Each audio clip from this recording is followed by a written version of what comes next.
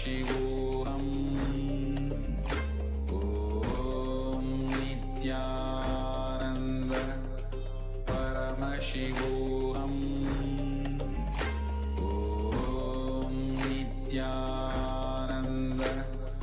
Paramashivoham. Om Nithyananda Paramashivoham. Om Nithyananda Paramashivoham. Om Nithyananda Paramashivoham. Om Nithyananda Paramashivoham. Om Nithyananda Paramashivoham.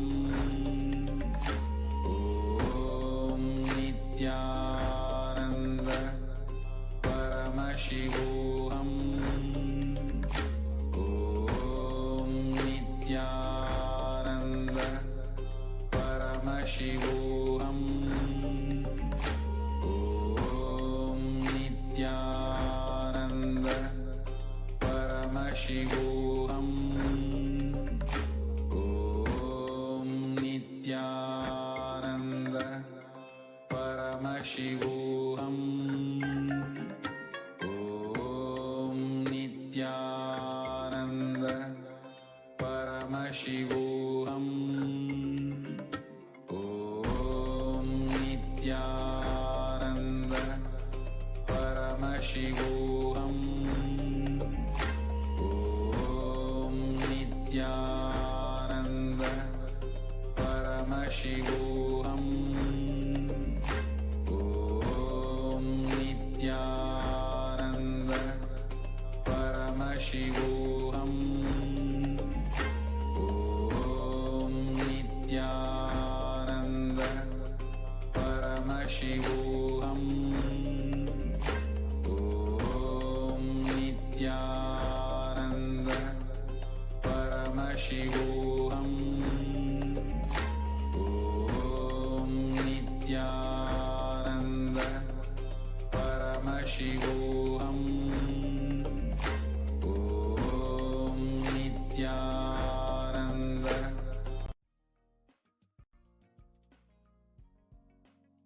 We get you health.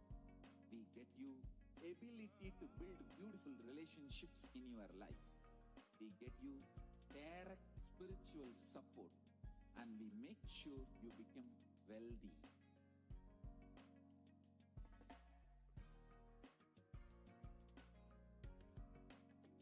We won't stop giving you just good life. We will literally not stop till you live enlightened life. Manifesting the state of Paramashiva, space of Paramashiva, powers of Paramashiva, being of Paramashiva.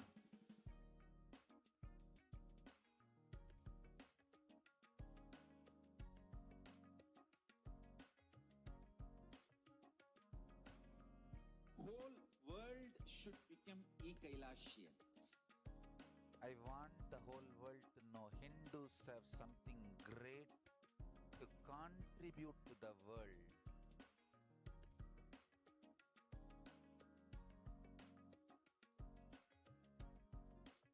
We have something great to contribute to the world. Let us do that.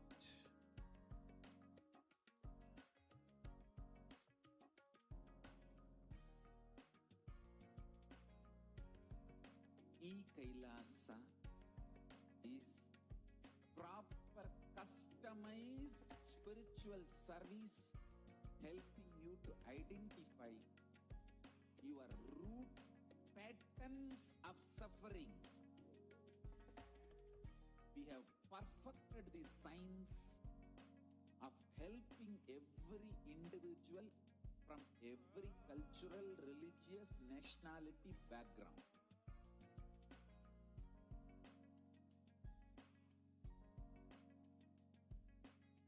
You will have lowest reactionary assumptions, highest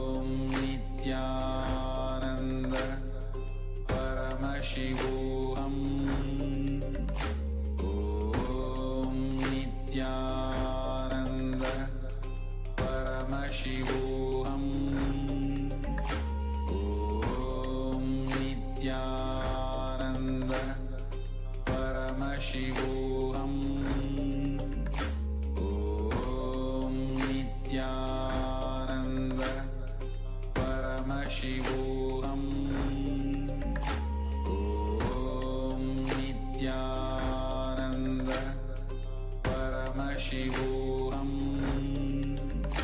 Om Nithyananda Paramashivoham.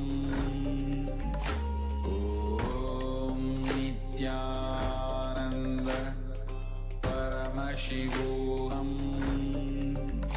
Om Nithyananda Paramashivoham.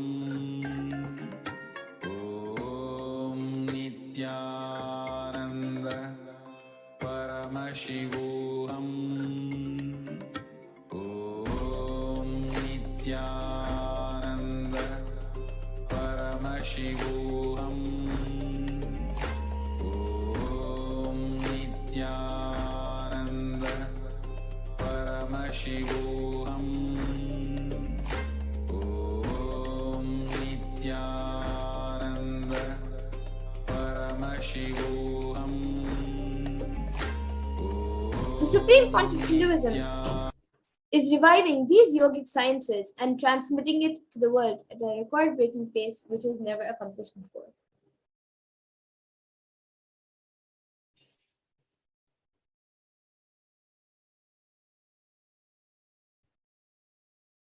And all of this knowledge and science of power manifestation, these Shaktis, are passed down from one generation to the next generation through initiation and Diksha by the enlightened Gurus. And the Supreme Pontiff of Hinduism, being recognized as an incarnation at a very young age, was trained and taught these sciences to give the initiations and knowledge repositories for billions to manifest the science of power manifestation from the disciplines of Vedanta, Tantra, Sri Vidya, Yoga and Yogic powers, Mantra Shastra, Siddha Vidya, science of Aushadha, Advaita, Bhakti Yoga, Paramashivoham and Paramashivoham. And now all of you can also see all the various gurus, pictures of all the various enlightened beings who have trained and taught the Supreme Pontiff of Hinduism all these sciences ever since he was young.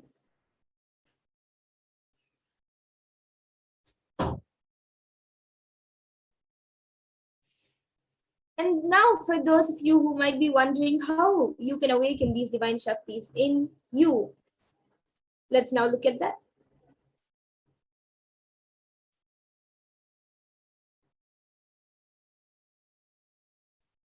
So, every ultimate truth, jnana, is mapped into your consciousness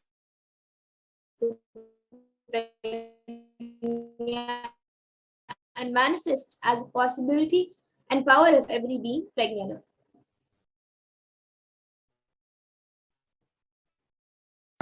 Diksha is the direct transfer of spiritual energy by an enlightened being through look, word, or touch. The traditional Vedic book Navaratneshwara states, Sarvasamapi Dikshanam Muktihi Phalamakhanditam Avirodhat Bhavantyeva Prasangyastu Bhuktayaha. The main benefit of all initiations is moksha, enlightenment. As a side effect, health, wealth, leadership, and well-being happen. And in Rudrayamala Tantra, Shiva says, Devi Diksha Vihinasya Na Siddhihi Na Cha Sadgatihi Tasmat Sarva Prayatnena Guruna Dikshito Bhavet. The one who is not initiated does not attain liberation nor a better future. So by all efforts, one should get initiated by Guru. What is the science of initiation? Neuroscience has proved that the process of initiation floods the brain with energy. This is the superconscious energy of Kundalini, our own highest inner potential energy. As the Kundalini flows from the thalamus to the cortex, it sets up a powerful energy loop within the brain, which awakens the latent non-mechanical parts which we have never used before. With increasing levels of coherence, the whole brain comes alive, turning into a superconductor of conscious energies that heal, empower, transform our lives, bliss and fulfillment. Initiation creates high awareness, visualization, creativity. It also slows the aging process and improves the immune system. Kundalini awakening, healing experience, levitation, teleportation, materialization. Experience the power of initiation through a range of exclusive programs conducted at the ashram. Nithyananda Dhyanapeetham, Nithyananda Nagar, Biddi, Bengaluru. Contact 97422 03311 82774 90091. Visit www.nithyananda.org.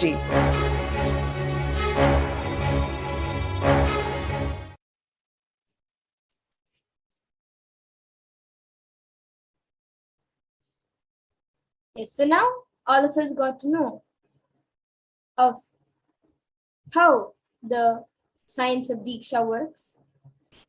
And now let's see how the science of manifestation is authenticated through pramanas. So there are 4 aspects of evidences or pramanas. The first is the Shastra Pramana, which are the eternal, unchangeable truths revealed in the source scriptures. And the next is the Apta Pramana, which are experiences and results of Aptas or authorities who have time tested these powers and sciences.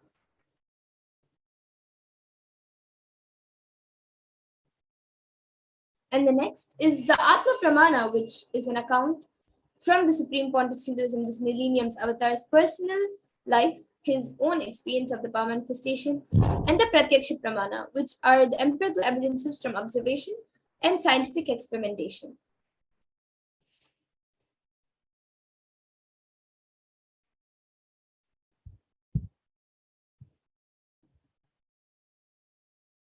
And the Vedas are the ultimate superior authority for Hindus and are a pure science where the ultimate truths are explained, and the Agamas are the scriptures where the applied technology and applied science is expanded. And Vedas and Agamas, the Vedagamas, are given the stages of Shruti as they are revealed directly by Paramashiva, and they are the ultimate, eternal, unchangeable truths. And a reference cited from these Shastras or scriptures is called the Shastra Pramanas. So now let's get ready to witness a live demonstration of these extraordinary Shaktis. We can move on to the next slide now.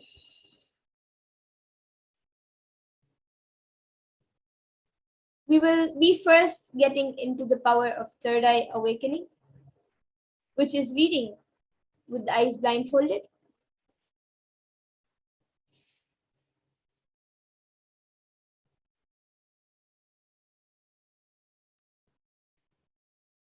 We can go to the next slide. Yes. So the Shastra Pramana for the power of third eye reading is from the Vijnana Bhairava Tantra. Kapalantarmanonyasya tishtanmilitalochanaha kramena manasodadyat lakshaye lakshyamuttamam. And the translation for this verse is, by fixing the mind on the inner space within the crown center and sitting stably without any movement, having the eyes closed in succession, by that stability of the mind in inner space through the power of the third eye, one directly sees the ultimate goal Lakshyam by having the vision beyond the sight that reveals any object or place, attaining the space of oneness with the source, Paramashivoham. And the next is the Apta Pramana for this power, where Krishna initiates Arjuna into the power of third eye. Nato mam shakyase drashtu manenaiva swachakshusha divyam dadami te chakshuhu pashyam me yogamaishwaram. So Bhagavan Krishna says to Arjuna, but you cannot see my cosmic form with these physical eyes of yours. Therefore I grant you divine third eye vision. Behold my cosmic opulence. And in the Hindu Purana Bhagavad Gita, Bhagavan Krishna initiates Arjuna into the power of third eye to behold Bhagavan Krishna's Vishwarupa Darshan, the vision of his cosmic form. So in the 11th chapter of Bhagavad Gita, which contains the description of Bhagavan Krishna's cosmic form, is completely narrated by Arjuna as he sees Bhagavan Krishna through his third eye.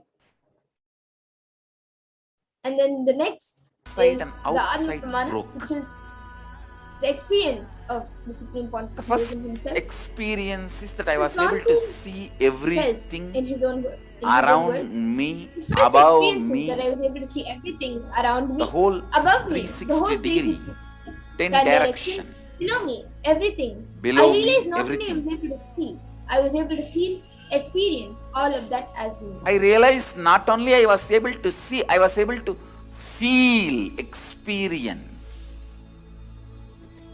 I felt that You can move on to the next slide. the skin of the stone on rock on which I was sitting and the skin of this body both carry move on to the me next slide, please. equally. In both I Yes. So the next is the Pratyaksh Pramana, which is the empirical evidence from observation and scientific experimentation. So as you all can see on the screen, using a PET or positron emission tomography, the brainwaves of the Supreme Pontiff himself was measured. And it was measured that when doing daily activities, there was high activity measured in the brain where the third eye is located. And when in deep samadhi state, only the third eye region is active and almost the rest, the 90% of the rest of the brain is at peace.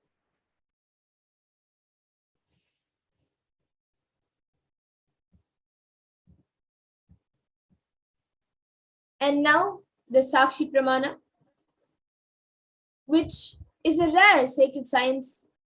This rare sacred science of the third eye awakening is being made available to humanity for their ultimate enrichment and conscious evolution by the Supreme Pontiff of Hinduism, who is the living incarnation of Paramashivoham.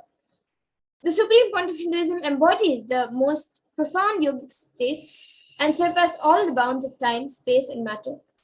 And now he is gifting this pure and great science of third eye awakening, along with many other spiritual sciences, to the world through initiations, to millions of people, and everyone through these initiations are expressing these sciences and these powers. So now with this, let us get ready to witness a live demonstration. We will be back in just a few minutes to witness the live demonstration of these extraordinary Shaktis. We will be back. So please stay tuned for witnessing the live demonstration of the power of third eye.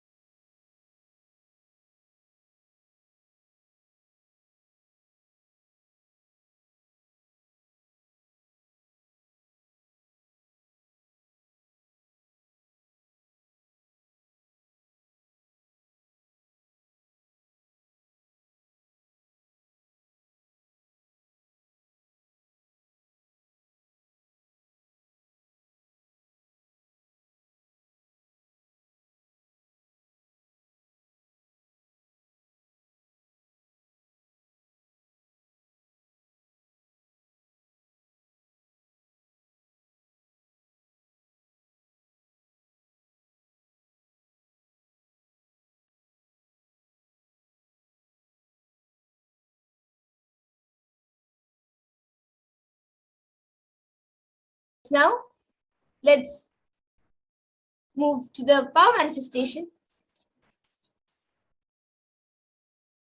We can stop the screen share now.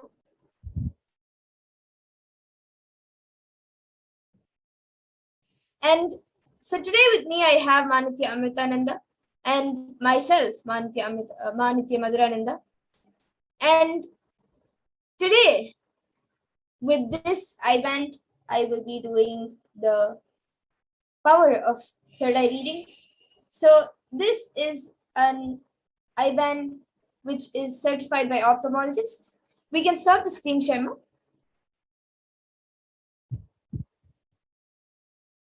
Yes, thank you.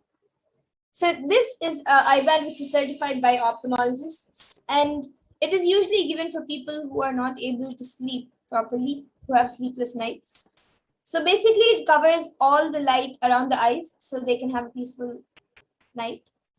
So in front it's just a thick opaque plastic sheet, and behind there's thick black sponge, which also is comfortable on the eyes. So in these two holes my eyes will be going into. And so so basically this is the I-band which will be put on me, and it will even cover the bridge of the nose with this. So there will be no light entering into my eyes, and without light it's said that you cannot see anything. So now Amrita will be putting on this I-band for me, and once that is done, any of you who are watching us on YouTube can post your comments on YouTube and I will be reading it. It can be a sequence of emojis, a sequence of letters, a sequence of numbers, anything, or it can even be something that doesn't make sense and I will be reading it out. So now Amrita will be putting this I-band on me. You all can see.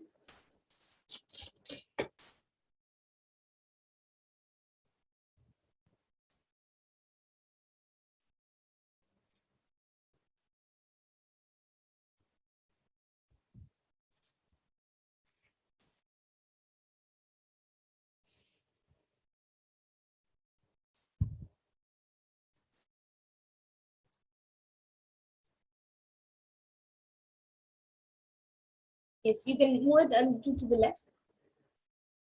To the left, yes. And I guess little down. Yes. So now the I-band has been put on me. And now all of you, I will be turning to my right, left, up and down. So all of you then can see that there's no gaps anywhere around my eyes. So I'll be turning to my right, left, up and down. So all of you can see that there's no gaps anywhere around.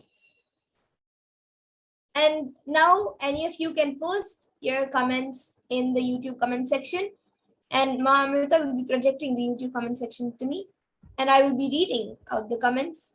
Yes, so I think we already have many comments. We have first from Selvi Croisier,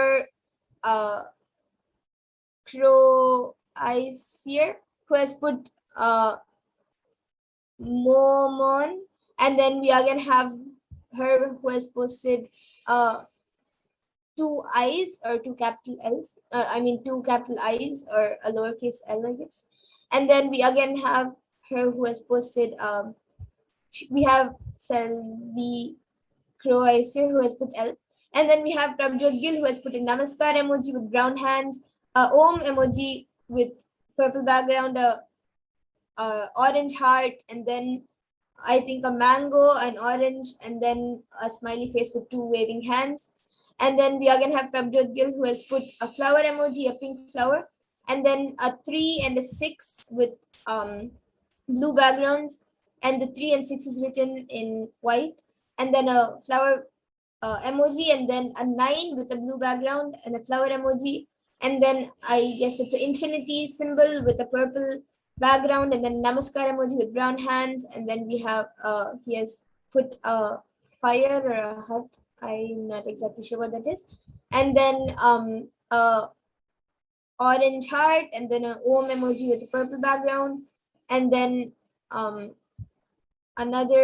emoji which I'm not sure what it is. It's like four sticks kind of thing with yellow and red, and then ear, I guess, and then hands, and then we have also another emoji like that, and then another person, and then also another person. So one person is with a purple dress, and then the other one is with a grayish blue dress. And then we have Prabjot Gill, who has again put, I know you can do it, read all the emojis with your third eye, ma.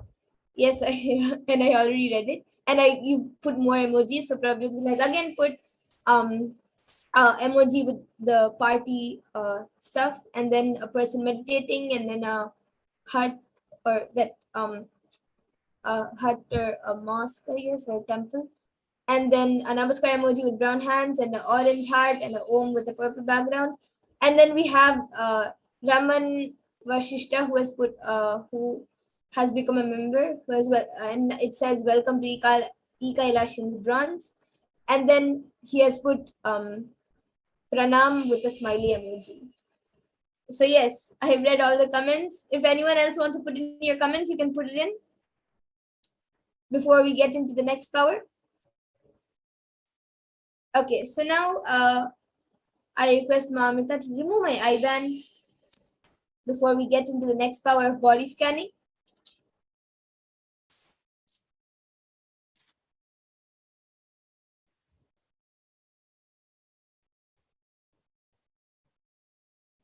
Yes, so yes, I see Prabjot Gill has put that is a temple and the red fire thing. Okay, so next time when you put that emoji, I'll remember that that's a temple. Okay, so now all of you can see that this is IBAN. It is just as it was before we put it on. And now we will be moving on to the next power of body scanning. I will be back in just a few minutes.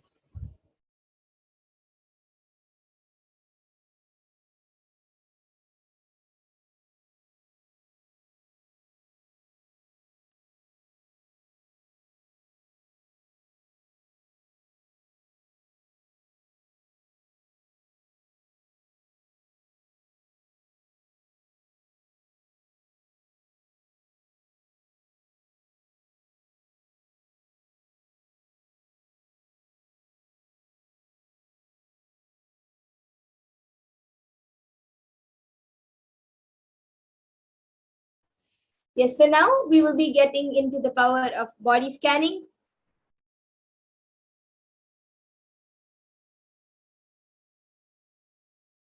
And in this power of body scanning, it awakens the ability to scan any illnesses, diseases, medically diagnosed issues, and provide solutions through the awakened third eye.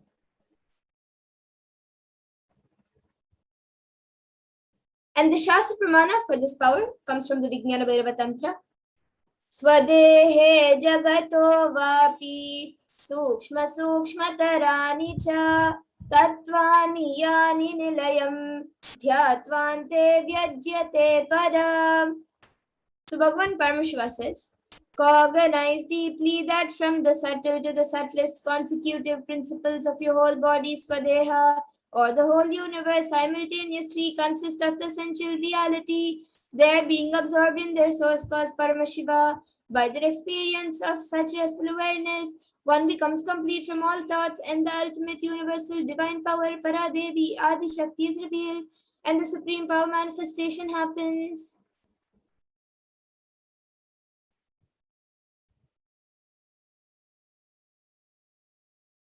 And then the Apta Pramana for this power is from the life of a Siddha. So Terayar was a Siddha and one of the most prominent disciples of Agastya. One day a man suffering from severe headache comes to Agastya for healing, and he uses the power of body scanning to identify the root cause of the headache. And he reveals that there is a small Terai, a type of frog, sitting in the person's brain. Agastya then immediately instructs Terayar, his disciple, to perform an open head surgery and remove the frog. And after the surgery is completed successfully, the person is healed and cured of the headache. and thus he gains the name Terayar.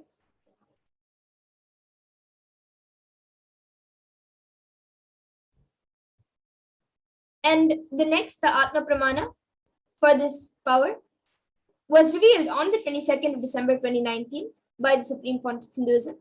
Paraphrasing his words, only when I had the multiple compound hand fracture, I was forced to go for surgery and therefore for medical checkups related to that. And at that time, they detected heavy metal quantity in my different organs. It was revealed that I had been poisoned without their knowledge. I immediately used diagnostic methods instead of medical facilities to study the body condition due to the poisoning. And through body scanning, I found out what the problems, imbalances had happened, and where balances had to be done. I used allopathy as a second opinion to verify my findings.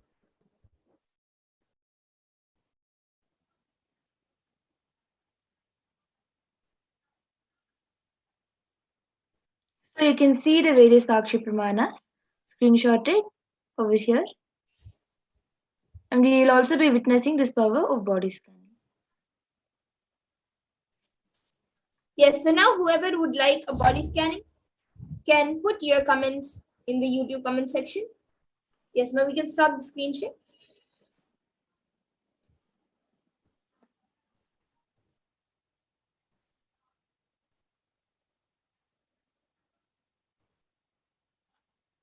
We can stop the screen share, ma'am.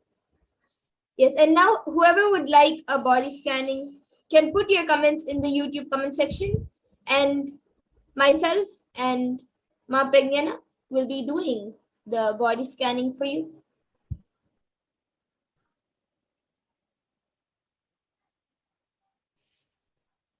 Okay, so we have Prabjot Gill who is asking Vijay Sharma have a body scanning, ma. He has said yes for body scanning. May you please thoroughly scan his body and his organs, please. And thank you, ma, requesting for Swamiji's third eye healing. Yes, Aya, we will be doing the scanning for Vijay Sharma. Ma Pragnana, you can start the body scanning. And I see Raman Vashishta who has put, I will like a request for body scanning. Yes, I will be doing a body scanning for you. Aya. Okay, and Prabjot Gilaya is saying that Vijay Sharma is sitting right next to him. Yes, Ma Pragnana will be scanning and revealing. Aya. And Ramanaya, I am scanning for you now.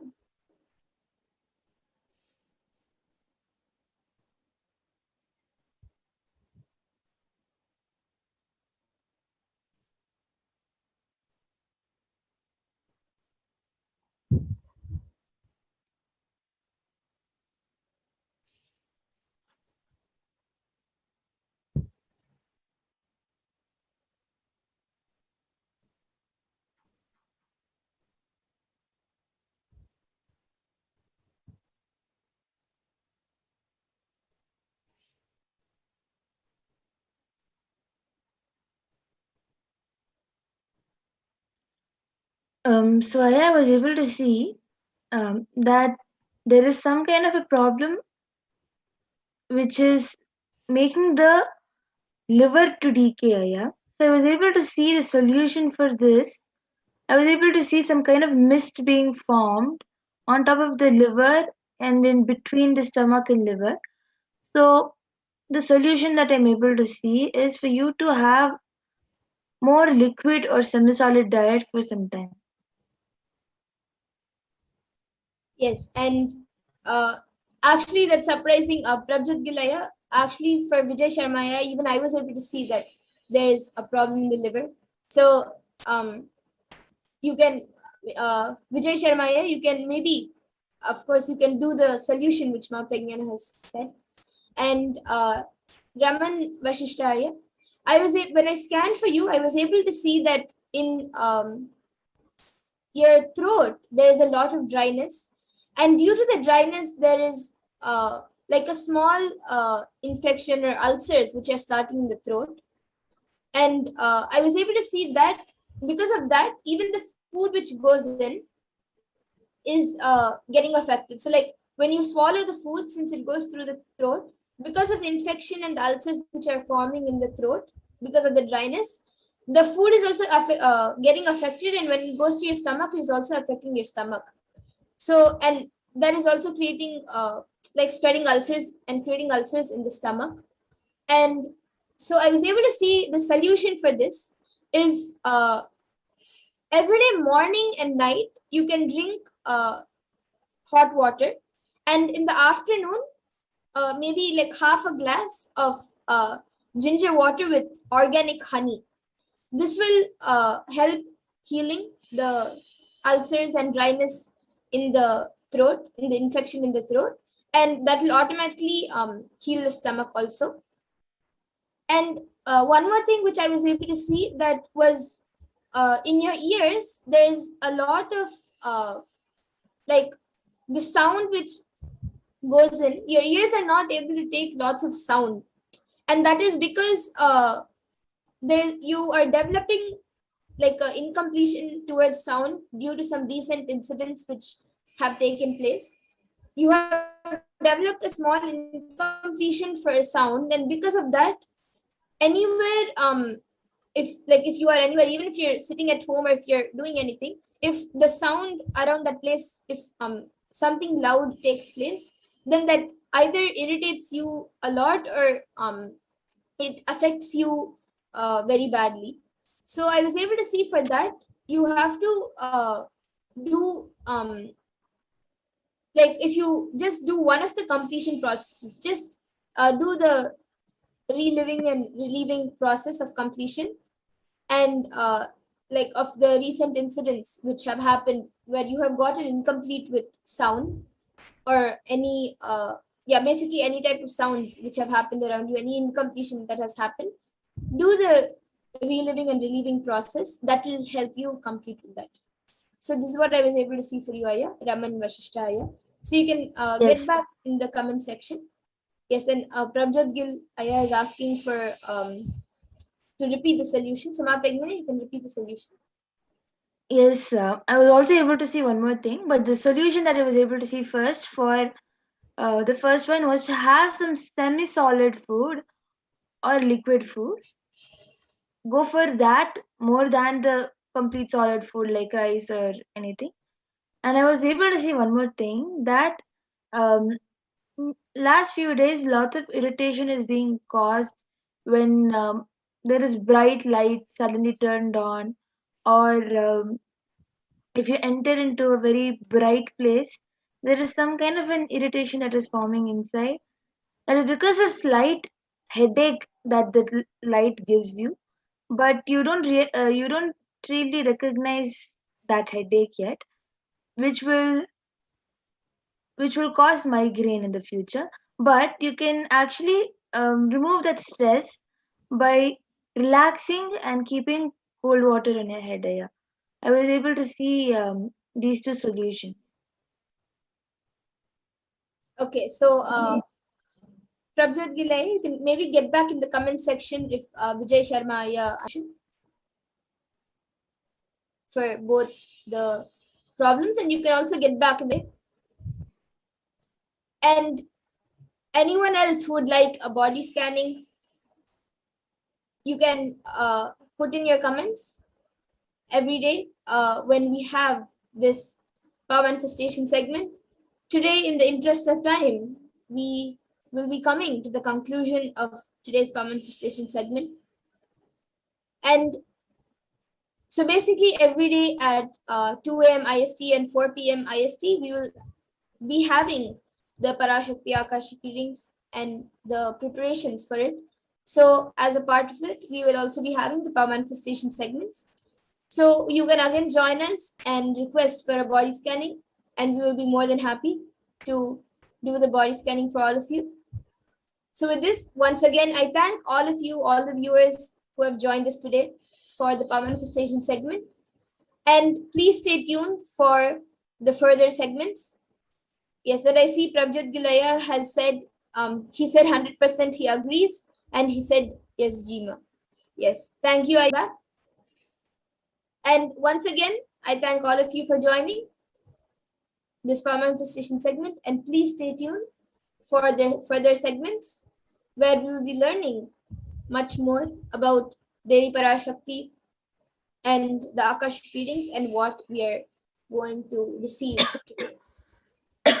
So thank you everyone, Nithyanandam, and please stay tuned for further segments. Thank you, Nithyanandam.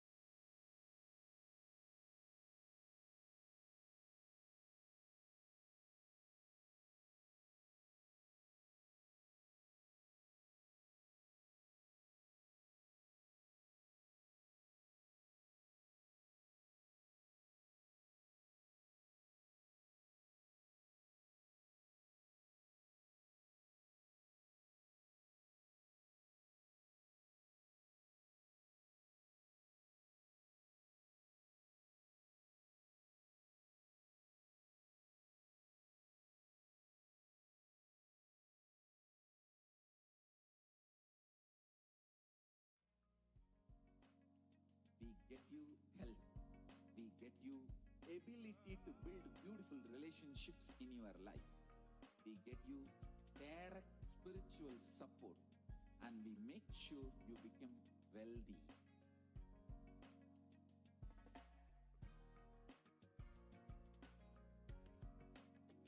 We won't stop giving you just good life. We will literally not stop till you live enlightened life. Manifesting the state of Paramashiva, space of Paramashiva, powers of Paramashiva, being of Paramashiva.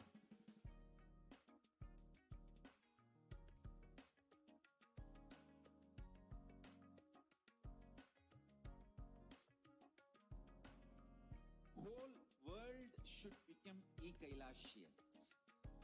I want the whole world to know Hindus have something great to contribute to the world.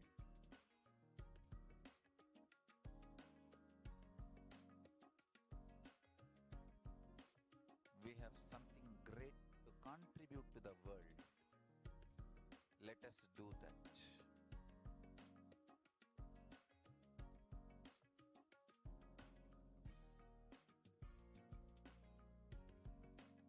Kailasa is proper customized spiritual service helping you to identify your root patterns of suffering.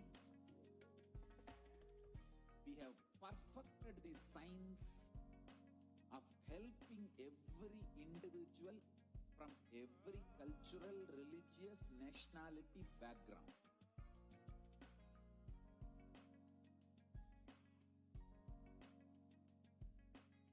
You will have lowest reactionary assumptions, highest awakened response, alive response for life continuously.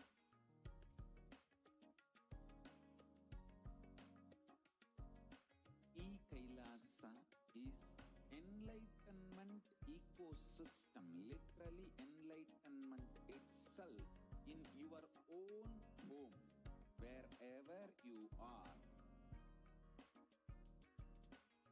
Proper customized spiritual service helping you to complete with your life negativity. Withdrawal from life, self-hatred, self-denial, self-doubt, so much of tiredness, laziness. We can support you aligning your diet, your attitude, your aptitude, your understanding about life. We can help you with everything.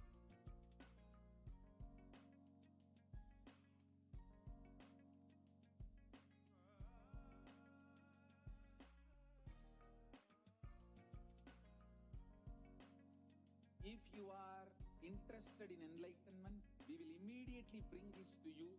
If you are not interested, we will explain the whole science, inspire you, and make you interested in enlightenment science.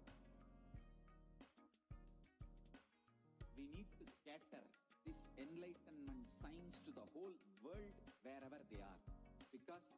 enlightenment is the birthright of all human beings, Kailasa is responsible to provide that to all human beings.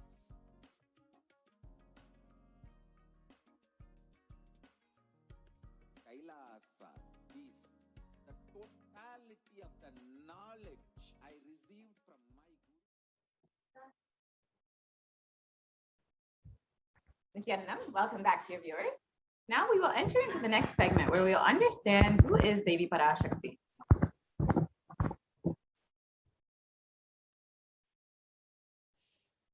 So Devi Parashakti is the divine feminine consciousness. And now we will be looking into the Dhyana Shloka of Devi Parashakti, which comes from the Lalita Sahasranam. We can go on to the next slide. I will be chanting the verse now. Sindhuraruna vigraham trinayana manikya mauli spurat taranayaka shekharam smidamukhi mapina vakshoruham panibhyamali purna ratna chashakam raktotpalam bhibratim saumyam ratna gatastha rakta charanam dhyayet paramambikam.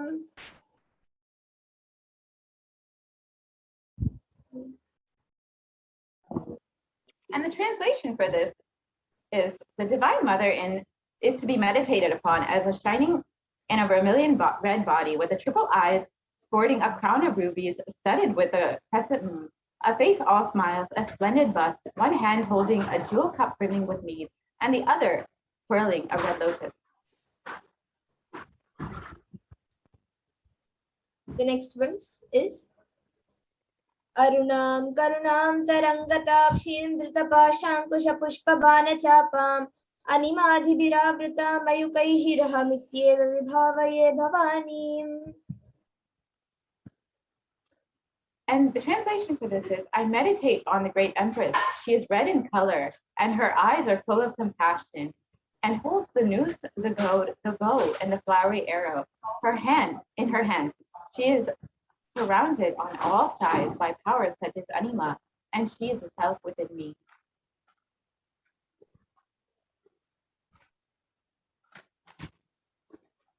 And Devi is the ultimate pure feminine consciousness. Parashakti is the cosmic mother, and it is in her cosmic womb, the Brahmanda Yoni, from which billions and billions of universes come out and go in. And it is the source where the Big Bang and black holes go on and on. Parashakti is the source Shakti, the source energy, the source power from which all of us came, all of us are in even now, and which all of us are going to merge into. Out of her extreme love and compassion, Parashakti herself is manifesting through the embodied form as the Nijavatara of Paramashivoham, gracing us, answering all of our questions, attending to our prayers, giving boons, healing us, revealing our past, present, and future, delivering profound spiritual truths, and ultimately giving us the experience of Paramashivoham itself.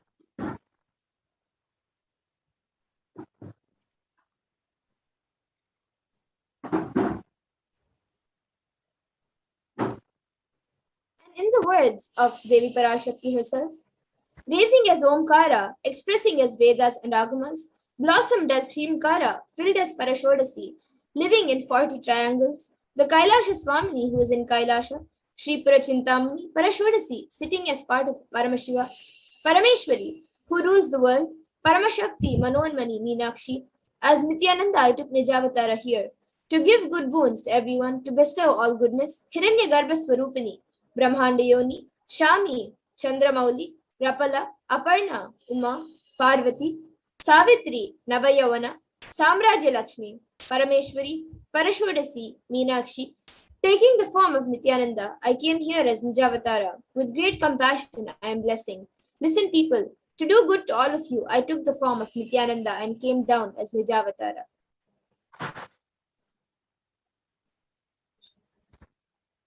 Raising in Omkara, blossoming as Shiva, Shiva manifesting as the source of existence, powers of existence, expression of existence, from the oneness of Om, blossoming into two as Prakriti and Purusha, blossoming as the three Shaktis, Ichha, Kriya, Jnana, growing as the four Vedas, expanding as the five Panchabhutas, beyond the six Shaktis, filled as the seven the Gotras and the 7 Rishis, expanding as 8 directions, existing as the 9 grahas, blossoming as the 10 Indriyas, being as the 11 Rudra's, creating all the worlds, bringing light to tell and make truth blossom, and to do good, Parashodis, Meenakshi, in the form of Nithyananda, I came to bless every one of you.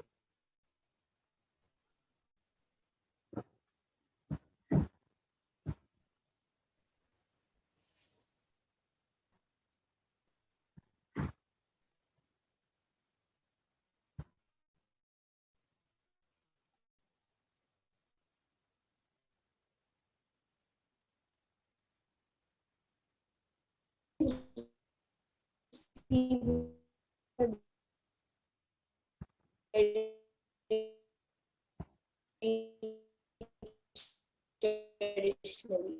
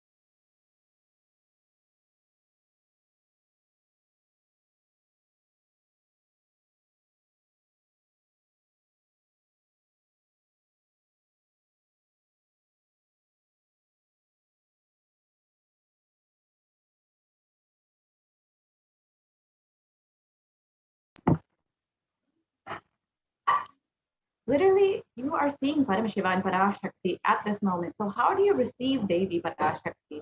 She is there in your screen. You always receive her very traditionally. Keep 2 betel leaf, 1 banana, 1 betel nut, and 1 coin in the front of the screen. Watch Devi.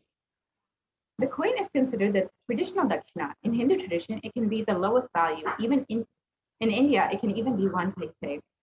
In the US, it can be a cent even. I'm not trying to monetize. Keep even 1 cent. It is okay. So for 100 days, if you have darshan, it will add up to $1. In India, even 1 paise is okay.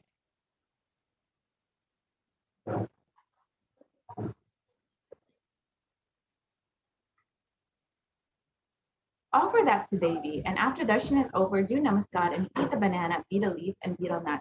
Take it as prasadam immediately. Collect the coins and send it to the LA temple. This betel leaf, betel nut may look too small, but in a few days, you will see how much it adds to your sentiment that really she is there. You will not take the Devi darshan for granted. Rituals will break your monotonous, unconscious mentality and lifestyle and remind you and raise you to the powerful cognition. It will break your unconscious behavior.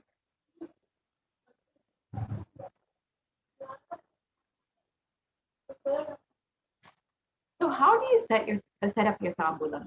You can keep 2 betel leaf, 1 banana, 1 betel nut, and 1 coin in the way that the image here shows. So now we will be entering into the next segment where we will understand some of the revelations made by Devi Parashakti and how the revelations made by Devi have been given to help humanity during this Kalaya. We will be right back after a short break.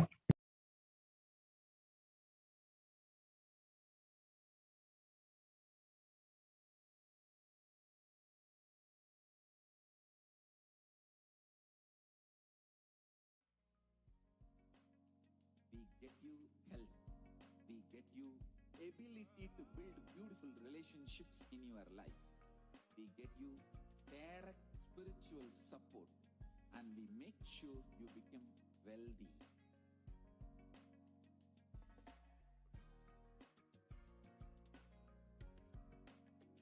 We won't stop giving you just good life. We will literally not stop till you live enlightened life. Manifesting the state of Paramashiva, space of Paramashiva, powers of Paramashiva, being of Paramashiva.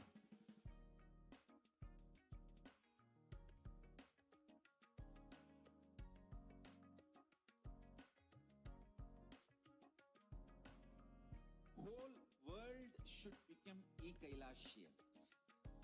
I want the whole world to know Hindus have something great to contribute to the world.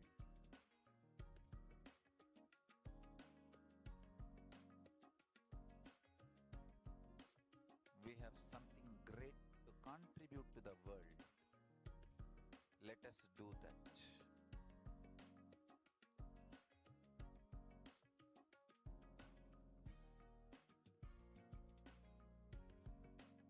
Kailasa is proper customized spiritual service helping you to identify your root patterns of suffering. We have perfected the science of helping every individual from every cultural, religious, nationality background.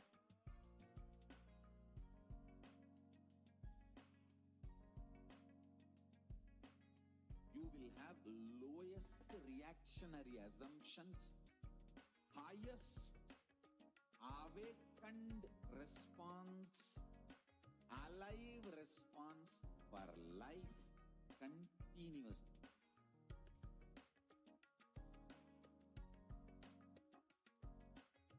Kailasa is enlightenment ecosystem, literally enlightenment itself in your own home, wherever you are.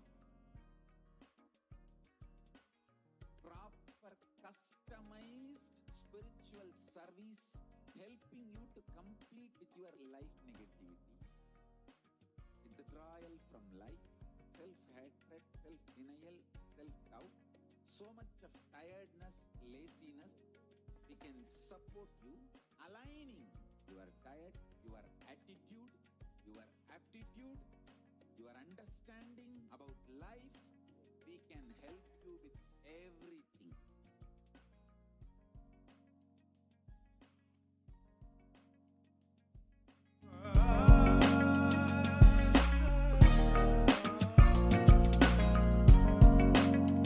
If you are interested in enlightenment, we will immediately bring this to you. If you are not interested, we will explain the whole science, inspire you and make you interested in enlightenment science. We need to cater this enlightenment science to the whole world wherever they are, because enlightenment is the birthright of all human beings. Kailasa is responsible to provide that to all human beings.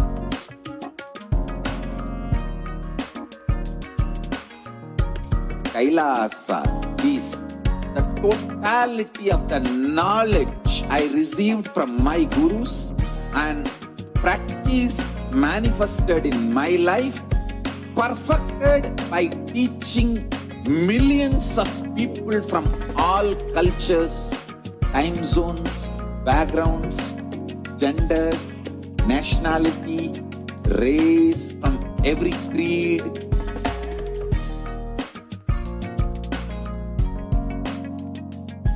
So this absolutely perfected knowledge available to you, served to you in your home without even you moving out of your couch, free of cost.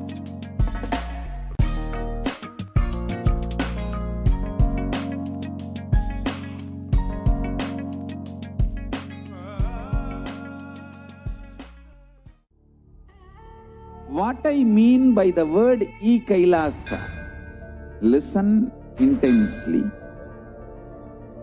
Enlightenment ecosystem, literally enlightenment itself in your own home, wherever you are. If you cannot come to Kailasa, it's okay. Kailasa can come to you. Kailasa coming to you is Kailasa.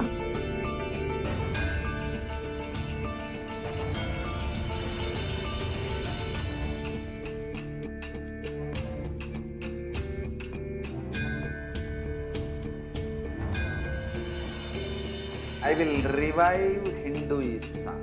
I am a Hindu revivalist, not by any revolution, but by evolution.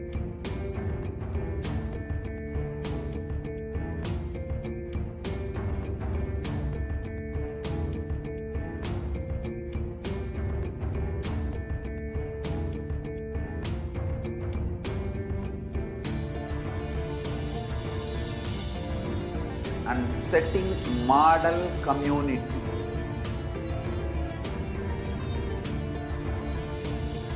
Kailasa, enlightenment ecosystems, Sarvanya Peethas all over the world.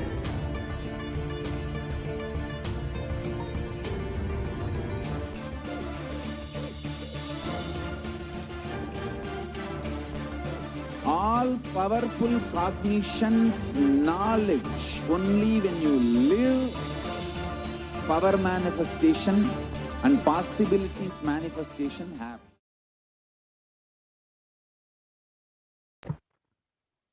Nithyanandam, welcome back to your viewers. Now we will be entering into the next segment where we will understand Devi Parashakti's revelations on Hindu Yonija. Ma, can we project the slides on Hindu Yonija?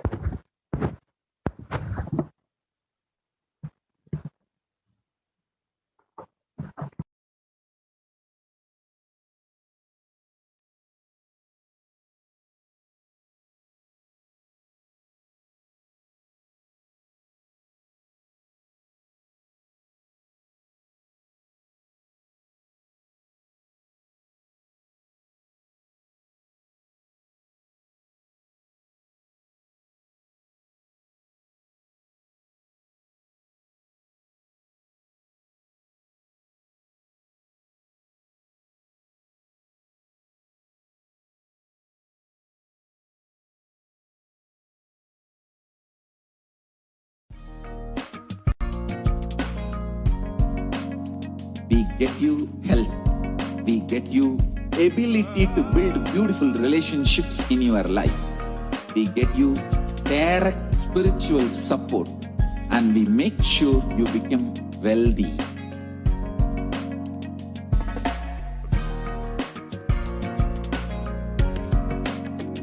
We won't stop giving you just good life.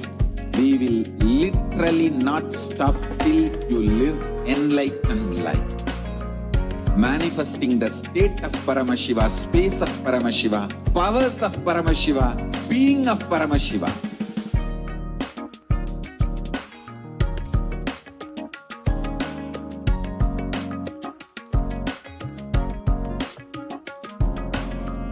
Whole world should become Kailasians. I want the whole world to know Hindus have something great to contribute to the world.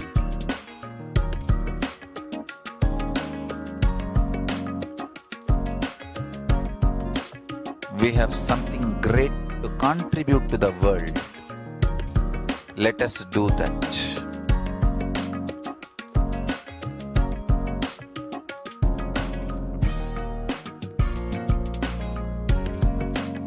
Kailasa is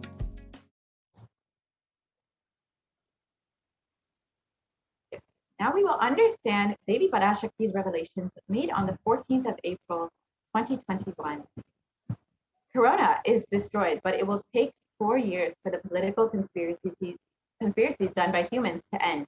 I will protect my devotees, disciples, and Kailasa. No suffering will come for my devotees, but it will take 4 years for the conspiracy of Corona to end. It will come to an end only in 2025. It is a conspiracy, a human conspiracy.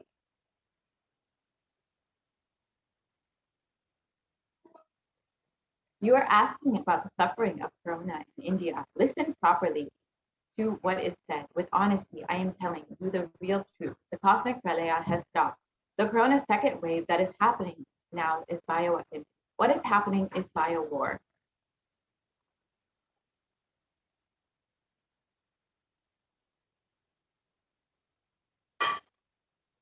As the Nijavatara, taking the form of Nithyananda Parashakti, I came in person to save Bharat, to save Sanatana and Hindu Dharma in Bharat.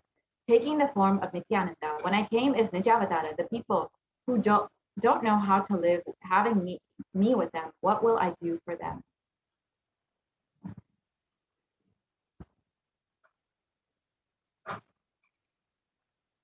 Worlds cannot be sacrificed for the sake of conspiracies done by some ignorant thief who got stuck in Maya.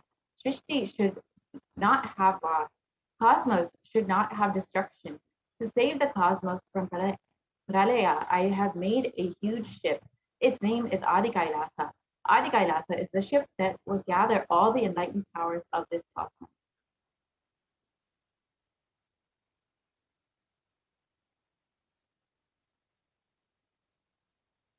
And save the people from the pralaya, through the tricks of traitors, rule of the enemies, without any other way out.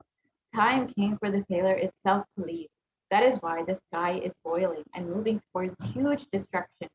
People, even if the children do mistakes in ignorance by getting stuck in Maya, as it is Parashakti, Paramashakti, Parashodasi, Manonmani,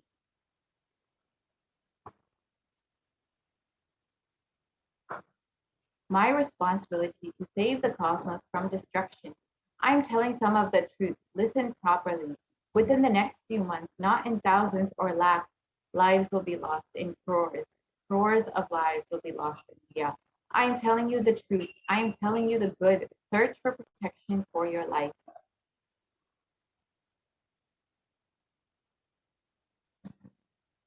So let us look into how Devi Parashakti's revelations have been coming true over the past few weeks. First revelation we'll look at is how Devi revealed that people will not die in thousands or lakhs, but lives will be lost in crores.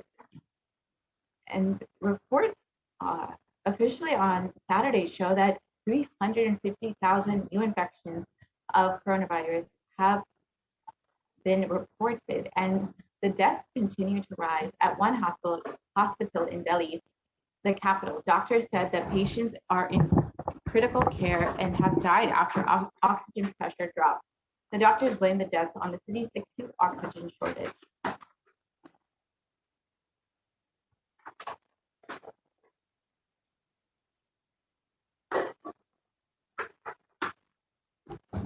And here you can see that in India posts the highest death tolls in the pandemic so far. You can see photos where cities are literally becoming crematoriums.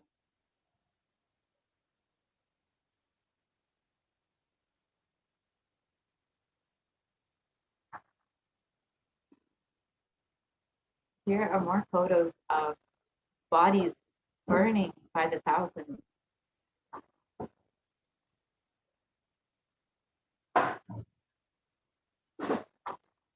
So let's look at the COVID disaster in India. Let us look at the revelation by the Supreme Council of Hinduism on the 23rd of May, 2021. All devotees and disciples, whoever listens to me, whom I don't need to convince, this is a personal message I am giving to all of you. Devi has very clearly revealed to me. Buddhadasi month, August and September, there's going to be a worse third wave of corona.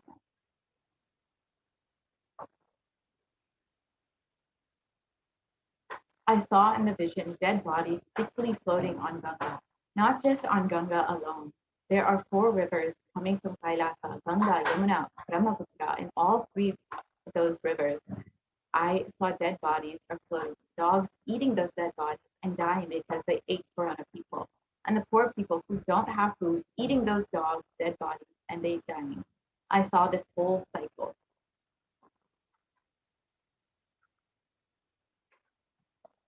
I am not a constipated conspiracy theorist or a positive thinking buckboss. I see reality as it is and revealing it to all of you as it is. So let us look further into these revelations. Here are photos of exactly as the Supreme Pontiff revealed. The bodies in Ganga floating uncounted, unidentified. Sorry, Mom, can we go back to the next slide? And behind these bodies on the rivers is a COVID shadow. India's holiest river, Ganga, is swollen with COVID victims. Hundreds of corpses have been found floating in the river or buried in the sand of its banks.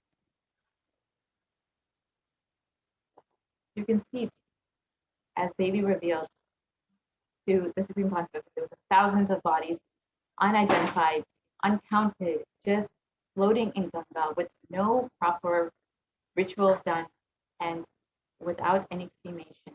The next wave is attacking the kids. The next wave is attacking the kids more. That is what is terrorizing, frightening. I can't reveal more detail.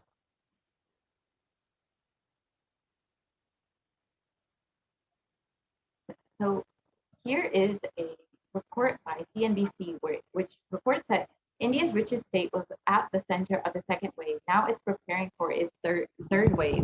The western state of Maharashtra has so far reported more than 5.4 million cases of COVID, including over 82,000 deaths from COVID-19. Some predict a third wave could hit India potentially between September and October. And this is exactly as the Supreme Pontiff revealed, that in Puritasi month, between September and October, the third wave will hit.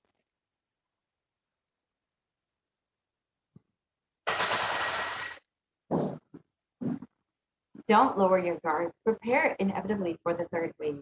Even though it is being anticipated that the coronavirus cases would peak by mid-June in the city, experts have been warning against lowering the guards, as they said that a third wave of COVID-19 looks inevitable by the end of October. Not only that, but the experts have further said that the third wave could be deadlier than the first two waves. And this, again, is exactly as the Supreme Pontiff of Hinduism revealed. And Maharashtra prepares for the third wave as it hit 8,000 children in one district, with more than 8,000 children catching the coronavirus in the month of May in Maharashtra. Ahmednagar, the state has started taking extra steps to minimize the impact of possible third wave of COVID-19 that may affect children more. In Maharashtra's Sangli city, a COVID-19 ward is being prepared, especially for children. Currently, 5 children are being treated here, and the facility is being prepared for more patients. Again, as the Supreme Pontiff of Hinduism reveals, the third wave will be affecting children.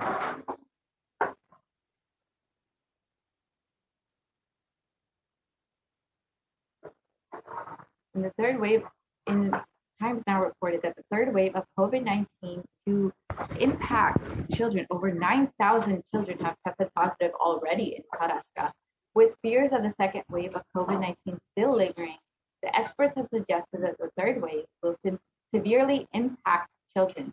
If the virus changes its course of nature, the children will be largely impacted. Reports suggest that the virus has already impacted children across the country in the second wave.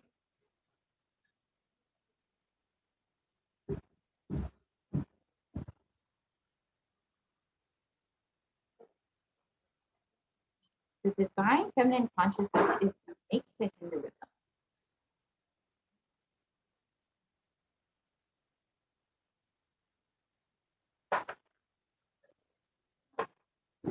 Yes, we can move to the next slide, please.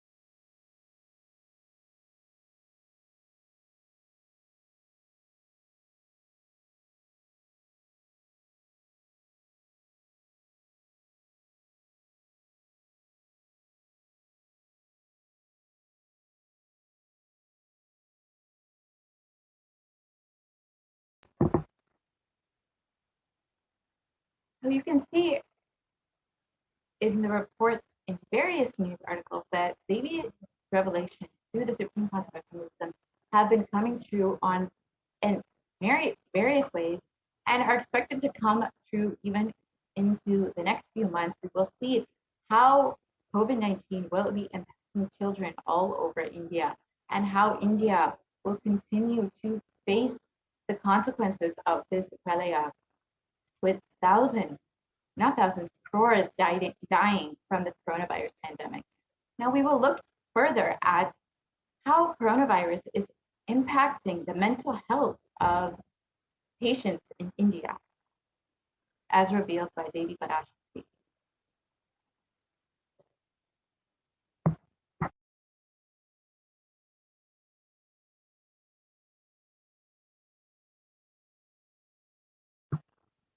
Yes, ma'am. We can go to the other slide.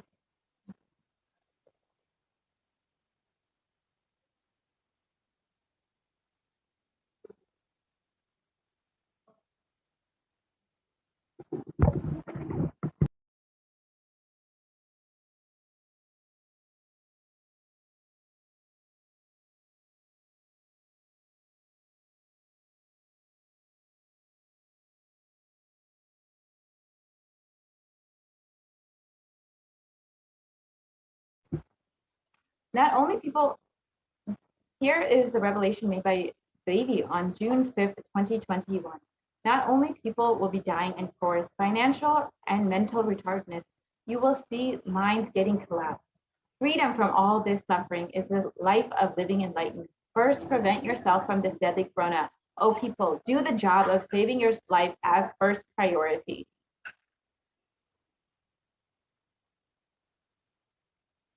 So let us look at these revelations a little bit deeper. On the 5th of June, Devi made this revelation, and on the 6th of June, we can see various news sites publishing similar information. On Global News, they published an article sharing that psychiatric symptoms like depression, anxiety have been exhibited by COVID-19 patients. And according to the new study, neurological symptoms like depression and anxiety are also showing to be common in those who have contracted COVID-19, even more in mild cases.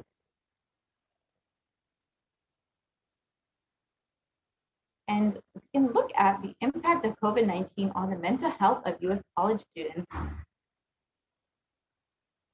Move to the next slide, please.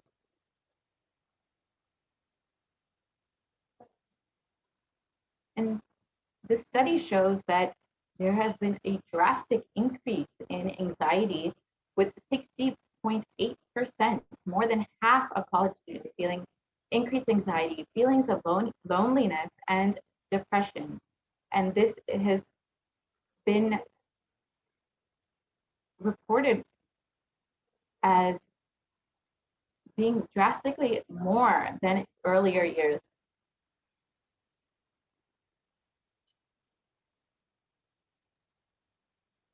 And rates of anxiety and depression among college students continue to soar, researchers say.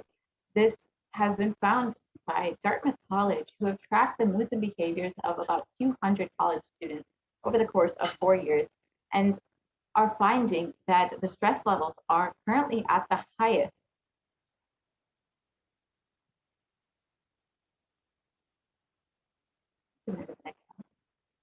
So as this article shows, that coronavirus pandemic is affecting the rates of depression and anxiety, making them soar, and have shown no signs of coming down, as per research done by Andrew Campbell at the Dartmouth College.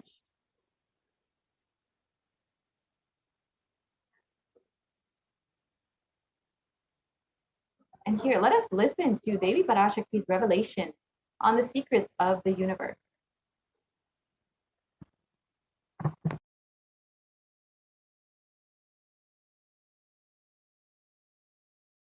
Intensely, I will reveal the secret of the universe and its expansion.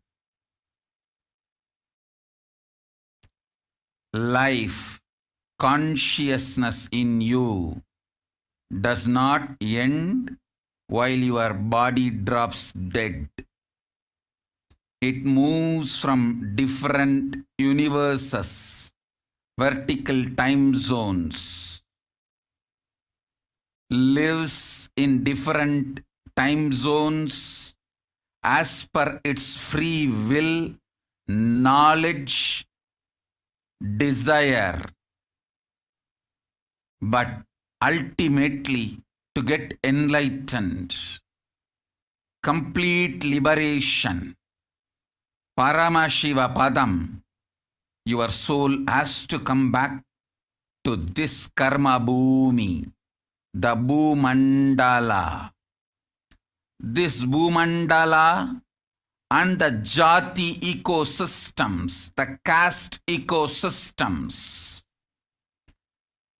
Hindu, Jnana, Sannyasa, Yoga, Grihastha, multiple spiritual ecosystems are created for the souls to come back and rebirth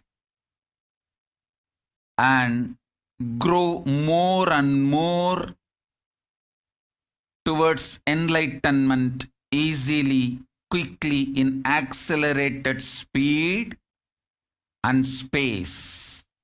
Now, too many souls from the cosmos is landing into this Bhumandala to be part of Kailasa and to manifest Kailasa. That is the reason the rate of expansion of the universe has been accelerated. An intense ecosystem for great enlightened beings and incarnations to land is being manifested by me through my Nijavatara Nithyananda and this Kailasa. All the blessed fortunate beings will be attracted to Kailasa and experience liberation.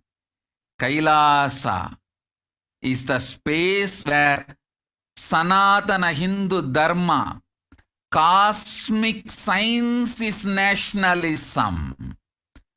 This cosmic law is the country law. Sanatana Hindu Dharma is nationalism. These cosmic truths will be the truths of the country, society, ecosystem. Society, country, judiciary, ecosystem, all this of Kailasa will be aligned to the cosmic law, the cosmic energy, universal existential truths. Because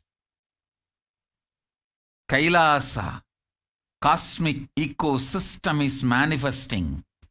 Expansion of the universe has been accelerated. Universe is celebrating the happening of my Nijavatara Nithyananda and this Kailasa.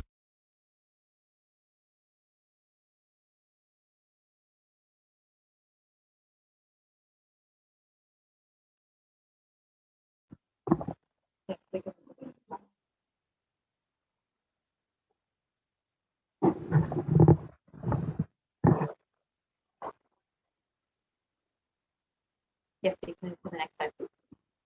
So let us reiterate what Devi Parashakti revealed on the 8th of June 2021. Listen intensely. I will reveal the secrets of the universe and its expansion. Life, consciousness in you does not end. While your body drops dead, it moves from different universes, vertical time zones, lives in different time zones as per its free will, knowledge, and desire. But ultimately, to get enlightened, complete liberation, your soul has to come back to this karma bhumi, this Bhumandala. This Bhumandala and this Jati ecosystem, the caste ecosystem, the Hindu, Jnana, Sannyasa, Yoga, Grihastha, multiple spiritual ecosystems are created for the souls to come back and rebirth and grow more and more towards enlightenment quickly, easily, in accelerated speed and space. Now, too many souls from the cosmos are landing into this Bhumandala to be part of Kailasa and to manifest Kailasa.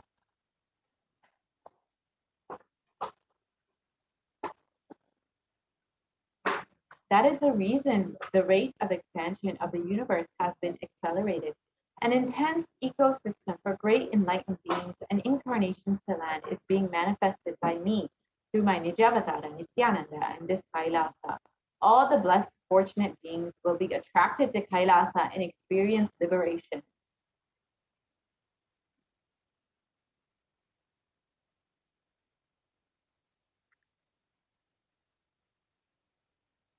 Kailasa is a space where Sanatana Hindu Dharma, cosmic science, is nationalism. This cosmic law is the country law. Sanatana Hindu Dharma is the nationalism. This cosmic truth will be truth of the country, society, ecosystem, society, country, judiciary system. All these of Kailasa will be aligned to the cosmic law, the cosmic energy. Because Kailasa cosmic ecosystem is manifesting, expansion of the universe has been accelerated. Universe is celebrating the happening of my Nijavatara, Nithyananda, and this Kailasa.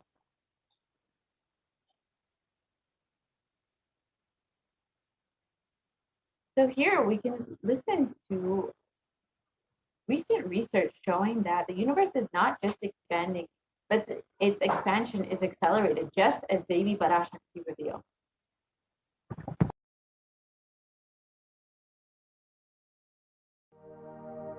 You are looking at the most detailed three-dimensional map of the universe known to humankind, and it's called the Sloan Digital Sky Survey. Scientists from around the world have just completed a 20-year-long survey of the night sky, measuring the positions and distances of more than 4 million galaxies and quasars.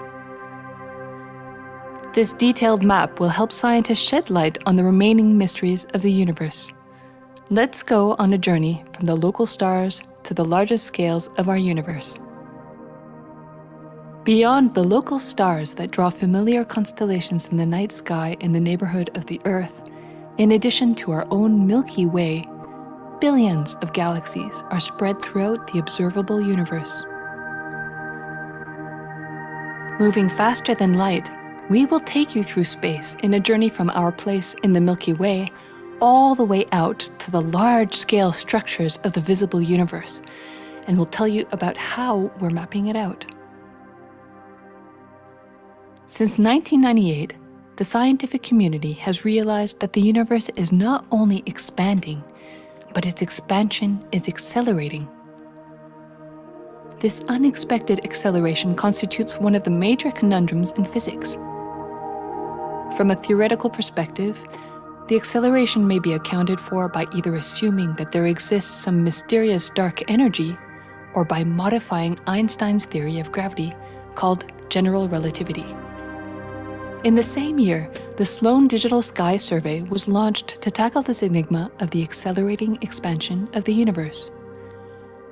The Sloan Digital Sky Survey is a vast collection of the angular positions of galaxies observed in the sky, as well as their distances from us, determined by observing the systematic shift of galactic light induced by the expansion of the universe, the so-called redshift. In this new map of our universe, the large dark patches are mostly regions obscured by the Milky Way that cannot be observed. During the last 20 years, through 4 exploratory phases, the survey has created the most detailed 3-dimensional maps of the universe.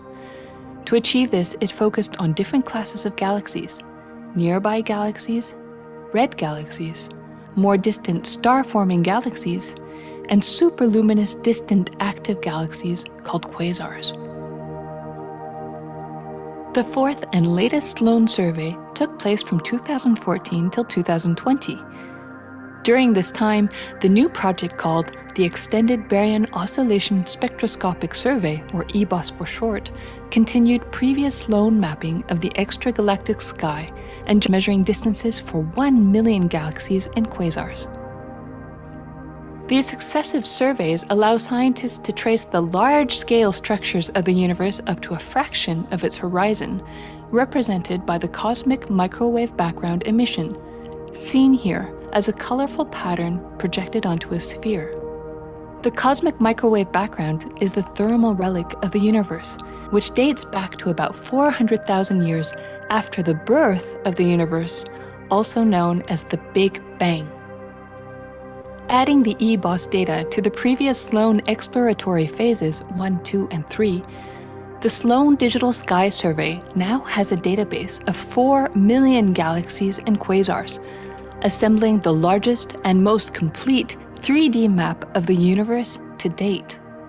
This unprecedented achievement provides scientists with new tools for shedding light on dark energy and also for constraining the theory of general relativity, leading to a better understanding of the fundamental laws that rule our universe.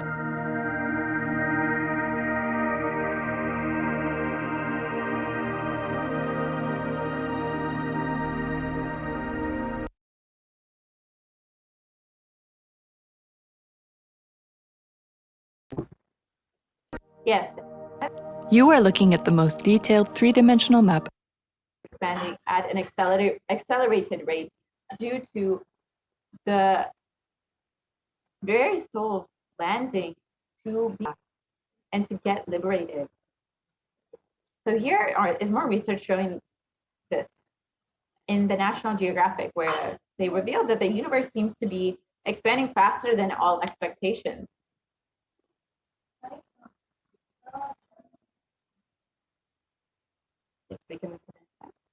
And fresh evidence suggests that the universe is expanding faster today than it did in the infancy, a difference that has set off a search to understand what the cosmic forces could be at play. So this is exactly what Devi revealed.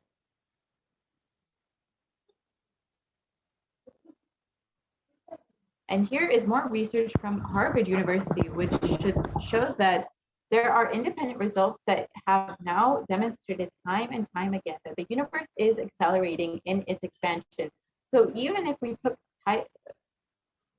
so exactly as Devi Parashar revealed, the universe is continuing to expand at an accelerated rate due to the numerous souls landing in the earth for reaching Kailasa.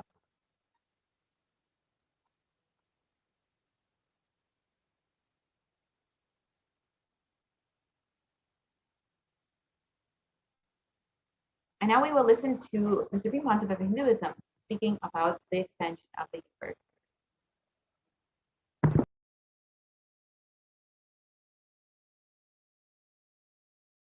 Listen, the key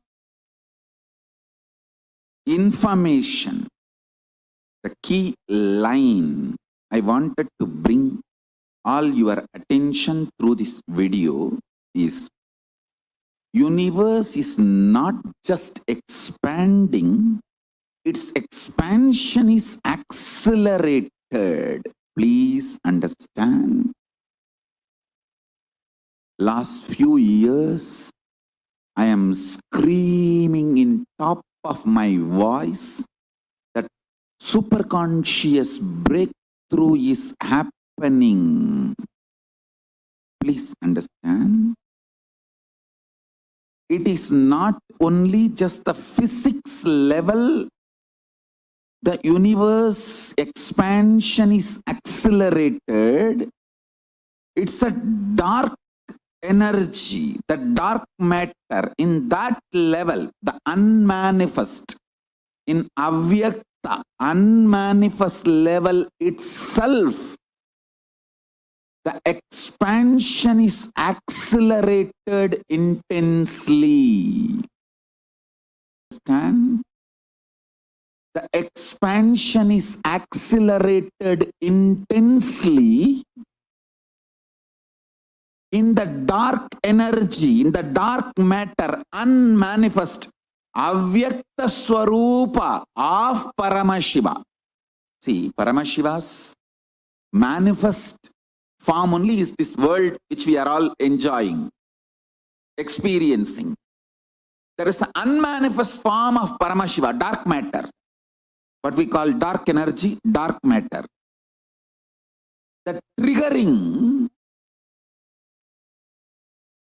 of expansion, not just expansion, acceleration of expansion is happening from that dark energy, dark matter.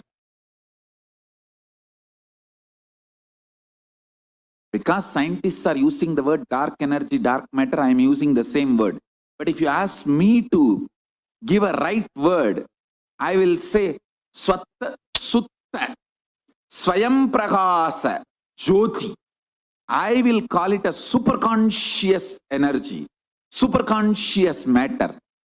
See, because the human eyes can't cognize, human beings are calling it as a dark matter. But because human eyes can't cognize, but third eye can cognize, I am calling it as a Swayam Prakasa Jyoti. Jyoti, light, superconsciousness is the word rishis, enlightened beings will use. But unfortunately, scientists have their own limitation. With the two eyes, when you see something which is not seen, you call it as dark. So as Three eyes, revealed, when you see something and you know it cannot be seen by the two eyes, you call that as Jyoti. revealed the same. And Sutta Swayam Prakasa Jyoti. that Jyoti Mandala. What we will enter into the next segment. we where we show will us learn Jyoti of Arunachala. how What to relate with baby. exists as unmanifest Very- of Paramashiva is one and the same. Please listen. This acceleration of expansion is from the unmanifest, avyakta sarira of Paramashiva, the unmanifest space of Paramashiva. From that, the acceleration of expansion is happening. Now, the superconscious breakthrough is imminent. It has to happen. It is happening. I have been sent to planet Earth to facilitate this only.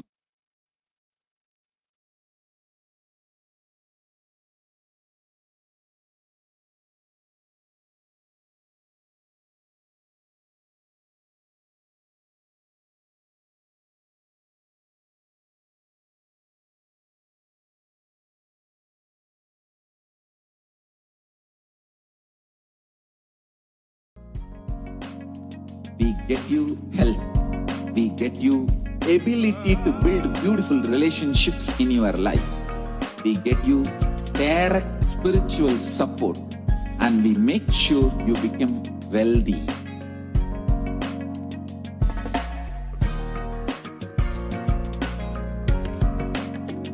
We won't stop giving you just good life. We will literally not stop enlightened life. Manifesting the state of Paramashiva, space of Paramashiva, powers of Paramashiva, being of Paramashiva.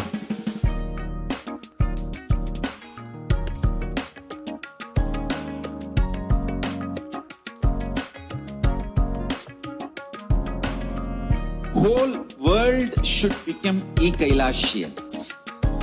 I want the whole world to know Hindus have something great to contribute to the world.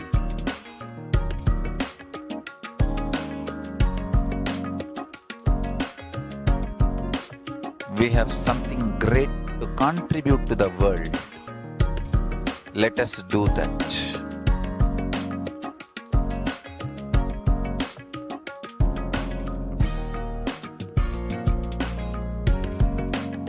Kailasa is proper customized spiritual service helping you to identify your root patterns of suffering We have perfected the science of helping every individual from every cultural, religious, nationality background.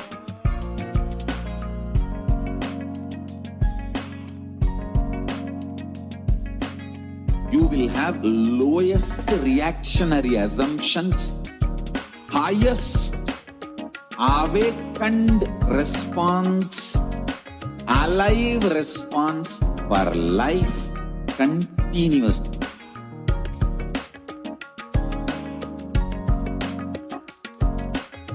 Kailasa is enlightenment ecosystem, enlightenment itself in your own home, wherever you are.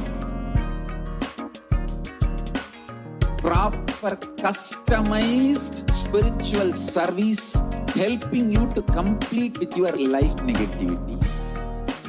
Withdrawal from life, self-hatred, self-denial, self-doubt, so much of tiredness, laziness, we can support you, aligning your diet, your attitude, your aptitude, your understanding about life. We can help you with everything.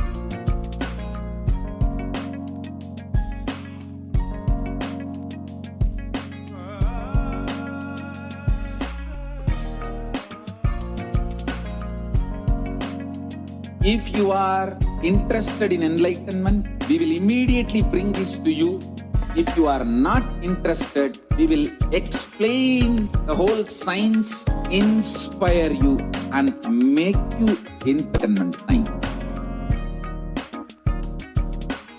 We need to cater this enlightenment science to the whole world wherever they are, because enlightenment is the birthright of all human beings. Kailasa is responsible to provide that to all human beings.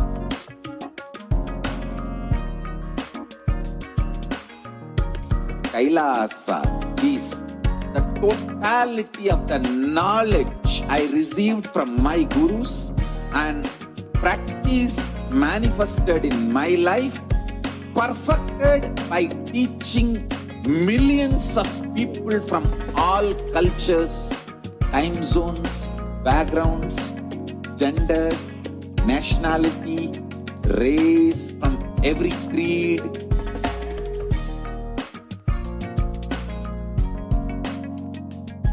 So this absolutely perfected knowledge available to you, served to you in your home without even you moving out of your couch, free of cost.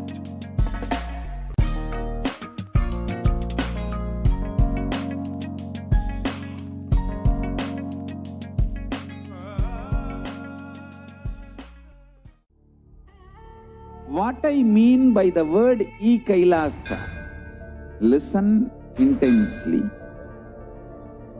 Enlightenment ecosystem, literally enlightenment itself in your own home, wherever you are. You cannot come to Kailasa, it's okay. Kailasa can come to you. Kailasa coming to you is Kailasa.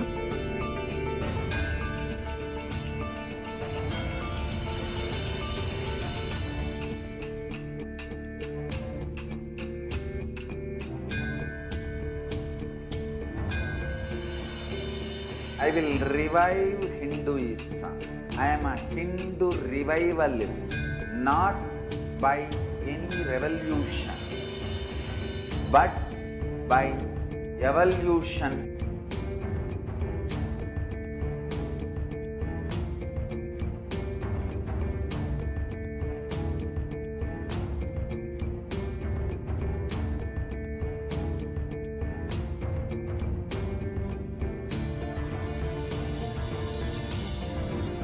And setting model communities.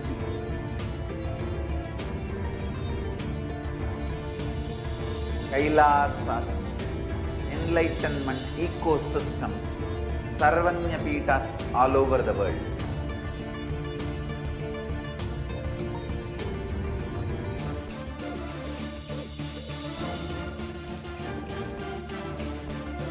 all powerful cognition, knowledge. Only when you live, power manifestation and possibilities manifestation happens. It's a fundamental truth.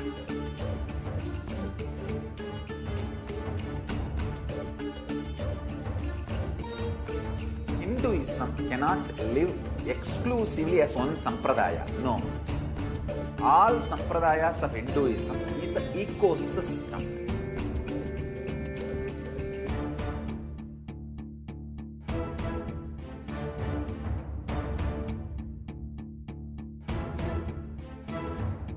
So don't keep quiet thinking that if one sampradaya is attacked, only that sampradaya is going to be affected. All of us are ecosystem.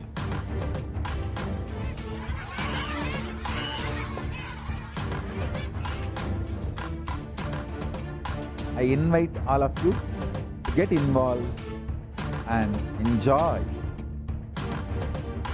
Hinduism by the principle of Dharmo Rakshati Rakshitaha. When you protect Dharma, Dharma protects you. We will make the whole planet flourish spiritually. The spiritual prosperity will happen to the whole planet.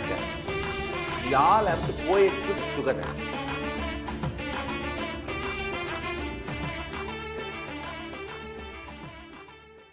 Just be alive for next 3 years. Don't die within next 3 years.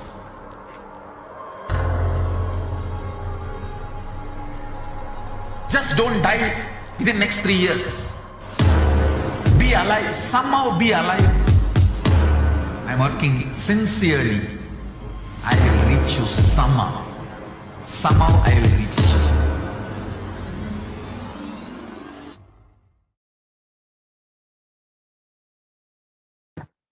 Yes.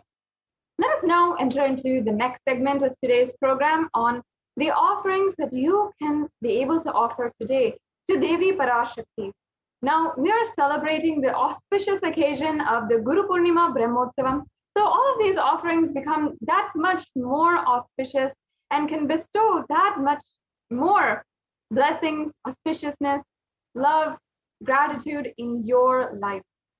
During this extremely special festive occasion, across the world, so many Hindus are celebrating and remembering, worshipping and revering the Guru Parampara. And out of all the different, some of the extremely unique experiences that you will be able to have on the Guru Purnima Day, unique segment, where we will understand how to immediately and instantly manifest oneness, manifest the divine blessings of Devi Parashakti in your life.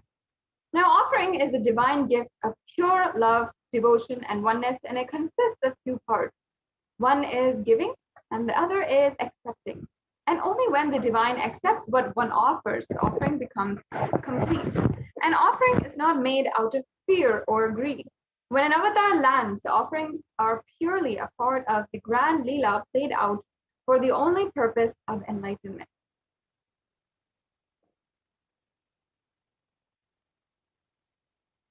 So now let us chant the beautiful Dhyana shlokas of Devi Parashakti, Manonmani, who is seated on the lap of Paramashiva, and the most compassionate, beautiful, divine, cosmic mother for all of us.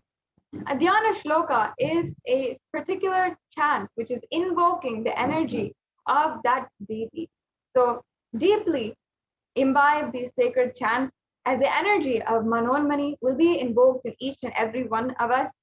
And we'll also be hearing the meaning as well, the translation, if you do not understand, if you do not know or are familiar with Sanskrit, and visualize deeply, pray to Devi Parashakti for her presence as we seek to attain oneness in our life. Now we'll be chanting the Dhyana shloka. Induniva Veda Karavahni Yayanam Syat Pankajavara Bhaya Japaksha Sarayuktam अंगहिमभूषण विचित्रवसनं स्यात् तुङ्गमुकटोज्ज्वलित मनोन्मनस्वरूपम्.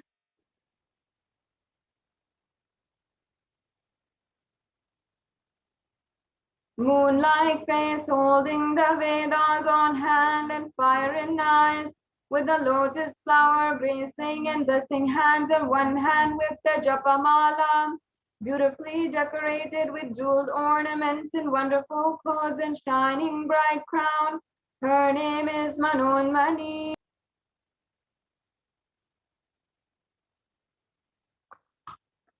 And the next Dhyana Shloka. ध्यायेत् देवीं त्रिनेत्रां शशिनिभवदनां वेदहस्तां ददानां सव्ये पद्मं वरदमपरिं चाभयं चक्षमालां दिव्यैराभरणविभूषिततनुं ब्रह्मादिभिः पूजितां देवीमेव मनोन्मनीं प्रतिदिनं कामत्रधात्रीं शुभाम्. The English translation. I meditate on Devi with three eyes glowing like a moon and holding the Vedas, lotus and gracing with blessing and gracing hands.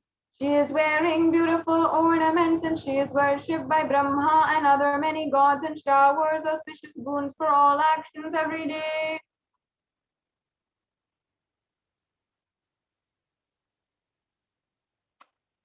Now, we'll be understanding the significance of the element gold as we proceed into the next segments, and we having thus invoked the presence of Devi Parashakti, we can know the very many beautiful ways in order to offer at her lotus feet different ways, different beautiful offerings and sacred sentiments of Sanatana Hindu Dharma to enrich our lives and to invite the divine cosmic mother as the most beloved guide for our life. Now, in the Atharva Veda, chapter 5, line 28, there is a reference to the divine qualities of gold. And the translation of this verse goes, triply born by birth is this gold. From the atoms of Agni is one. It becomes dearest to Agni. And one fell away from Soma when it was hurt.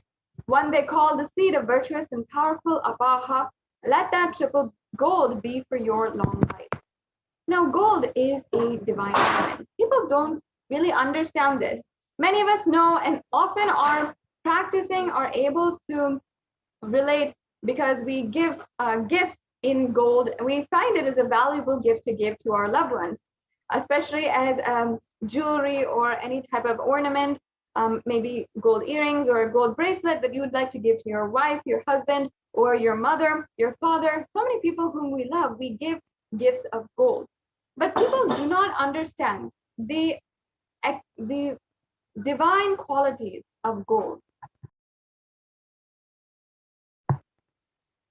It actually purifies anything, and it has the properties inside of it in order to make sure that anyone who is wearing the gold or anyone who is in its vicinity, who is seeing it, are able to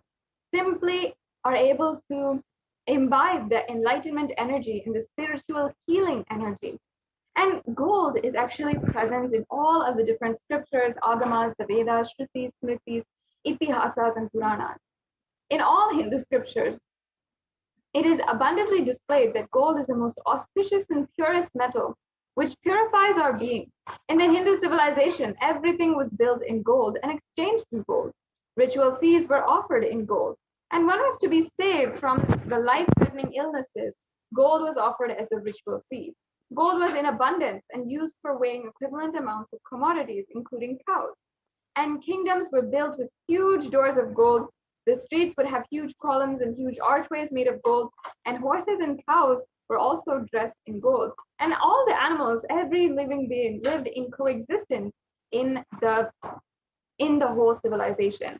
Every living being was seen as the highest potential, the infinite potential, and radiating the consciousness of Paramashiva. So therefore, they were literally always decked and adorned with the gold jewelry. And the Hindu civilization is known to have thrived on the banks of rivers of gold. The Indus River is called the Hiranyamaya, the river of gold in the Rig Veda, and the river Saraswati was called Hiranyavartani in the Atharva Veda. So like this, gold has actually been recognized as a supreme element. And there are so many different researches, institutions that have seen and researched the different properties of gold. And that is why it is given the highest amount of value if we see even in an economy wise. However, still society and science even is yet to catch up with the super conscious qualities, the ability for gold to hold and be a superconductor for enlightenment energy. And that is what our Vedic rishis, the ancient scientists of the Hindu civilization, understood and mapped into the science of rituals and the science of deity worship that we practice and we covet and hold so dear in our life. And that is why today we can have the opportunity, the blessing to be able to offer different ornaments in gold to our Ishta Devata, to Devi Parashakti. So now let us proceed and enter into the various blessings we have today, the different offerings that you can do. We can go on to the next slide now. And there is a huge array, meaning from one end, from if you would like to just donate any amount that you'd like to do today, out of your pure gratitude, there is different offerings that you can make. And if you feel, I would like to offer my gratitude and sincerely offer the precious gift at the feet of the Devi Parashakti, then we have also different offerings that you can do as well. So we'll now start with the different array of offerings that we have. And please understand that it is such a beautiful experience of oneness with the divine through these offerings, through each and every one of these offerings. And that is why we hold them so dearly and ensure to chant all the different pramanas and share with each and every one the sacred references of each and every one of these offerings. So here we have the first offering, the E-Hundi offering. And many of us know, Hindus, we all have that extremely, when we're going to the temple, and maybe it is our birthday, or it is our wedding anniversary, or any special day in our life. Maybe we're starting school, we're starting college, or we're starting a new job. We're going to the temple, and it is out of our purest love for our Ishta Devata, our favorite deity. And to invite them, to request their blessings and invite them to give their guidance, be present in our lives. We often offer a few coins, any amount that we want, and donate it into the hundi. So today, to complete that experience, we have the E-Hundi offering. And here, Devi Parashakti literally removes all the different types of fear, all the different types of doubts inside of you, and accept your devotion, the pure devotion, just that. And that is the essence of the E-Hundi offering. And in fact, there is a beautiful verse from the Lalita Sahasranama which describes Devi, as it says, Bhakti Priya, Bhakti Gamya, Bhakti Vashya Bhayapaha, Shambhavi Sharadaradhya, Sharvani Sharmadayini. Devi is fond of true devotion and is realized through true devotion. She can be won over through true devotion, and she removes all fear. This beautiful verse recognizes how Devi is one to remove all the different fears in the minds of a devotee, or seeking to drop any fears in your life. You have such a burden on your heart, and you just want to drop that at the feet of Devi Parashakti and request, please take care of this. I do not want it any longer. You can simply offer this, and Devi Parashakti will literally bestow and ensure that all the fears are removed. It is stated that Devi is actually loves to be worshipped in autumn, but this does not mean the autumn which comes every year when when the trees are changing color. This actually means the autumn of our lives, meaning the time in our lives when thoughts turn more and more inward and are becoming more and more about our existential presence, our purpose in our life. At that time, the role of the divine is known and understood clearly. And it's at that time the need of Devi worship becomes stronger. So if you feel that this is that time for you as well, the time when your thoughts are coming more and more inward, you are questioning your very existence on planet Earth and why you need to live. What is the purpose of your life? Devi Parashakti is the ultimate cosmic mother who guides, and her compassionate guidance and wisdom takes us along the way and ultimately liberates us entirely. You can offer your gratitude and devotion to Devi Parashakti through this e-hundi offering. And there's two ways of making a payment. Either you can offer through the YouTube super chat, or you can offer on the with the registration form. Don't worry if you're having any questions about this. We will go through this at the end of this, a general donation that you can make. The next offering is the Sankalpa offering, and this verse is from the chapter 12, verse 34, where it literally describes Devi Parashakti. I'll just be chanting the English translation. The goddess enchants this universe, and she herself gives birth to this universe.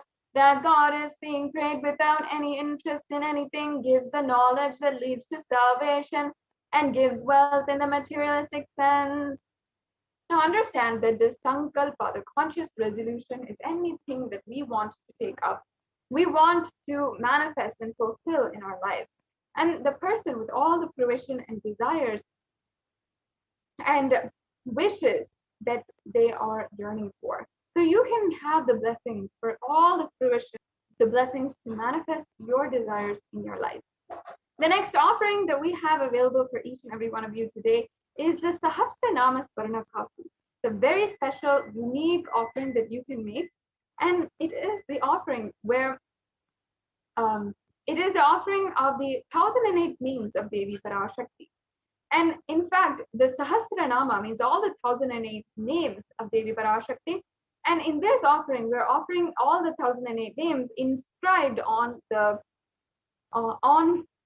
gold coin and offered to Devi Parashakti. And not only that, during the puja, during the mantras, each and every one of the Ananta Kalyana Gunas, the 1008 characteristics, divine qualities of Devi Parashakti are chanted. And understand, this is a science. When these sacred vibrations are chanted and that particular energy is invoked inside of you, that energy to radiate the quality, the energy to express that particular aspect of Devi also awakens. And it is such a beautiful, instantaneous, immediate way to manifest oneness with Devi Parashakti. And in this offering, as it says in the Lalita Sahasranama, verse 731, where Devi Parashakti is described as Nama Parayana Prita, the one who likes the repetition of her various names. Just like that, we are offering in this Sahasranama Archana Namavali, the 1008 names of Devi Parashakti. Yes, we can go on to the next slide.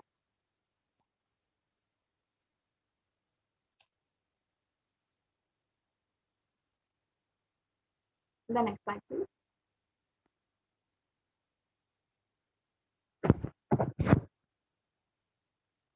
We can go on to the next slide now. Yeah. So now let us understand the next offering, the Mukta Anguti.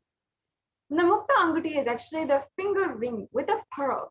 And pearl is very much known to be a beloved gemstone or beloved offering of Devi Meenakshi, the incarnation of Devi Parashakti, and literally the manifestation of all of Devi Parashakti's perfection as a sovereign queen, as a ruler, an administrator, as a divine ruler.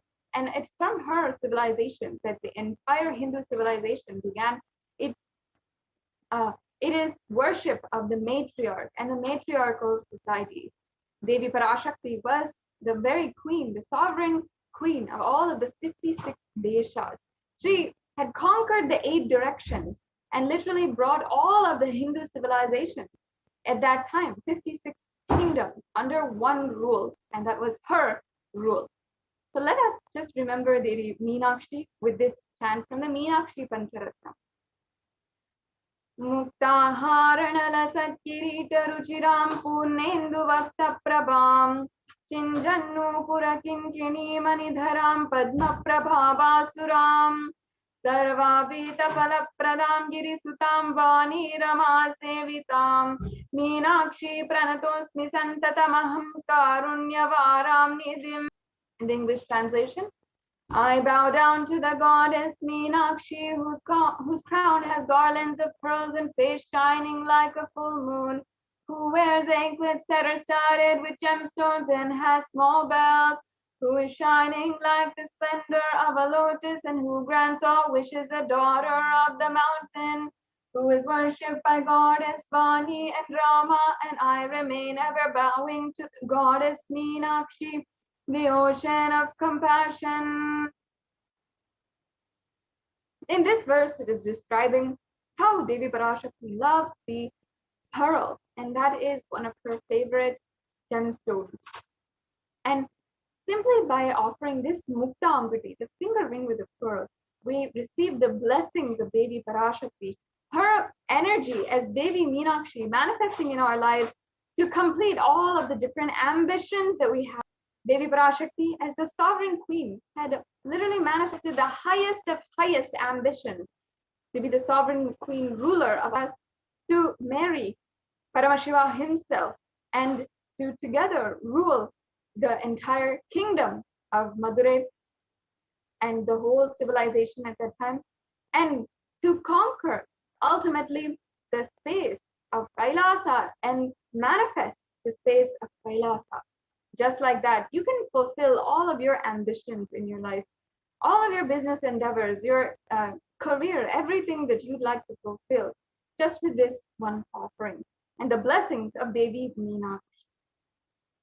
Now, if you'd like to go ahead and make any of these payments, if you'd like to have and start the process for offering these offerings, then you can go to tiny.cc/Devi-offerings and be able to make an offering today.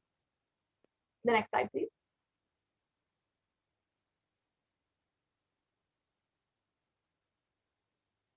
Yes. The next offering is this Swarna Padma Pushpa, another very beautiful offering. And in fact, in the Kamikagama, it actually refers to the Padma Pushpa, the Swarna Padma Pushpa. Here it says that all the kalasas should be. So what does this lotus flower actually signify in the Hindu tradition?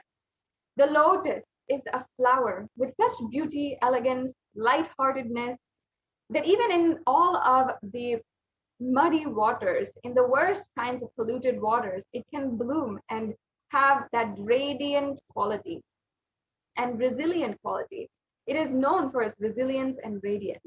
And just like that, the lotus flower actually represents Devi Parashakti and is even referred as Shakti in so many different scriptures.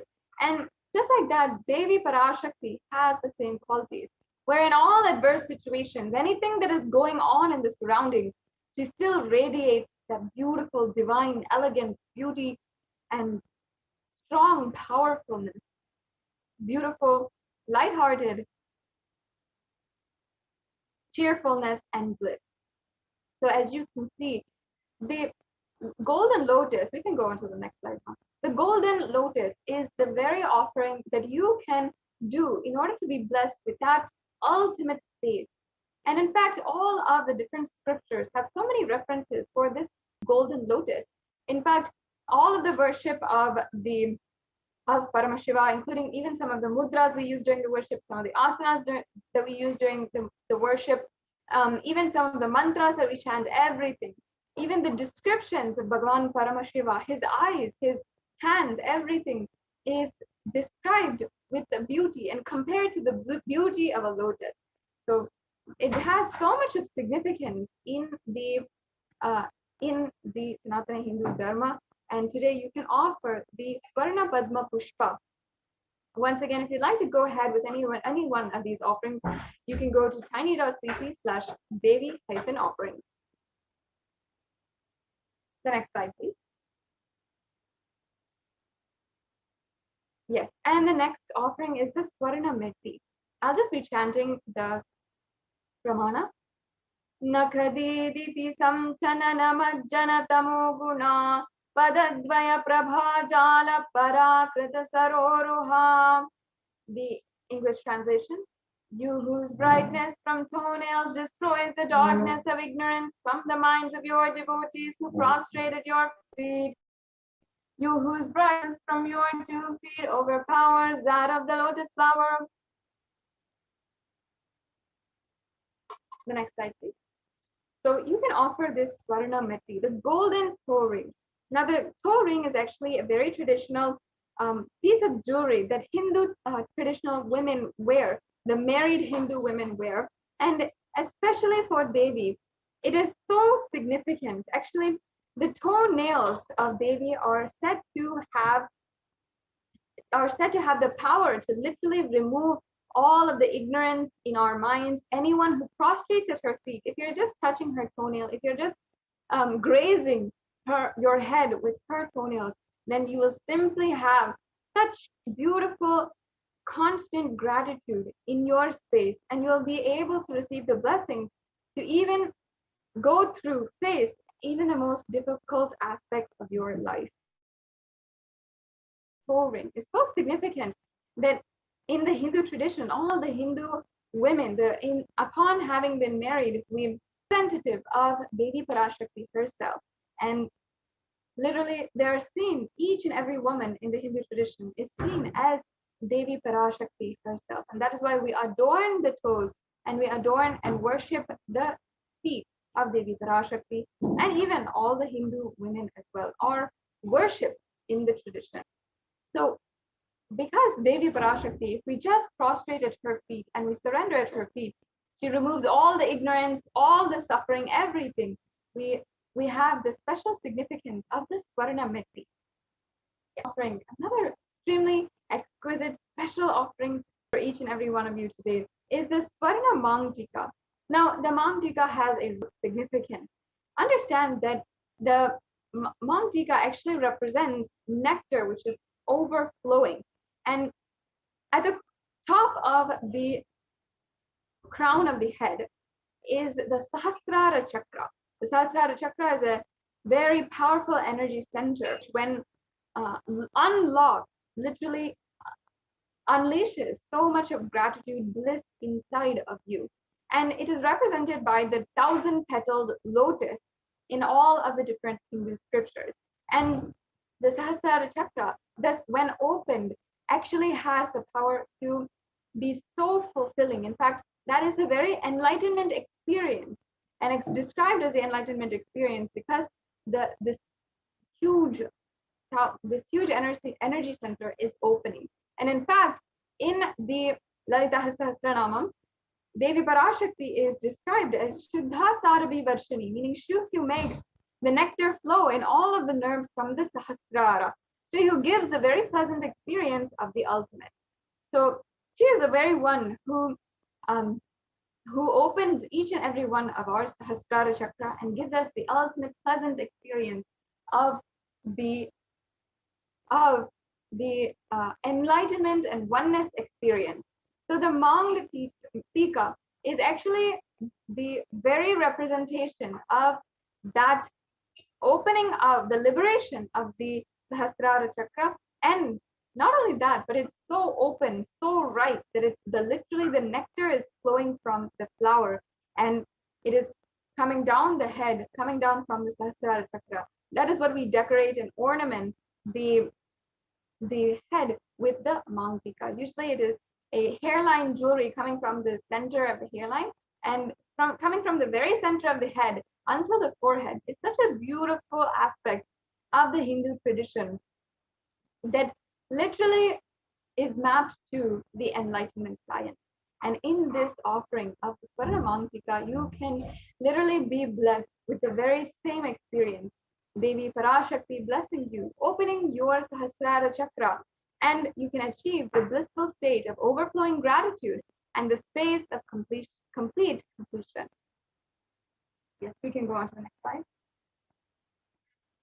The next offering that we have today is the Pratyakshapada Puja.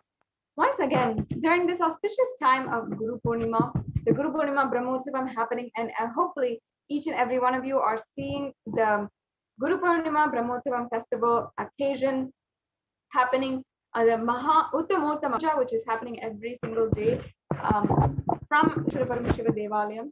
It is this time that all of the grahas, all of the different planetary energies are aligning in order to bless us and align us more and more towards the Guru.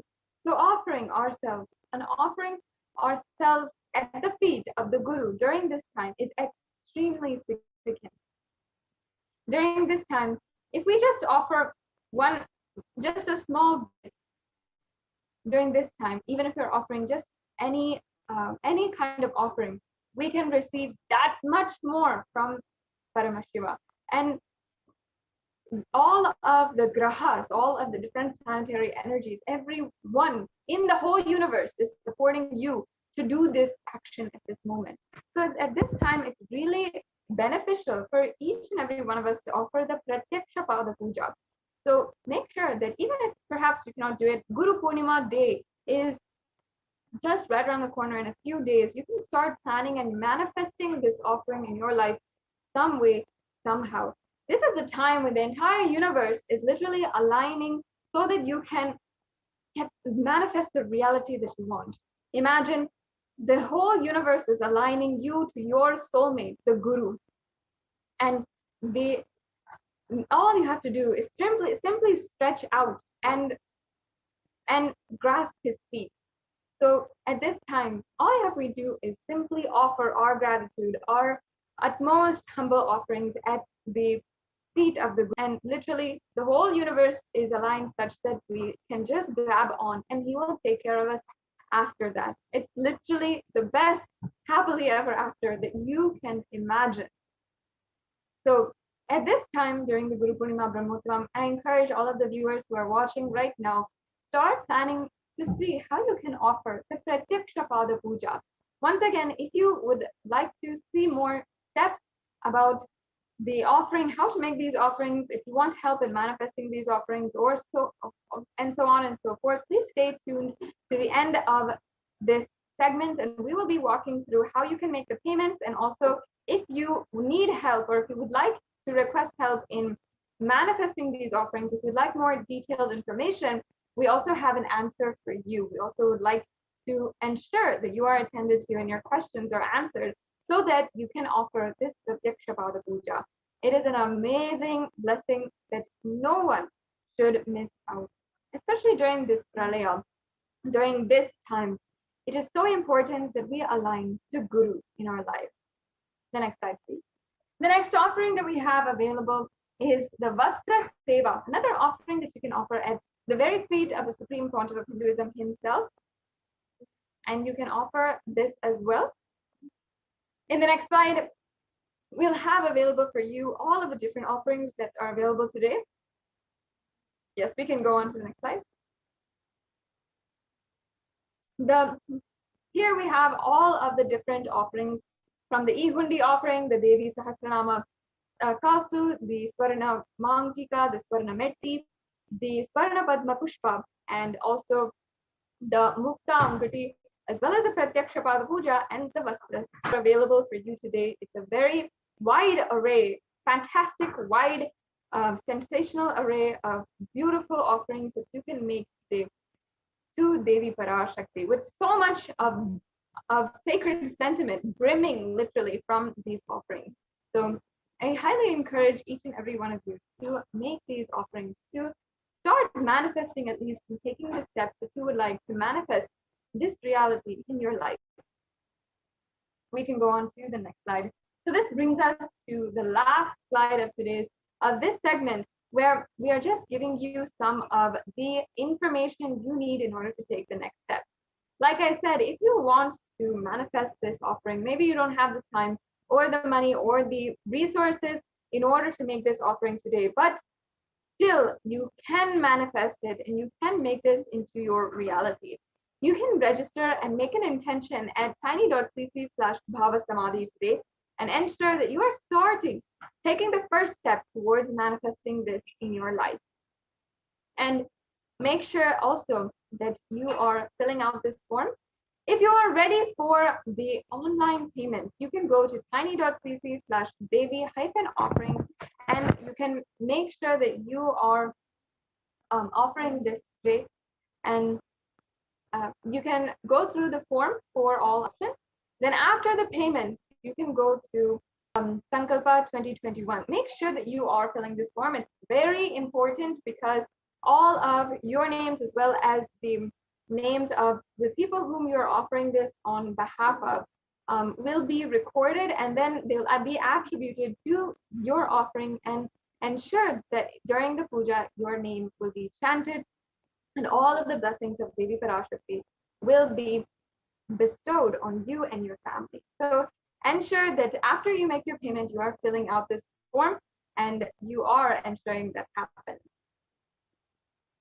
So once again, if you have an intention today, please go to tiny.cc/BHAVASAMADHI and fill out the intention form. If you have an online payment, if you would like to proceed with the online payment, go to tiny.cc/Devi-offerings and make sure that after the payment, you are filling out the form tiny.cc/Sankalpa 2021. So I request if the NTV volunteer can project the link for tiny.cc/Devi-offerings, and we will just briefly show all the viewers the link. We also have another option today, which is the YouTube Super Chat, another extremely beneficial option and very easy as well. If you'd like to make a donation of any kind or any amount for this Devi Parashakti Akashakti, for out of gratitude that you have towards Devi Parashakti.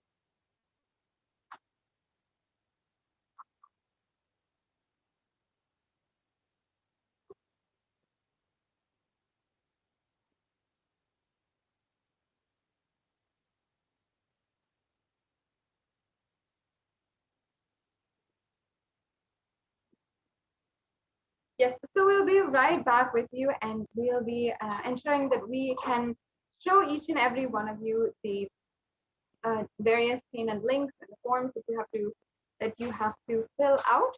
You can make sure that you do this, and it is very easy steps to be able to make the offering and manifest complete oneness with Devi Parashakti today.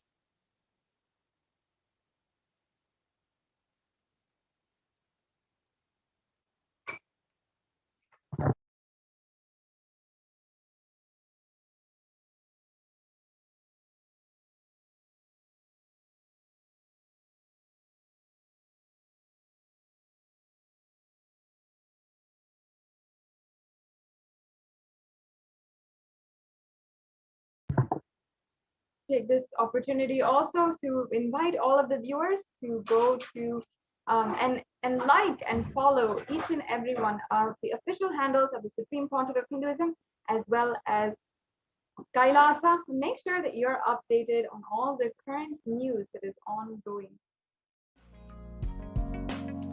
We get you health. We get you ability to build beautiful relationships in your life. We get you direct spiritual support, and we make sure you become wealthy.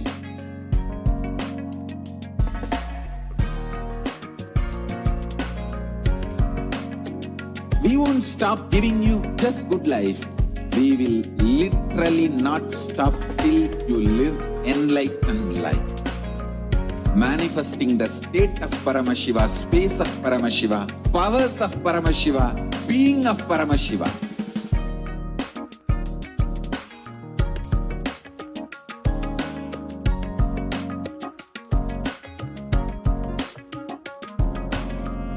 Whole world should become Kailasa.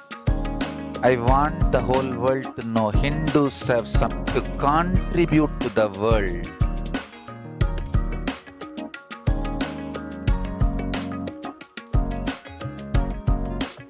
We have something great to contribute to the world. Let us do that.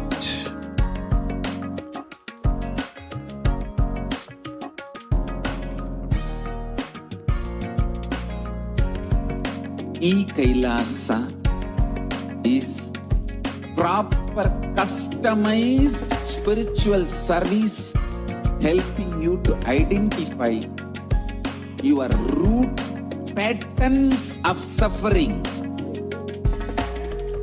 We have perfected the science of helping every individual from every cultural, religious, nationality background.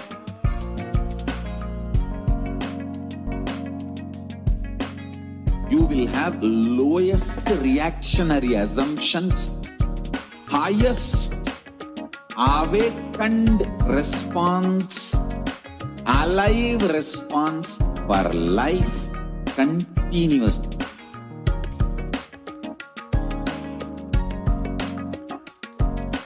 E-Kailasa is enlightenment ecosystem, literally enlightenment itself in your own home, wherever you are.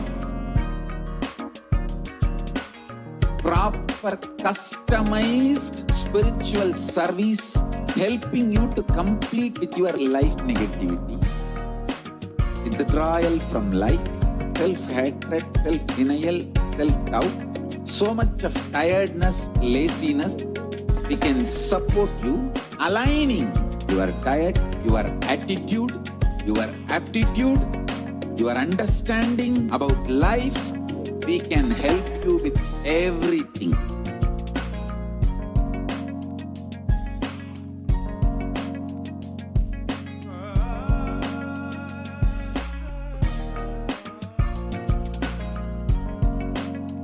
If you are interested in enlightenment, we will immediately bring this to you. If you are not interested, we will explain the things, inspire you and make you interested in enlightenment time. We need to cater this enlightenment science to the whole world wherever they are, because enlightenment is the birthright of all human beings. Kailasa is responsible to provide that to all human beings.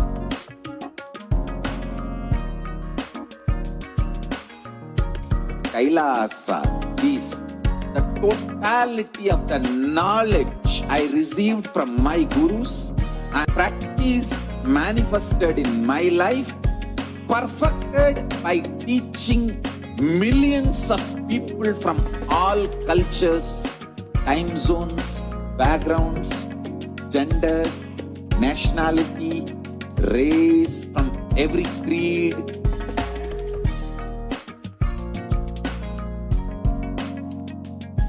So this absolutely perfected knowledge available to you, served to you in your home without even you moving out of your couch, free of cost.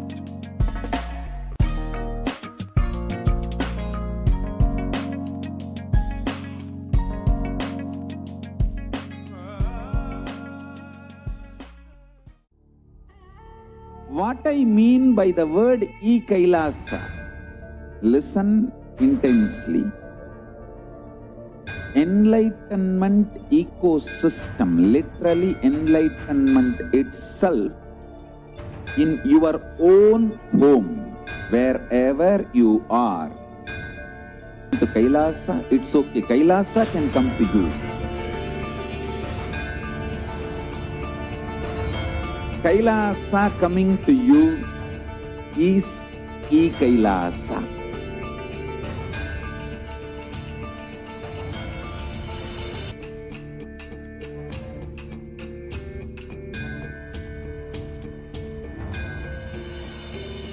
I will revive Hinduism. I am a Hindu revivalist, not by any revolution, but by evolution.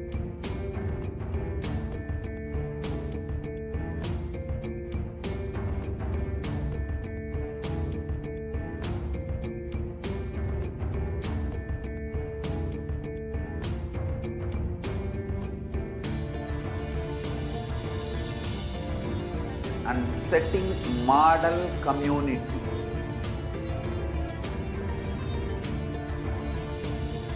Kailasa, enlightenment ecosystems, Sarvanya Peethas all over the world.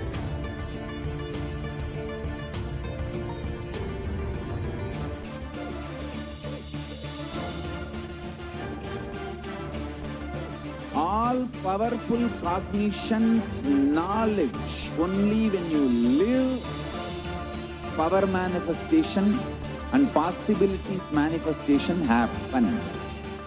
It's a fundamental truth.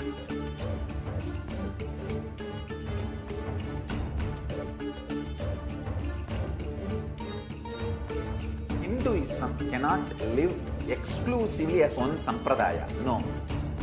All sampradayas of Hinduism is an ecosystem.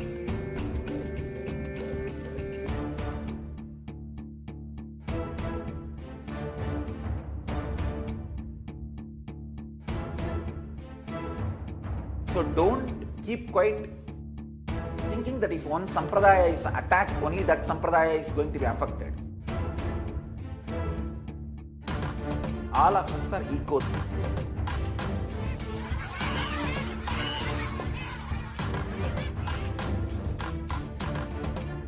I invite all of you to get involved and enjoy Hinduism by the principle of Dharmo Rakshati Rakshitaha. When you protect Dharma, Dharma protects you. We will make the whole planet flourish, prosperity. It happens the whole planet. We all have to coexist together.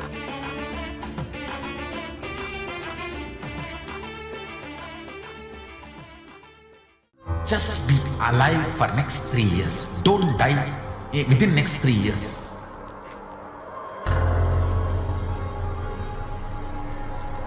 Just don't die within next 3 years. Be alive. Somehow be alive. I'm working sincerely. I will reach you somehow. Somehow I will reach you. It's my commitment to humanity.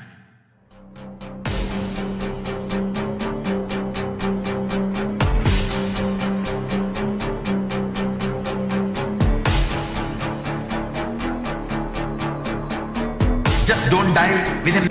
I will reach you wherever you are, whichever corner of the world you may be. I will reach you with enlightenment. You manifesting the space, state, powers, being Paramashivoham. It is possible, and it is possible for you.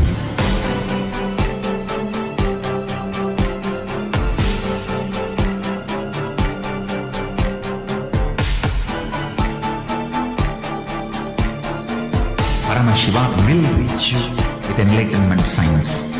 I know he is going to do the job. Just be alive for next 3 years. Nothing else.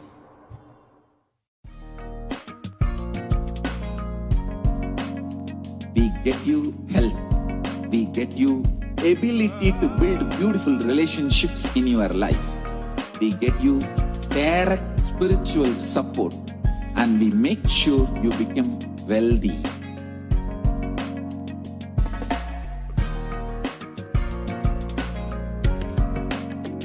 We won't stop giving you just good life. We will literally not stop till you live enlightened life. Manifesting the state of Paramashiva, space of Paramashiva, powers of Paramashiva, being of Paramashiva.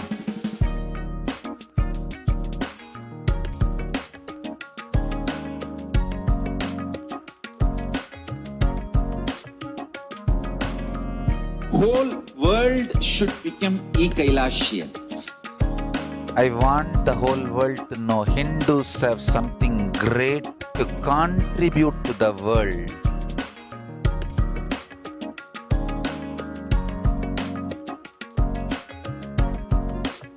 We have something great to contribute to the world. Let us do that.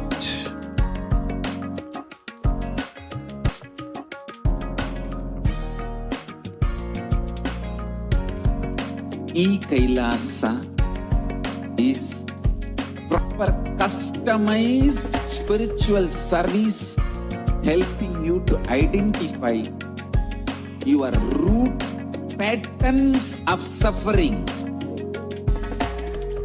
We have perfected the science of helping every individual from every cultural, religious, nationality background.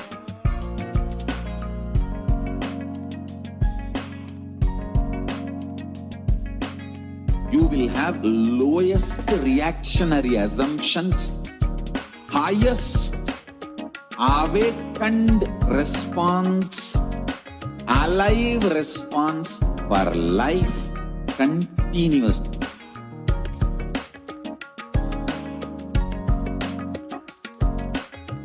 Kailasa is enlightenment ecosystem, literally enlightenment itself in your own home, wherever you are. Proper customized spiritual service helping you to complete with your life negativity, withdrawal from life, self-hatred, self-denial, self-doubt, so much of tiredness, laziness. We can support you aligning your diet, your attitude, your aptitude, your understanding about life. We can help you with everything.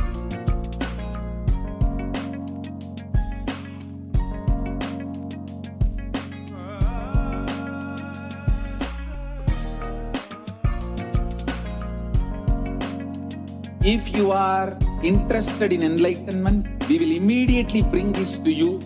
If you are not interested, we will explain the whole science, inspire you, and make you interested in enlightenment.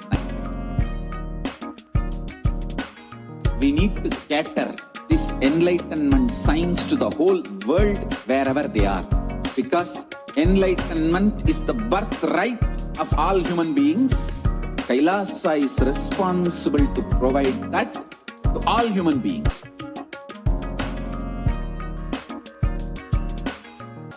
Is the totality of the knowledge I received from my gurus and practice manifested in my life, perfected by teaching millions of people from all cultures, time zones, backgrounds, genders, nationality, race, from every creed.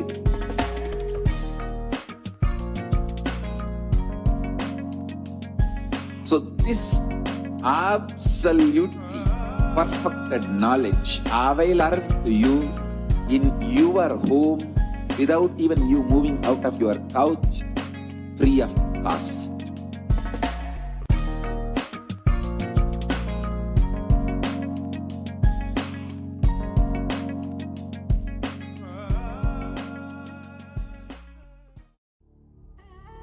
What I mean by the word Kailasa, listen intensely. Enlightenment ecosystem, literally enlightenment itself in your own home, wherever you are. If you cannot come to Kailasa, it's okay. Kailasa can come to you.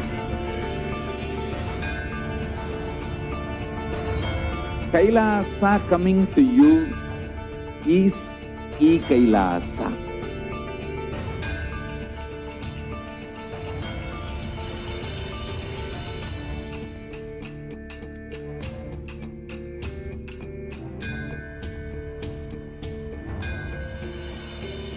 I will revive Hinduism. I am a Hindu revivalist, not by any revolution, but by evolution.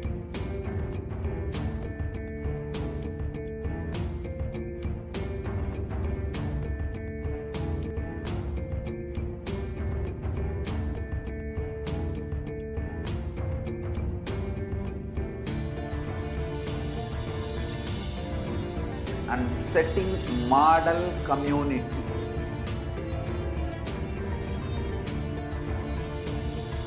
Kailasa, enlightenment ecosystems, Sarvanya Peethas all over the world.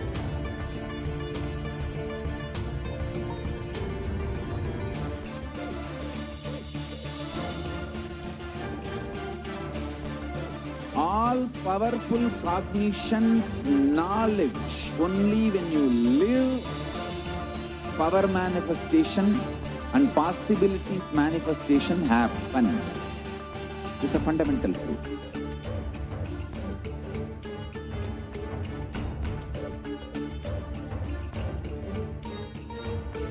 Hinduism cannot live exclusively as one sampradaya. No.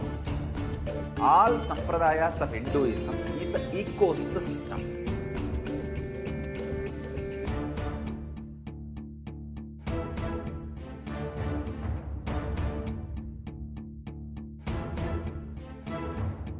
So don't keep quiet thinking that if one sampradaya is attacked, only that sampradaya is going to be affected. All of us are ecosystem.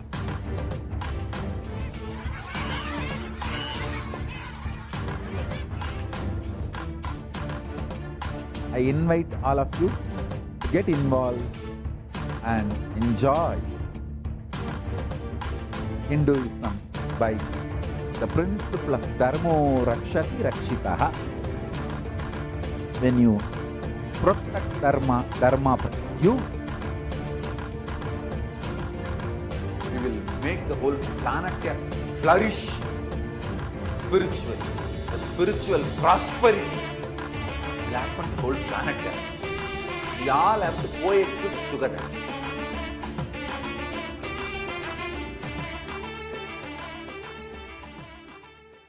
Just be alive for next 3 years. Don't die within next 3 years.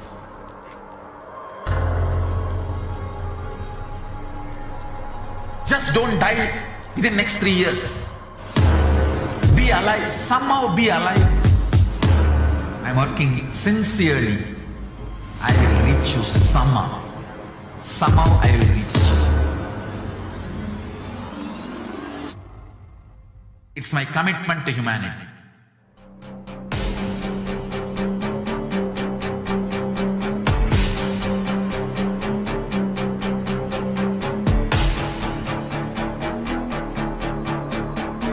Just don't die within next 3 years. I will reach you wherever you are, whichever corner of the world you may be. I will reach you with enlightenment. You manifesting the space, state, powers, being Paramashivoham. It is possible, and it is possible for you.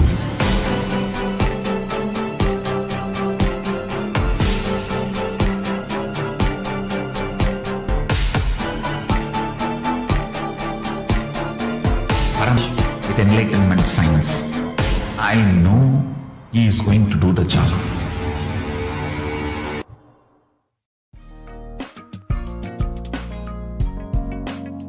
We get you health. We get you ability to build beautiful relationships in your life. We get you direct spiritual support, and we make sure you become wealthy.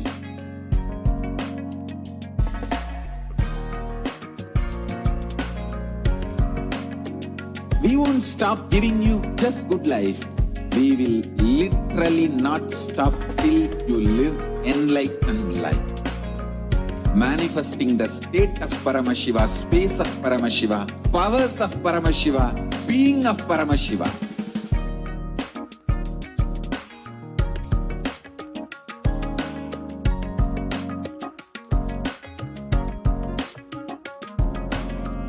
Whole world should become Kailasian. I want the whole world to know Hindus have something great to contribute to the world.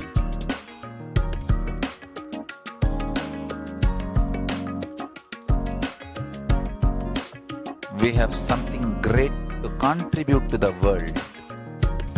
Let's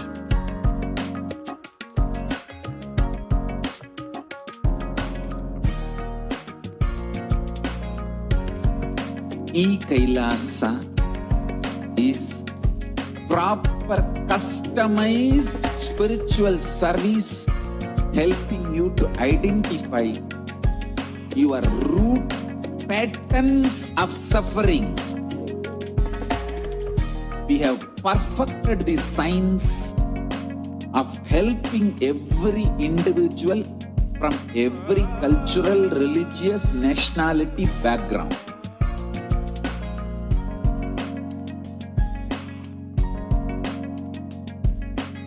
You will have lowest reactionary assumptions, highest awakened response, alive response for life continuously.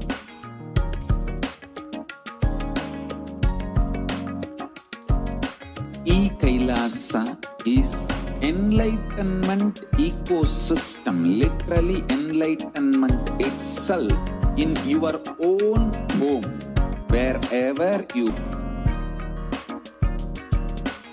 proper customized spiritual service helping you to complete with your life negativity, withdrawal from life, self-hatred, self-denial, self-doubt, so much of tiredness, laziness.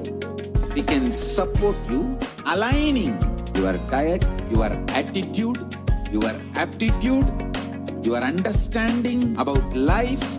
We can help you with everything.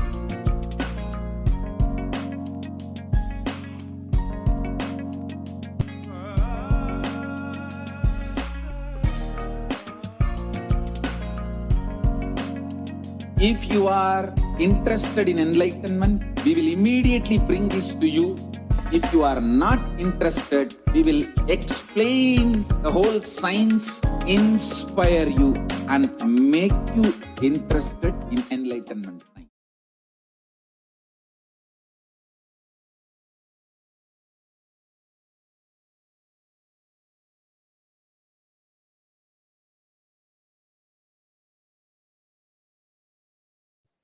Nithyanandam, and welcome to this segment. First, before we start, we'd like to share with one all the great happening, the great news of the United Nations recognizing once again the persecution of the Supreme Pontiff of Hinduism and literally the genocide, the femicide that the women followers of Kailasa and the Supreme Pontiff of Hinduism have been facing till date.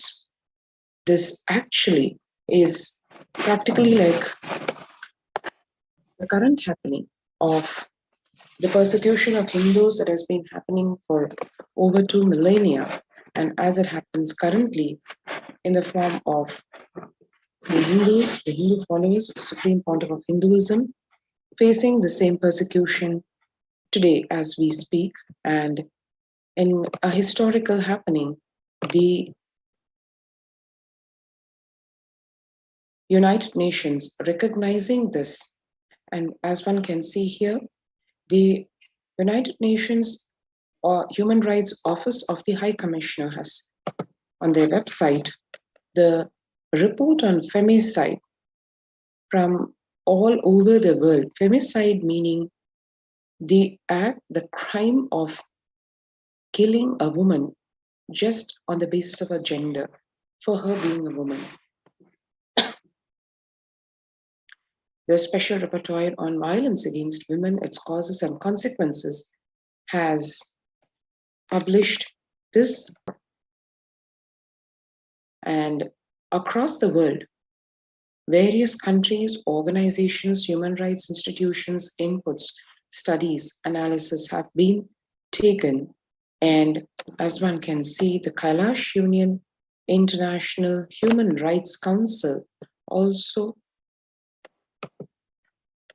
the report pertaining to the persecution of the Supreme Pontiff of Hinduism has been published in this very same forum by the United Nations.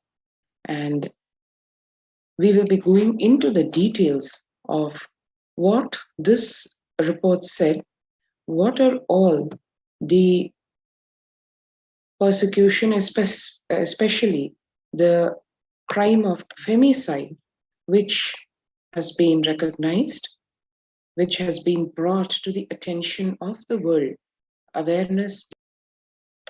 We will be going over the details of this in the upcoming here.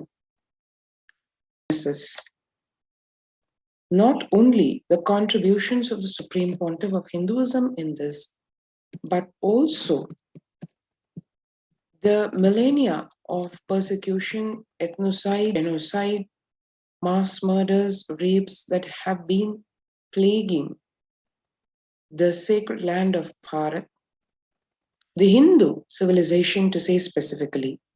What really Hinduism stands for or carries at its core, that on the one hand, humanity, and usher in the utopian world of crime-free, prosperous society with happy, blissful individuals expressing their ultimate potential and living fulfilled lives. What does Hinduism carry in its core to exhibit that? And on the other hand, these very attributes, how they attract the vested interests to exterminate Hinduism so that their selfish vested interests can be fulfilled. We'll look into both of these in the next few seconds.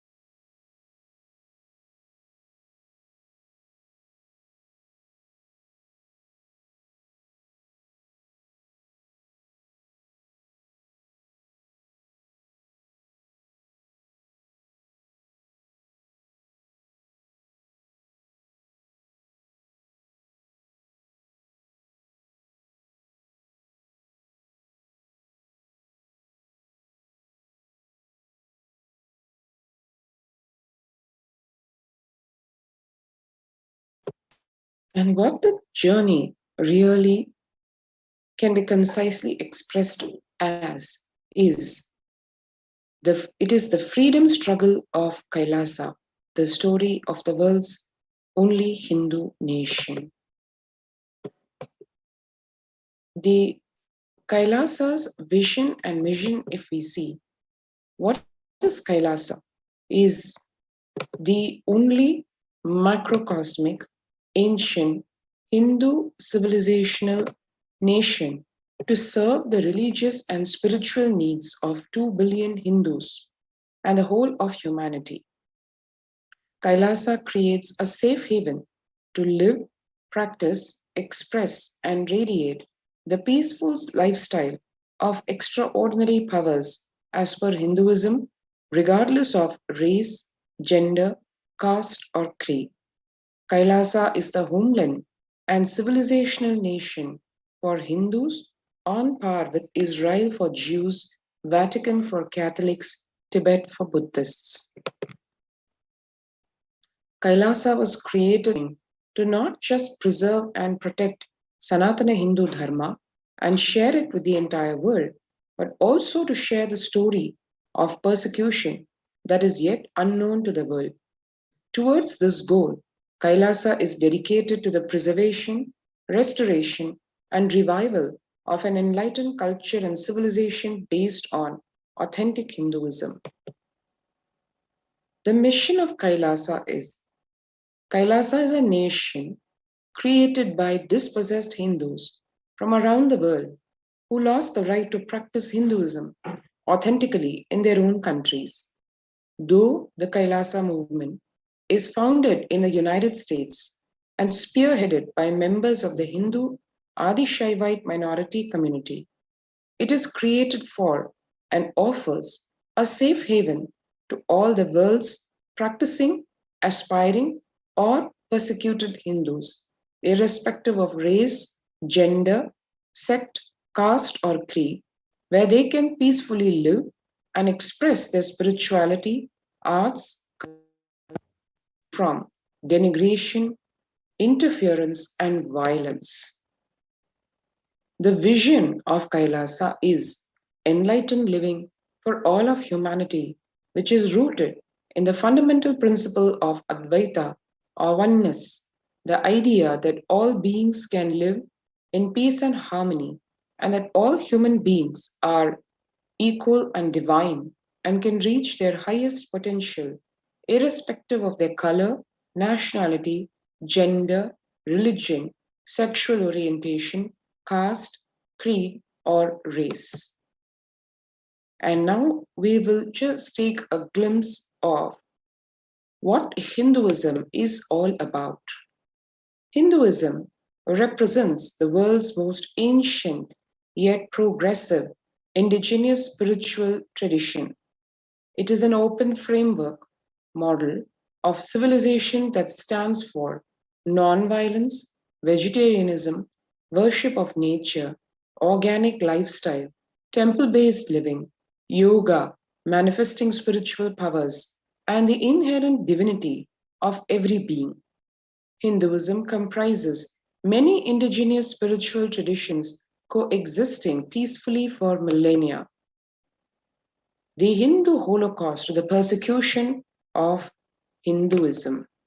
The Hindu Holocaust is a stark epitome of a science, of a campaign of race extermination.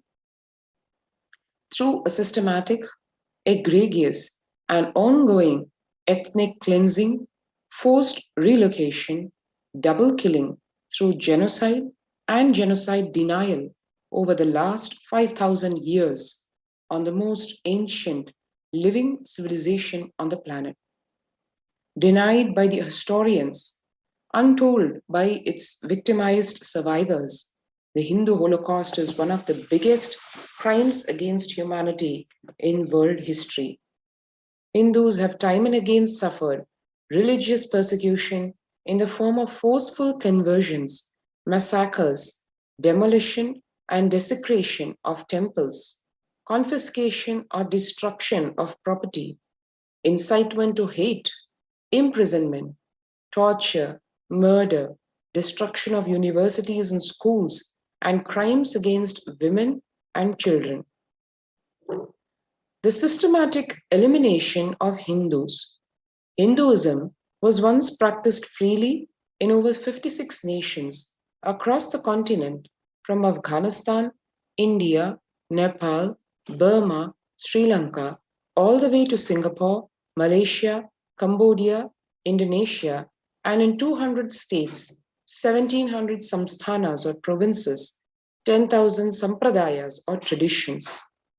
Over several centuries, they combine forces of foreign invasion, political upheaval, colonialism, religious persecution, systematically ended millennia of Hindu Swarajya or self-rule. Today, Hindu temples remain in few countries, but the Hindus who worshipped in them have been ethnically cleansed. The double killing, which is the Holocaust, and the Hindus are the victims of the double killing of the Holocaust and denial of the Holocaust, denying the largest Holocaust, which has been shockingly going on since 5,000 years of history, will continue to go on in the future unless cognized first and corrected thereafter. The denial of the Holocaust through distortion of history and ideological indoctrination is the last act of a crime in the Holocaust and the beginning of the next crime. The strategy is to first obfuscate and obliterate a people, then obfuscate and obliterate their memory, and finally seek to obfuscate and obliterate the memory of the obfuscation and obliteration itself. This strategy has been successful because today nobody knows or speaks of the unbroken continuum of the annihilation of Hindus. 100 million killed, over 1 billion ideologically enslaved, be it by the invading Mughals or the colonial forces, be it in the name of their race or color or religious faith or cultural roots or ethnicity or some other distinction. Hindus have over the past over 2,000 years been subject to mass murder, multiple perpetrator rapes, forced indoctrination, artificial famines, child abuse, identity distortion, resulting in a systematic physical elimination of over 100 million Hindus and ideological slavery of over 1 billion Hindus across all sampradayas on all levels: physical, mental, emotional, cultural, religious, political, economical, social, and much more.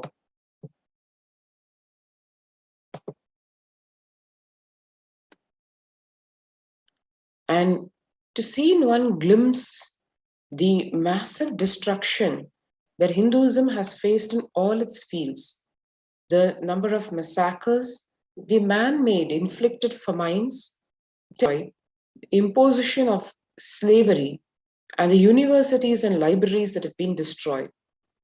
Just if we see 1971, the Hindu genocide in Bangladesh, 30 million Hindus displaced, 3 million Hindus massacred. The 1947 India partition, 14 million Hindus displaced, 2 million Hindus massacred. 1950 riots of East Bengal, 4.5 million Hindus displaced, 5 lakh Hindus massacred. 1000 to 1525 CE, the massacres during the Mughal invasion consumed the lives of 400 million Hindus who were just brutally massacred. When we see the man-made, created famines, 1700 to 1950, 80 million starved to deaths. 1100 to 1700, the Mughal era, 18 million starved to death. 1783 to 84, in the Kailasa famine, 11 million starved to death. 1100 to 1600, the 11 famines, 10 million starved to death. 1600 to 1800, 3 other famines, 10 million starved to death. the temples destroyed in 500 BC to 1800 CE, 2,000 temples destroyed. 1992 to 93 in Bangladesh, 1,000 temples destroyed. In 1567, the Inquisition of Goa, 600 temples destroyed. Feb to May 2018, 7 major South Indian temples intentionally set on fire, but shown as an accident. This is as late as 2018, which is just a couple of years before. So one can see all the way from 500 BC to as late as today, the destruction of temples consistently done so that the roots of the Hindu civilization, the Hindu nation, are absolutely eliminated. The imposition of slavery. In 997, Mahmud of Ghazni literally enslaved 2 million Hindus. In 1388, the massacre by Timur had 750,000 Hindus enslaved. In 1556, Uzbeks' invasion had 5 lakh Hindus enslaved. The East India Company, the colonial rule under which India reeled under, had more than 6 lakh Hindus enslaved. And the universities and libraries, the destruction faced by them includes in 1193, the Nalanda University and Library, which faced 9 million books burnt down by Bakhtiyar Khilji. 1800 to 1900 CE, 1 million Gurukuls or Hindu schools just destroyed. 500 CE to 1900 CE, 10,000 Petams or Hindu universities, mutts or colleges, and agraharams or diploma colleges destroyed.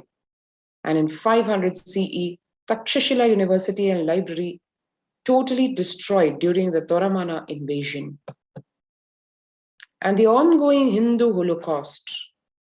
Thousands of documents totaling 2,42,000 pages and 14,000 hours of video recording in the National Archives of Kailasa. Hindus in just the last 2 decades under the regime of the Supreme Pontiff of Hinduism, Jagat Guru Mahasanidhanam, His Divine Holiness Bhagwan Nithyananda Paramashivam, who's a reigning emperor of 19 ancient Hindu kingdoms, even today, were persecuted, subjected to inhuman physical, mental, emotional abuse and slavery, violently deprived of their cultural and religious identity, and systematically eliminated by the anti-Hindu terrorist forces and atheist sympathizers. And the contributions of Hinduism, one can see why the Western anti-Hindu interests were out and are out to destroy Hinduism from its very roots. The top contributions of Hinduism include in the field of spirituality, where comprehensive science of enlightenment, Hinduism, as revealed in the Vedas and Agamas, offers mankind a perfected science for attaining the state, space, powers, being, superconsciousness of Paramashiva, the Adi Guru of humanity.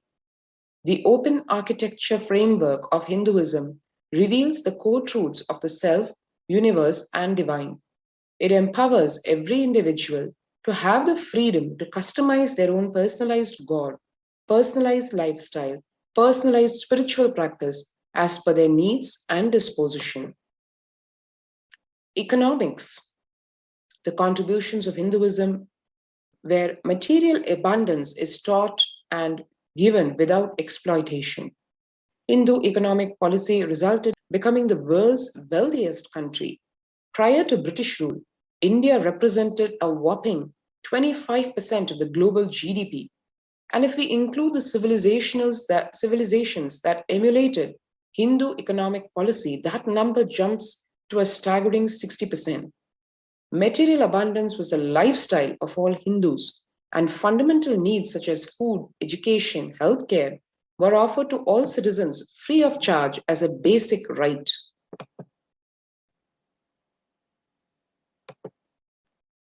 Hinduism's contributions towards governance. The roots of modern democracy is in Hinduism, which established a decentralized republican system of governance that emphasized democratic principles and self-rule at the local village level. Those at the governance layer were held accountable to a constitution, a code of universal principles of human rights and proper governance as aligned to the cosmic law, which is in the Dharma Shastras. Hinduism's contributions to technology, the ancient precursor to computer science. Just one of the examples of the contributions to technology, Hindu philosophers were the first to discover the binary number system, algorithms, and the Nyaya system of logic, which was a major influence on George Boole and Charles Babbage, the founders of modern computer science. Hinduism's contribution, the most comprehensive indigenous system of medicine, was in the form of Ayurveda, and Hinduism is responsible for the world's first holistic plant-based system of medicine. The ancient Hindu civilization also had detailed knowledge of embryology, digestion, metabolism, physiology, genetics, immunity, anesthesia, and even cosmetic surgery.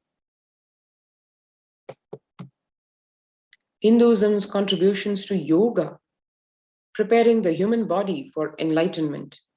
Yoga is a comprehensive system of physical, mental, and spiritual practices designed to give human beings a superconscious breakthrough.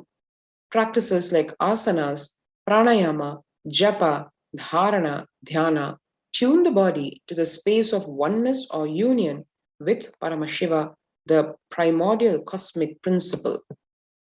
Hinduism's contributions to mathematics, basic to advanced mathematics. Hindu civilization innovated the modern numeral and decimal system, the concept of zero, arithmetic, trigonometry, algebra, combinatorics, and the basic elements of calculus, and accurately calculated the value of pi. Hinduism's contributions to physics, breakthrough discoveries millennia before Newton. Hindu philosophy of the atom, the laws of motion, and quantum superposition thousands of years ago, in addition to accurately calculating the speed of light.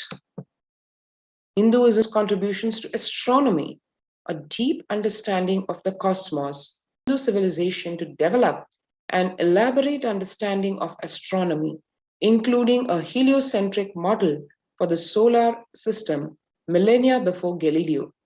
It also developed a theory of gravity, accurately calculated the Earth's orbit around the sun, and created precise star and planet charts thousands of years before European astronomers. Hinduism's contributions to architecture, monuments that stood the test of time. Hindu civilization built elaborate, highly durable structures that exhibit fractal geometry, well-planned cities with complex drainage systems, and huge rock-cut temples carved from a single stone. Hinduism's contributions to art, the perfect harmony of form and substance. Hindu culture recognized 64 traditional arts, including dance, painting, singing, instrumental music, sculpture, and many other forms of expression. Each art form embodied aesthetic beauty while conveying the deep spiritual truths and motives. Hinduism's contributions to linguistics. The world's yet most complex language is Sanskrit, which has a vast vocabulary and adaptable grammar so that words can express any nuance of an idea. Sanskrit possesses technical and philosophical terms unknown in any other language. Modern Indian scholars of Sanskrit note that many of the new concepts of nuclear physics or modern psychology are easy for them to grasp since they correspond directly to the familiar notions of Sanskrit terminology. Hinduism's contributions to literature, a storehouse of knowledge and culture. The Hindu literature consists of innumerable, rich and diverse textual sources that cover all facets of human condition, including the world's longest and oldest works of epic poetry in the form of the Ramayana and the Mahabharata. And now, in the next few portions of this segment, we will understand what the Hindu Holocaust was all about.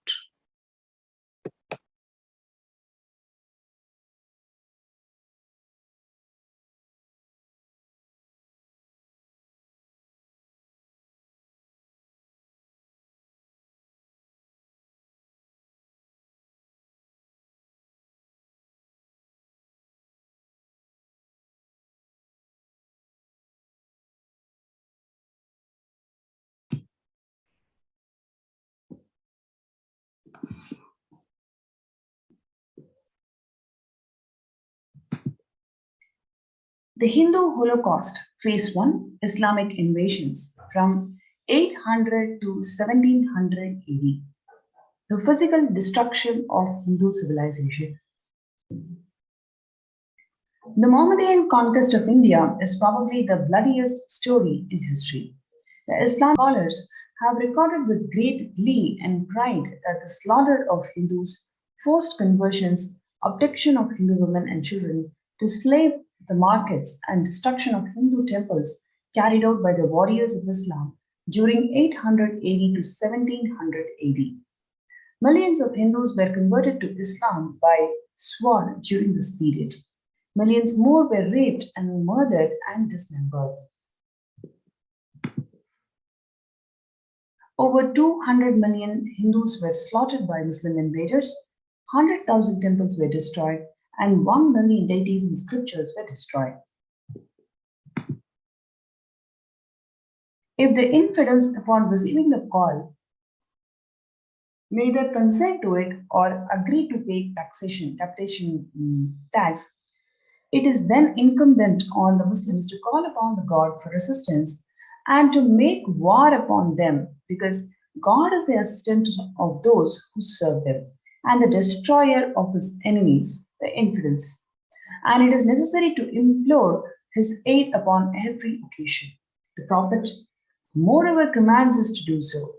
And having so done, the Muslims must then, with God's assistance, attack the infidels with all manners of warlike engines, and must too set fire to their habitations, and must inundate them with water, and tear up their plantations, tear down their grain, because by all these means they become weakened, and the resolution will fail, and their force will be broken. These means are therefore sanctified by the law.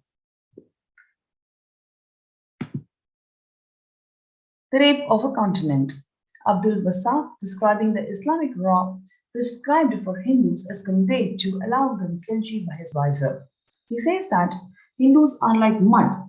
If silver is demanded from them, they must with great humility offer gold. If a Mohammedan decides to spit on a Hindu's mouth, the Hindu should open it wide for the purpose. God created the Hindus to be the slaves of Mohammedans. The Prophet had ordained if the Hindus do not accept Islam, they should be imprisoned, tortured, and finally put to death, and their property must be confiscated. To keep the Hindus in abasement is especially a religious duty because they are the most inveterate and fit.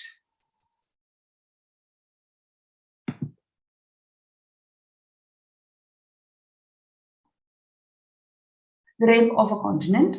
Muhammad Qasim Hindu Shah Firista in 16th century says that Sultan Feroze on the occasion broke the idols of Nagarakote and mixing the fragments with the pieces of cow's flesh, filled bags with them and caused them to be tied around the necks of the Brahmins, who were then paraded through the camp.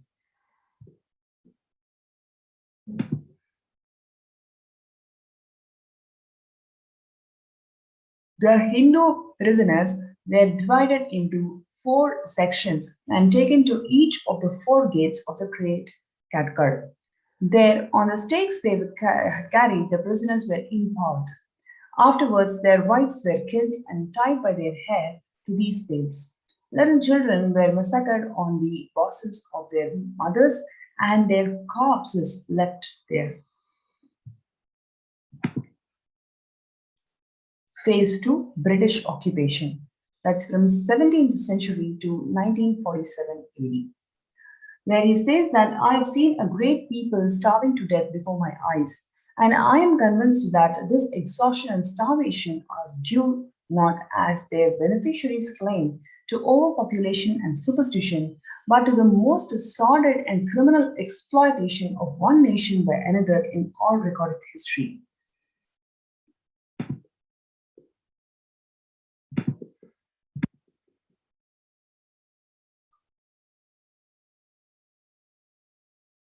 During the British occupation, 45 trillion dollars were looted from India over 200 years. 45 million Hindus were dead due to famines and imposed poverty by British policies and reprisal killings for 1840-57 mutiny. And over 680 native kingdoms were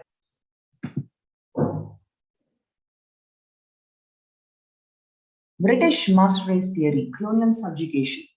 Using the theories of scientific Darwinism and social racism, the British justify their conquest and oppression of dark-skinned people as a humanitarian civilizing mission, even though it was a mere cover for racial oppression and economic exploitation. Do you not say that following these duties, you are walking into the very path to which England owes her wealth?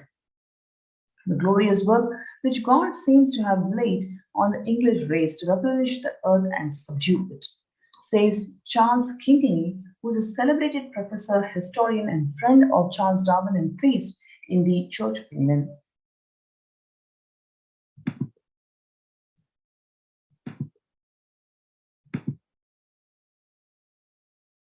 The colonial subjugation, 200 years of intense racial hatred towards Hindus. The Hindus are full of dissimulation and falsehood, the universal concomitants of oppression, the vices of falsehood. Indeed, they carry to a height most unexampled among the other races of men.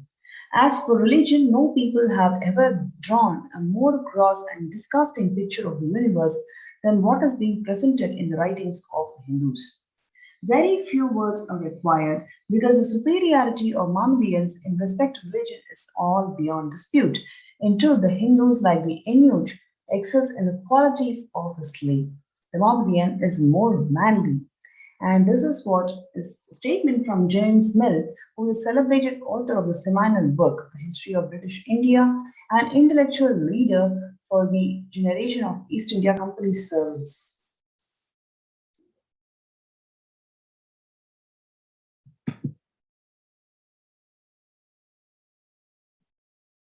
Filippo, who is an Italian traveler and merchant, who describes the Goa Inquisition in 16th century as the fathers of the church forbade the Hindus under terrible penalties the use of their own sacred books and prevented them from all exercise of their religion.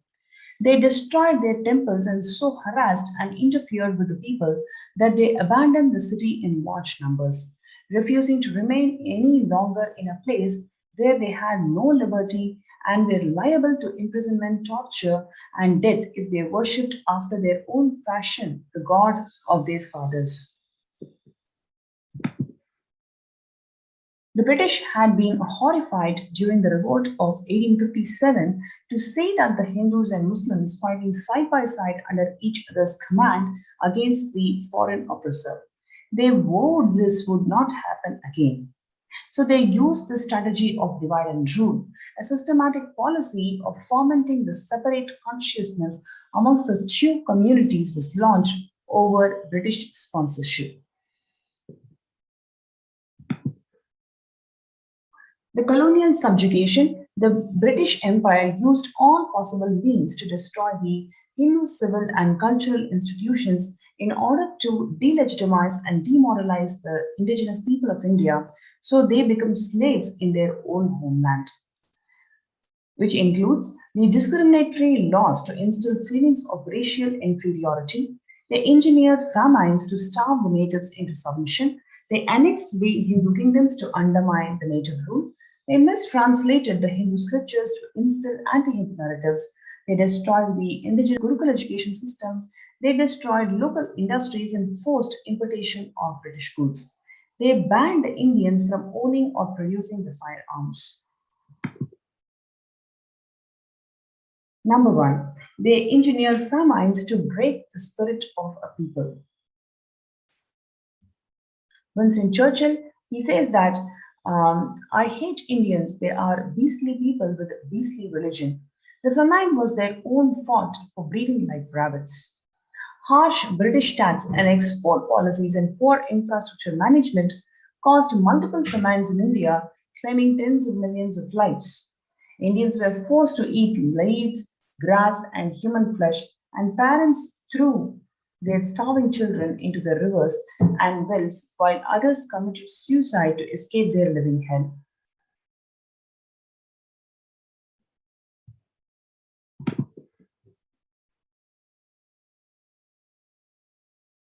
Prior to the colonial rule, India was the world's leading textile manufacturer and produced the finest fabrics. The British engaged in a systematic campaign to destroy the local handloom industry through harsh taxation and export policies that forced India to import British-made textiles and banned Indian textiles from being sold in foreign markets.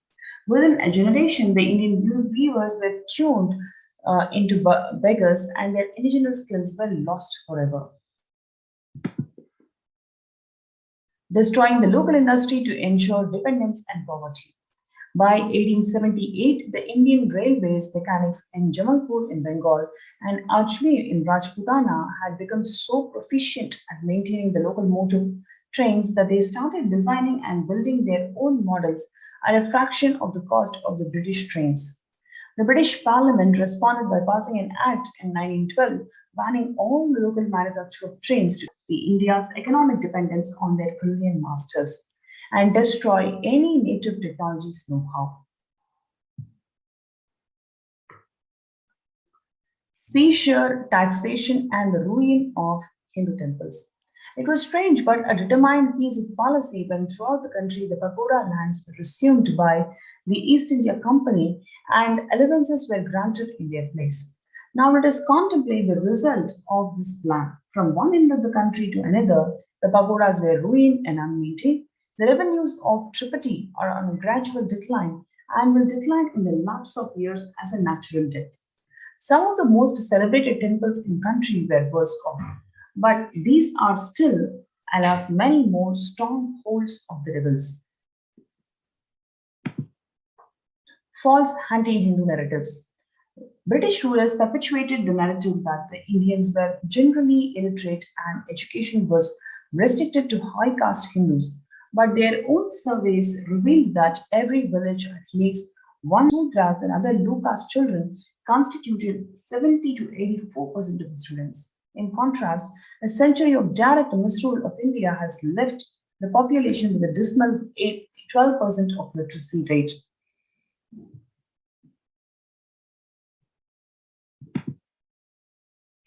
Creating the class of brown British natives. We must at present do our best to form a class who may be interpreters between us and the millions whom we govern. A class of persons Indian in blood and color, but English in taste, in opinions, morals, and in intellect. To that class, we may leave it to be refined the vernacular dialects of the country, to enrich those dialects with terms of science borrowed from Western nomenclature, and to render them by degrees fit vehicles for conveying the knowledge to the great mass of the population. Despite their best efforts to adopt the English language, clothing, and mannerism, the anglicized brown British native clerks of India were often viewed with contempt and ridiculed as Bengali babus by their white masters for their ornate speech, self-importance, and fawning attitude towards any Westerner they met.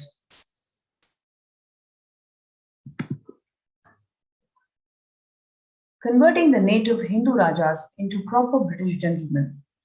Concerned at the rising awareness of nationalism after the Indian Mutiny of 1857, the British realized that to strengthen their hold in India, not just being a handful, needed to widen their political and psychological management of India and the Indians. Thus, they began to focus on the education of native princes and the pursuit of the objective in Macaulay's Minute on Education of 1837 to create a class of people who are Indian in blood and color, but English in opinions, in morals, and in intellect. That became the cornerstone of their strategy. Criminal Tribes Act of 1871, the British government passed the criminal tribes. Various ethnic communities were deemed subversive by the colonial authority simply because they did not conform to their idea of civilized living. Targeted populations such as sadhus, sannyasis, tribals, nomads, gypsies, and sudras were presumed guilty by birth, murdered, raped, arrested, had children separated from parents, and was held in penal colonies or quarantined without conviction or the due process. Upon release from British custody, targeted communities were subject to surveillance and given tattoos to stigmatize them and make them easier to track. Thuggery and Dacoity Suppression Acts. In an effort to demonize the Hindus and fade the stereotype of the savage Oriental, British authorities and media sensationalized the stories of bloodthirsty Thuggis or bandits who would offer human sacrifices to the wicked and the fearsome goddess Kali. The image of the Thuggi was promoted worldwide as an example of all that was done wrong with India. In addition to denigrating Hindu culture, the native of the Thuggi menace was also used to justify the colonial rule, suspend the civil liberties, and target subversive elements that challenged the British hegemony. The secular India, where the temples were looted and neglected. Post-independence, the Indian state continued the British policy of taxing and managing the wealth and properties of all the major Hindu temples, despite claiming to be a secular state. The of Hindu temples has been fraught with mismanagement, neglect, corruption, theft of jewels and deities, and alienation of the temple land. Many temples that were constructed at least 1,500 years ago and much before was actually recognized by UNESCO are in ruins. Even the daily rituals are not performed. Some temples remain closed throughout the day with no one to even light the lamps. Now let us take the classic case of Sabarimala, which is the anti-Hindu activism that has happened in the recent past. The Sabarimala temple dedicated to the Lord Ayyappa in Kerala, where that represents one of the Hinduism's unique spiritual ecosystems. The form of Ayyappa that is worshipped at Sabarimala is Naishtika Brahmachari, who is a strict celibate. As such, women of reproductive age are forbidden to enter the temple out of respect for Ayyappa and to maintain the sanctity of the spiritual ecosystem. Otherwise, in almost 1,000 other Ayyappa temples across India, men and women are equally allowed to access, while Sabarimala is a single exception. Ayyappa devotees undergo a 41-day period of celibacy, fasting, and other penances prior to making this pilgrimage to prepare their bodies and consciousness for the spiritual ecosystem in our temple. Scriptures and oral tradition explain that the celibate male energy present at the Sabarimala temple is actually harmful to the fertile female body. Visited by over 50 million devotees a year, Sabarimala is one of the world's largest pilgrimage sites, exceeded only by Mecca. Given its prominence, the Sabarimala temple has been targeted by the anti-Hindu social activists for years as part of the broader campaign to delegitimize Hinduism as sexist and patriarchal. The temple was forcibly entered, vandalized, and its deity was broken and burned down in 1950 by Syrian Christian propagators. At the time, the Marxist AD's Chief Minister of Travancore, Cochin Keshavan, famously stated that if a Hindu temple is destroyed, that much of superstition is destroyed.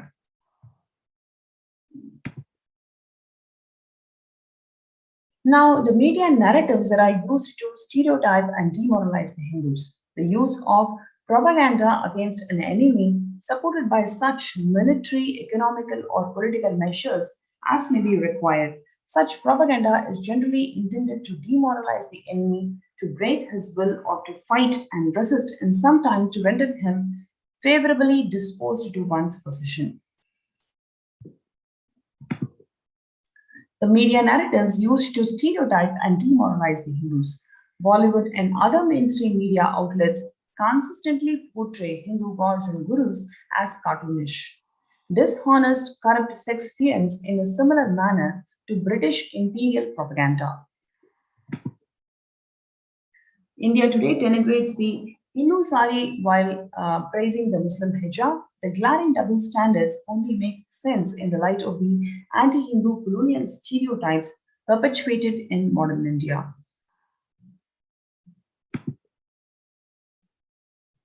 The relentless campaign of the psychological warfare waged on Hindu minds by British and their brown successors post-independence have resulted in a Hindu population that is completely demoralized, delegitimized, and without a sense of identity except to pathetically ape the West. This is a textbook case of internalized racism, where we can very clearly see Indians spend billions annually on fairness cream to lighten their skin to be more like their former British masters. A 2014 marketing study found that 90% of Indian girls cite skin lightening as the highest need.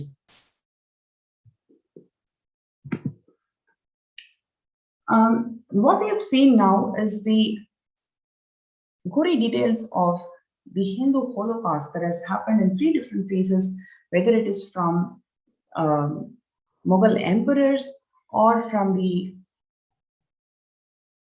British invaders, and post-independence, it is the neo-Hindutva groups, how the Hinduism has suffered at the hands of the anti-Hindu elements. And now this has been recognized by the United Nations in the second report that's been published recently. In the next segment, we'll have the glimpses of that report. Stay tuned and we'll be right back.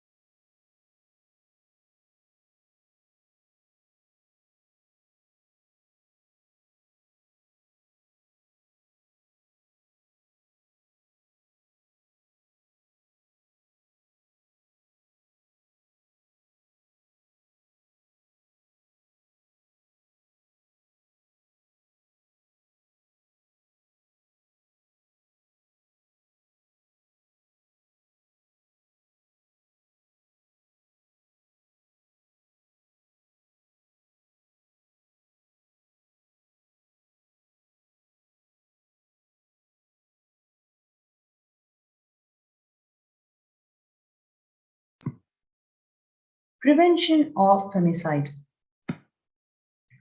The human rights situation for women and children in India is abysmal. Despite tremendous public outcry against crimes against women and children, such as rape, sexual violence, gender-based harassment, and female infanticide happened unabated in India. The state of Republic of India had either unwilling to or unable to curtail these crimes. India is the most dangerous country for sexual violence against women, according to Thomson Reuters Foundation 2018 survey. According to the National Crimes Record, the rape of minor girls increased to 82% in the year 2016 compared with the previous year. Sexual violence and brutal rape have been weaponized against minority women and children by extremist militant elements in the highest level of governance. This weaponization of sexual violence targeting the women and children is part of the more pervasive and systematic campaign targeting certain indigenous spiritual traditions, minority communities, and their leaders, especially those from linguistic and religious minority groups and of dark-skinned people of indigenous spiritual traditions and ethnic native Hindu tribes that are for millennia. One such indigenous spiritual tradition currently targeted for the extermination by the new Hindutva extremist militants is the Hindu Adi Shaiva minority tradition in India.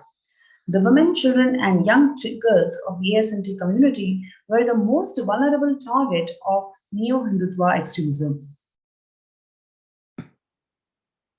The ASNT explicitly rejects extremism of all types.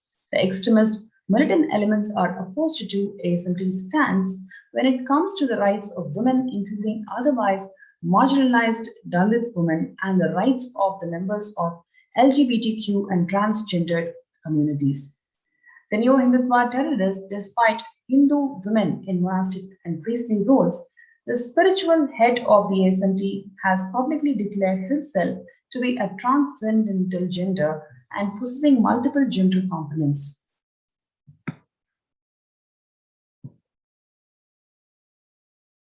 The neo-Hindutva extremist elements see that the LGBTQ and the rights are immoral. The ASMT freely ordains women into sannyasa, recognizes 11 genders, and performs specific temple rituals for gay marriage as more than 5,000-year-old indigenous spiritual scriptures. The ASMT represents one of the most progressive ideologies and is a target of persecution by the neo-Hindutva extremists. In the last decade, especially in India, there has been an alarming trend in the mainstream media and the social media of sensational screening and manufacture of misinformation and hate speech that is marginalizing the minority communities, targeting women with the use of image morphing and deepfake videos. In 2010, a fabricated video of ASNT actress Ranjita was repeatedly and sensationally broadcasted by Sun TV and various media channels to defame her character and to delegitimize her guru, the Supreme Pontiff of Hinduism, Jagat Guru Mahasanidanam, His Divine Holiness Bhagavan Nithyananda Paramashivam.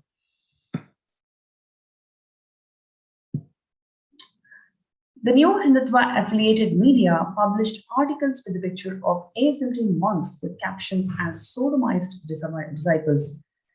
The media targeted ASNT minor girls by publishing their pictures in national newspapers with vulgar captions. The media published fake interviews of ASNT actress Ranjita for defaming her. Nakir and Gopal and other media heads pressurized Ranjita to commit suicide and circulated false news of the same in media as a rumor. This smear campaign is just not limited to ASNT women, the ASNT female monks, but this most vulnerable target of this persecution are the ASNT girls and female children, especially those minor girls who pursue religious studies to become nuns.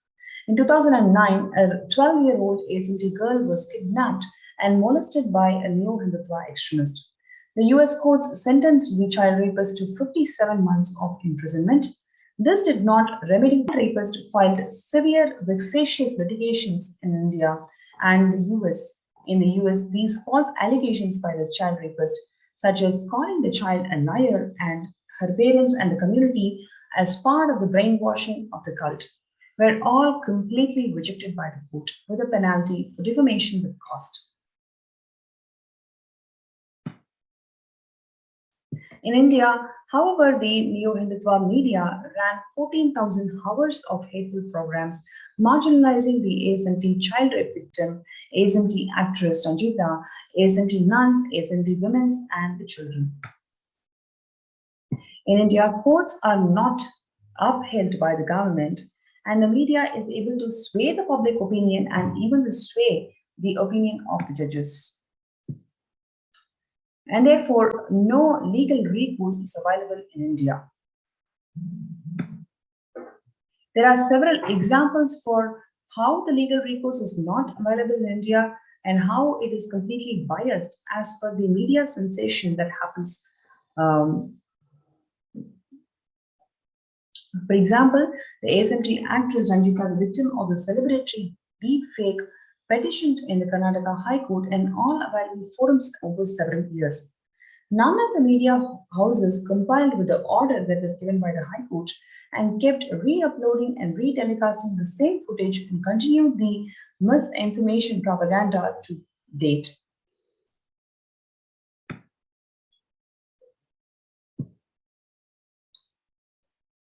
No legal recourse available in India.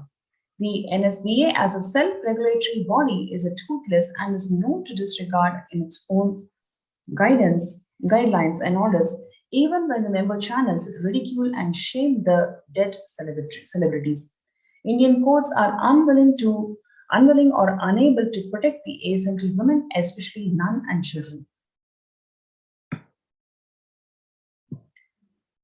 The Indian media kept marginalizing the ASMT nuns and girls with defamatory sexualized allegations. In 2017, a US court penalized a neo-Hindutva media to the tune of $5 million for civil conspiracy and defamation targeting the ASMT community. This is the largest penalty against any Indian media, but this did not remedy the damage as the other media channels and journalists continued the smear campaign. So like this, there are several stories, examples of the persecution by the ASMT Hindu nuns by state. In the next segment, we are going to see what is the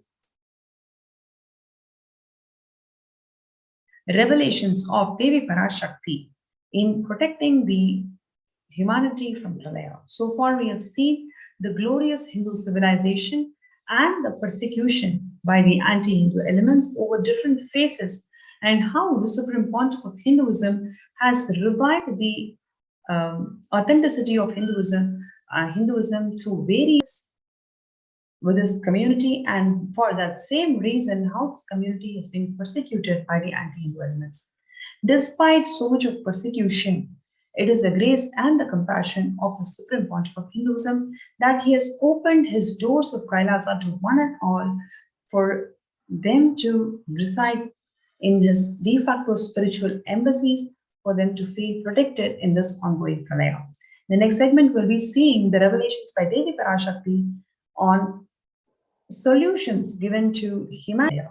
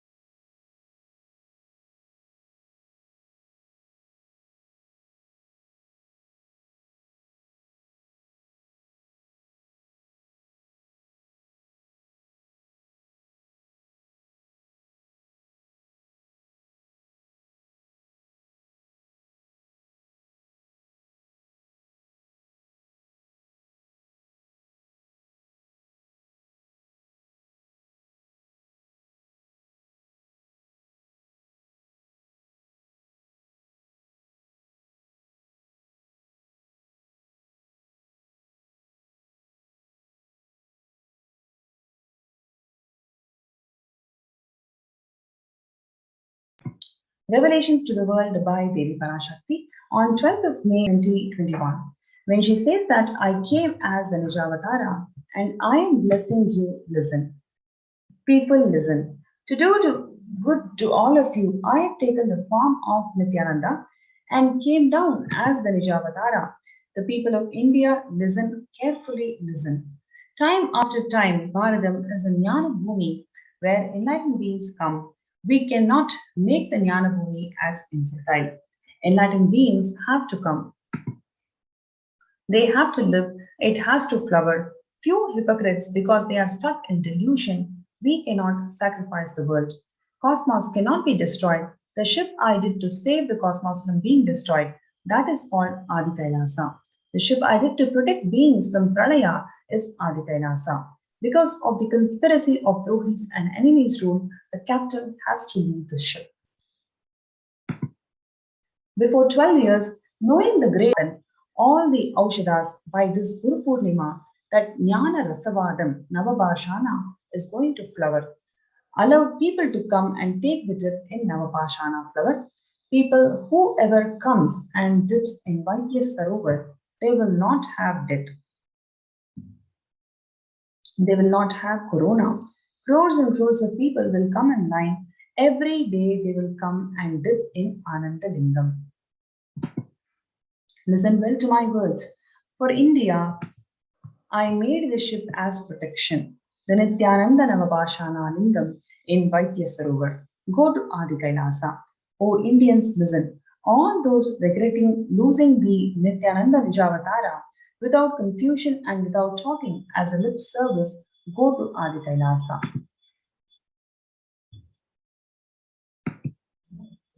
Crores of people will come there looking for health, Navapashana water feast, and medicine to get health, protection, and enlightenment. To protect India from the great destruction, I, Parashakti, made this huge ship. Even if the captain of the ship is not there, ship is there.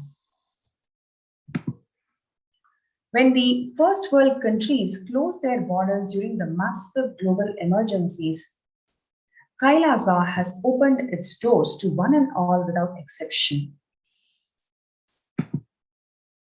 So, what we are going to see in the next segment is the hard work that the Supreme Pontiff of Hinduism, Jagadguru Mahasanidanam, His Divine Holiness Bhagavan Nithyananda Paramashivam, has done to make this ship happen. In today's segment, we saw the relentless Hindu persecutions that the Hindus suffered and the efforts of the Supreme Pontiff of Hinduism to bring back the legitimacy of this, bring back the legitimacy of Sanatana Hindu Dharma to Hindus, and for which he was persecuted for more than a decade. Despite all this persecution, what has he left to the community that persecuted him? It is this huge boon of getting protected from corona through this Adi Kailasa ship. So let us see next what it takes to build this huge AK ship, Adi Kailasa ship, that this Devi Parashakti has revealed, that which is going to protect people from corona.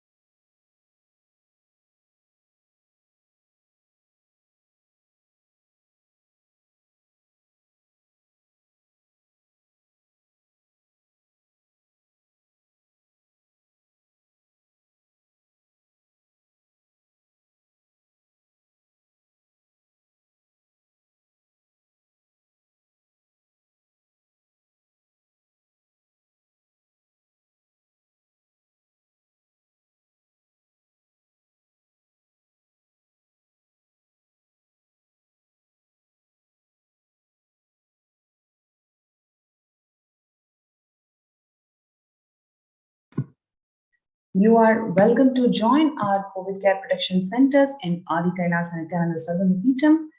You can register yourself in kailasa.org/Kailasa care.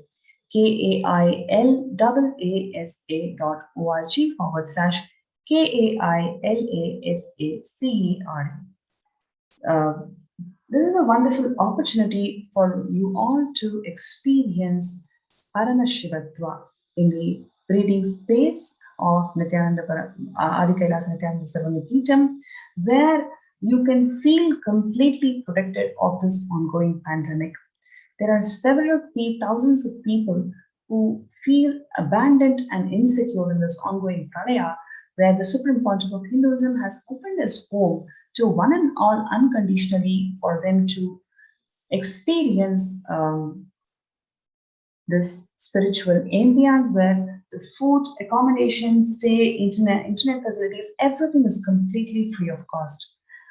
You can also work from home. All you need to do is just be available, enjoy this breathing space of the Nithyananda Paramashivam, and you feel protected in this ongoing pandemic. So, if you're interested, you can register yourself at org/Kailasa care. KAIL/KAILASACARE. Let's take a few minutes to register ourselves in kailasa.org/Kailasa care.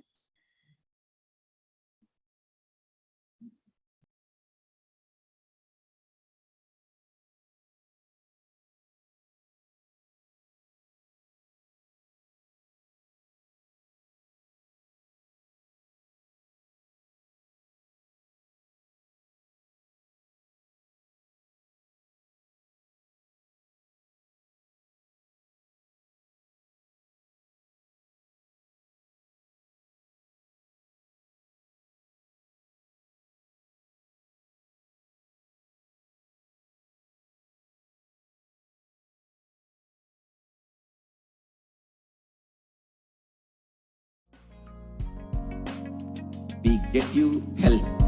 We get you ability to build beautiful relationships in your life. We get you direct spiritual support, and we make sure you become wealthy.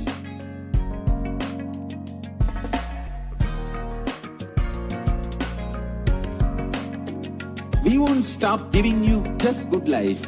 We will really not stop till you live enlightened life. Manifesting the state of Paramashiva, space of Paramashiva, powers of Paramashiva, being of Paramashiva.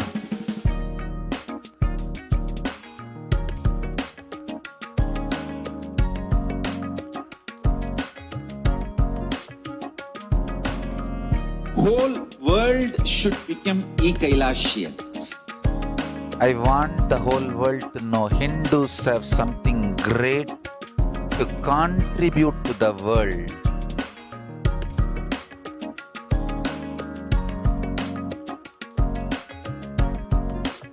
We have something great to contribute to the world.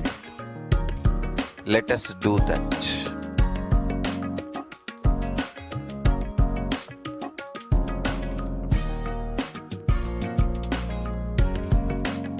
Kailasa is proper customized spiritual service helping you to identify your root patterns of suffering. We have perfected the science of helping every individual from every cultural, religious, nationality background.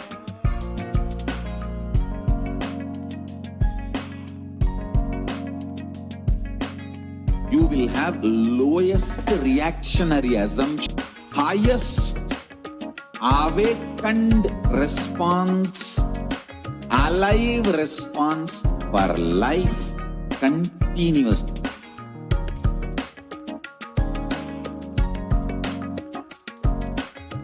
Kailasa is enlightenment ecosystem, literally enlightenment itself in your own home, wherever you are. Proper offer customized spiritual service, helping you to complete with your life negativity. Withdrawal from life, self-hatred, self-denial, self-doubt, so much of tiredness, laziness. We can support you, aligning your diet, your attitude, your aptitude, your understanding about life. We can help you with everything.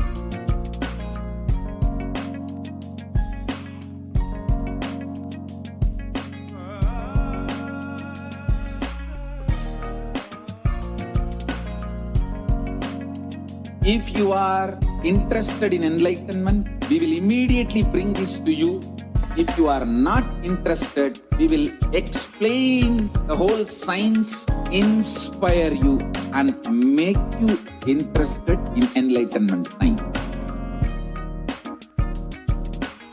We need to cater this enlightenment science to the whole world wherever they are, because enlightenment is the birthright of all human beings.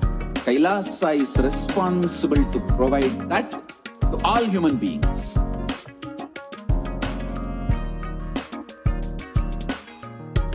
It is the totality of the knowledge I received from my gurus and practice my life, perfected by teaching millions of people from all cultures, time zones, backgrounds, genders, nationality, race, from every creed.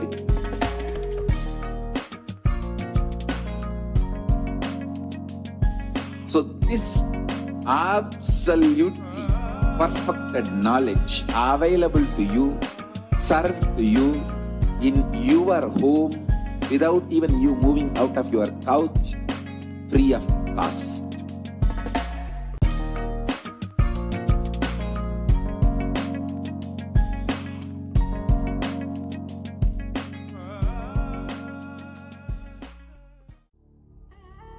What I mean by the word Kailasa, listen intensely.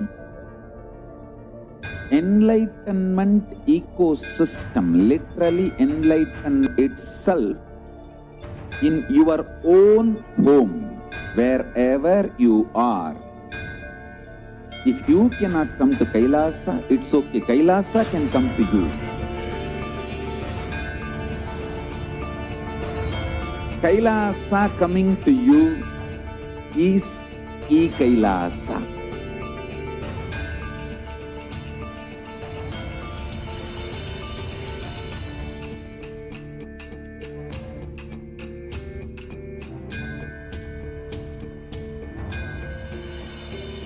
I will revive Hinduism. I am a Hindu revivalist, not by any revolution, but by evolution.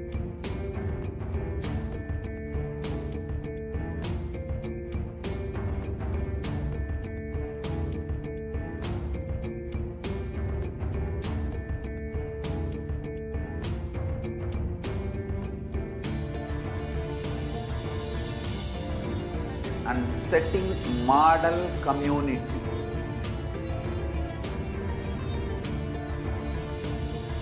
Kailasa, enlightenment ecosystems, Sarvanya Pitas all over the world.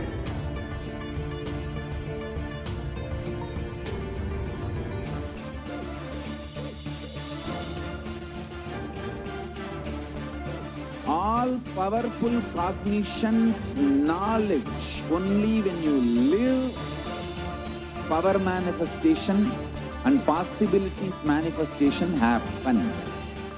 It's a fundamental truth.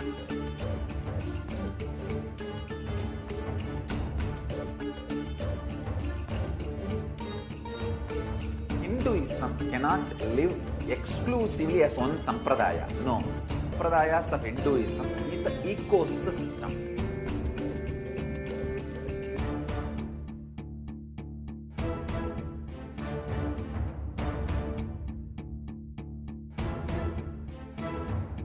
So don't keep quiet think that if one sampradaya is attacked, only that sampradaya is going to be affected. All of us are ecosystem.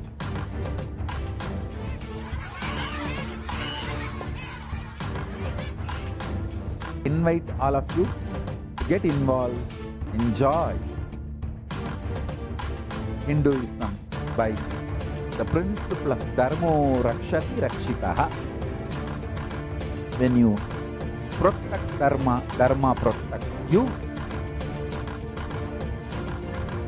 We will make the whole planet flourish spiritually.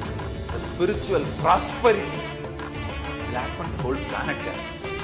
We all have to coexist together.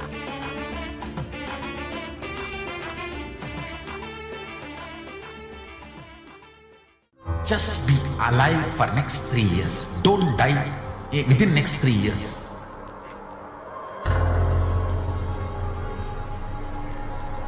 Just don't die within be alive. Somehow be alive.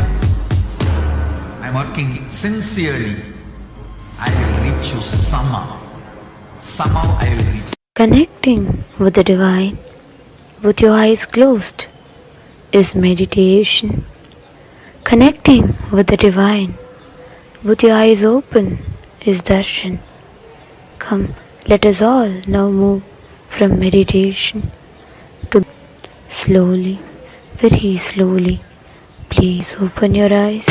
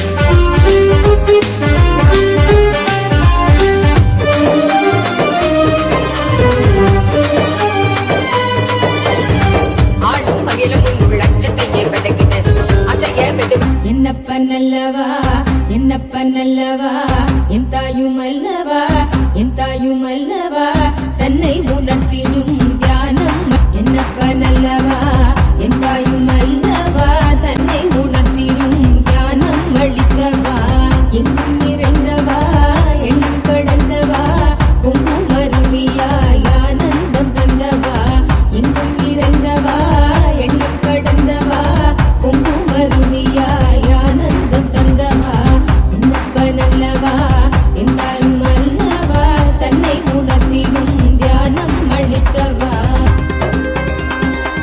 ஏழாம் உடல்கள் தாண்டி நித்திய வாழ்வும் கண்டிட கேடான காலம் தன்னை வென்று நீலை நின்றிட ஏழாம் உடல்கள் தாண்டி நித்திய வாழ்வும் கண்டிட கேடான காலம் தன்னை வென்று நீலை நின்றிட சீரான பாவம் பழி நீங்கி பெரும் வாழ்வினை கொண்டாட நித்யானந்த ஸ்புரணம் தன்னை செய்தவா சீரான பாவம் பழி நீங்கி பெரும் வாழ்வினை கொண்டாட நித்யானந்த ஸ்புரணம் தன்னை செய்தவா என்னப்பன் என்னப்பன் என்னப்பன் அல்லவா என் தாயும் அல்லவா தன்னை உணர்த்திடும் தியானம் அளிக்கவா என்னப்பன் அல்லவா என் தாயும் அல்லவா தன்னை உணர்த்திடும் தியானம் அளிக்கவா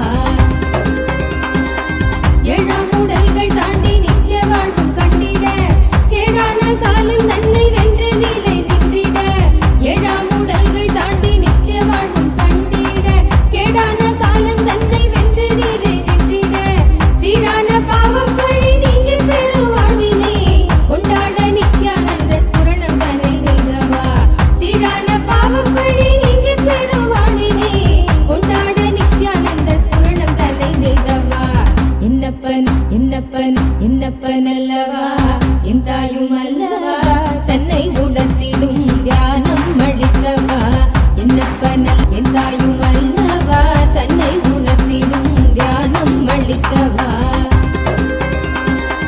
ஏழாம் உடல்கள் தாண்டி நித்திய வாழ்வும் கண்டிட கேடான காலம் தன்னை வென்று நீலை நின்றிட ஏழாம் உடல்கள் தாண்டி நித்திய வாழ்வும் கண்டிட கேடான காலம் தன்னை வென்று நீலை நின்றிட சீரான பாவம் பழி நீங்கி பெரும் வாழ்வினை கொண்டாட நித்யானந்த ஸ்புரணம் தன்னை செய்தவா சீரான பாவம் பழி நீங்கி பெரும் வாழ்வினை கொண்டாட நித்யானந்த ஸ்புரணம் தன்னை செய்தவா என்னப்பன் என்னப்பன் என்னப்பன் அல்லவா என் தாயும் அல்லவா தன்னை உணர்த்திடும் தியானம் அளித்தவா என்னப்பன் அல்லவா என் தாயும் அல்லவா தன்னை உணர்த்திடும் தியானம் அளித்தவா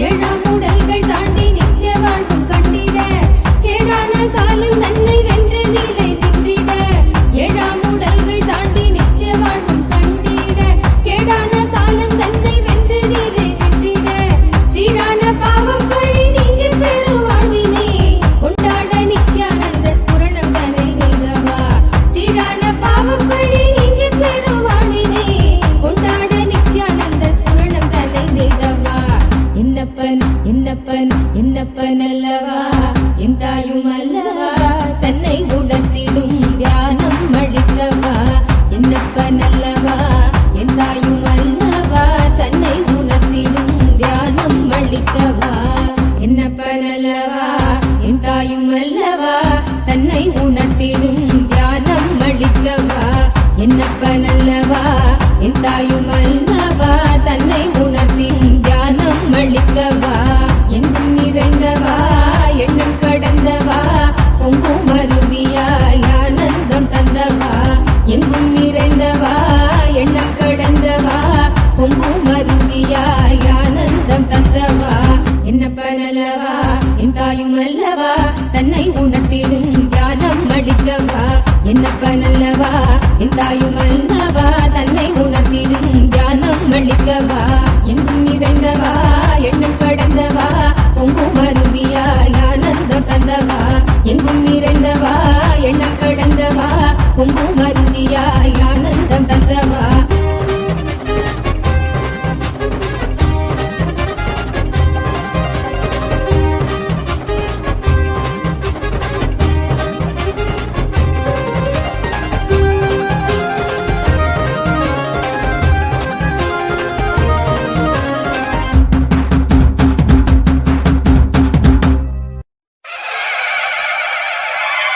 என்னப்பனே என்னையனே நித்யானந்த நித்யகாருண்யனே என்னப்பனே என்னையனே நித்யானந்த நித்யகாருண்யனே நித்யா நித்யா நித்யா நித்யா நித்யானந்தனே நித்யா நித்யா நித்யா நித்யா நித்யா நித்யானந்தனே நித்யானந்த நித்ய ரூப நித்ய காருண்யனே நித்யானந்த நித்ய ரூப நித்ய காருண்யனே என்னப்பனே என்னையனே நித்யானந்த நித்ய காருண்யனே நித்யானந்த நித்ய காருண்யனே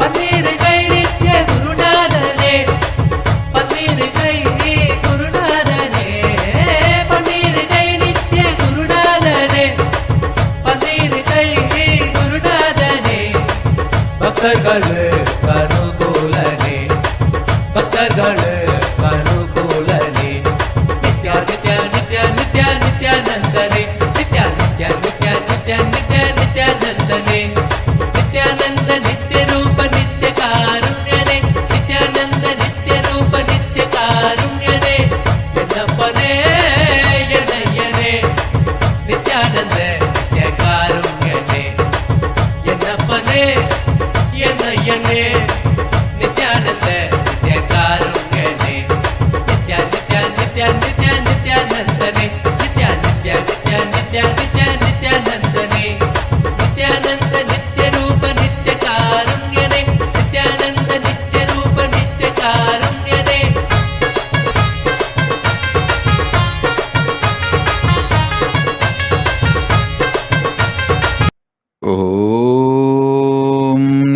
नित्यानन्देश्वर परमशिवसमारम्भाम् नित्यानन्देश्वरि परमशक्तिमध्यमाम् अस्मदाचार्यपर्यन्ताम् हे गुरुपरम्पराम्.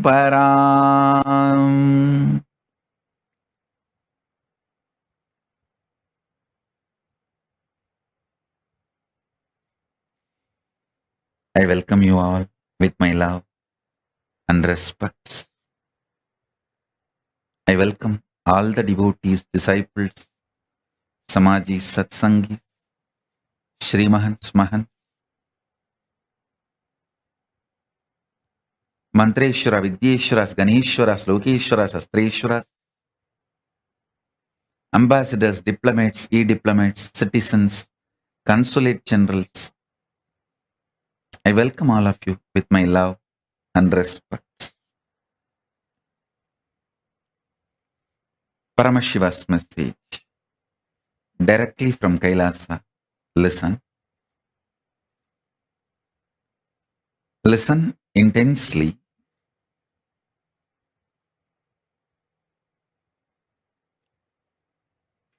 Conscious sovereignty can be manifested in you just through the Shaktipada and Shaktinipada, most simplest way. I'm not saying easy or difficult. I'm saying simple. Listen.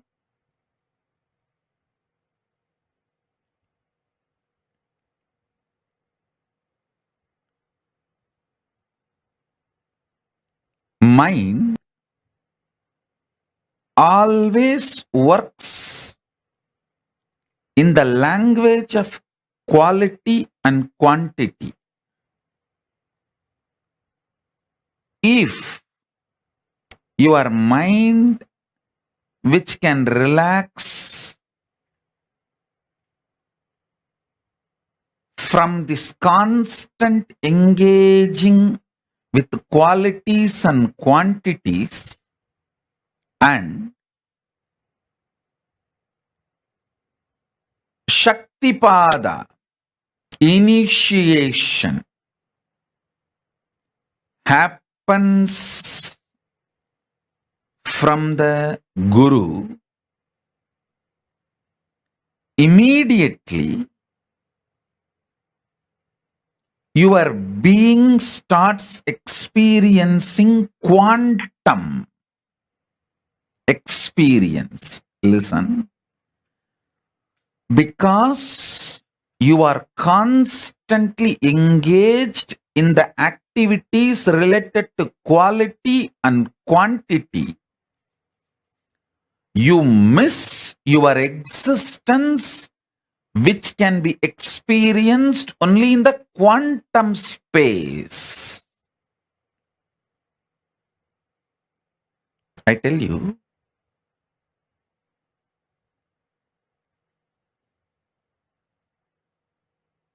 you can achieve conscious sovereignty in multiple ways. Through powerful yoga, you can achieve. Through kriyas, you can achieve. Through bhakti, you can achieve.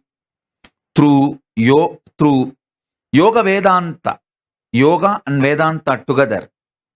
By practicing, you can achieve. You can achieve with Veda and Agama. Making Veda and Agama as your lifestyle, Charyapada, you can achieve.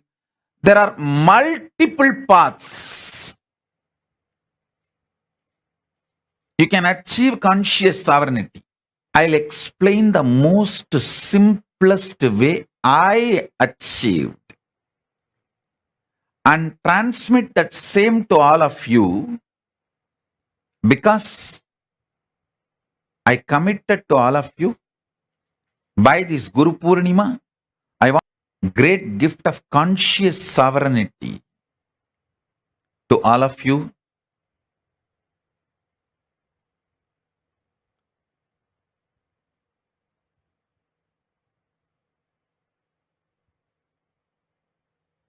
Today I am going to reveal very important truth and very important initiation.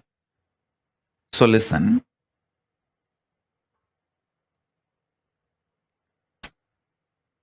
This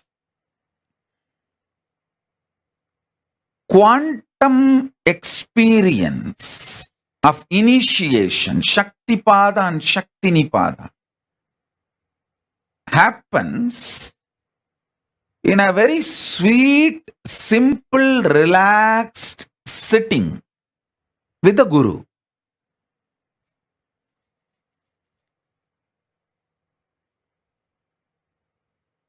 I'll tell you how this happened to me. Then you can understand. When I sit with Arunagiri Yogeshwara,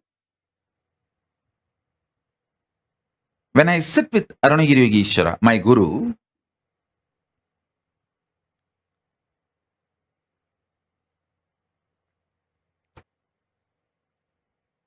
I used to be so enamored by the charisma, the personality, the way he carries himself.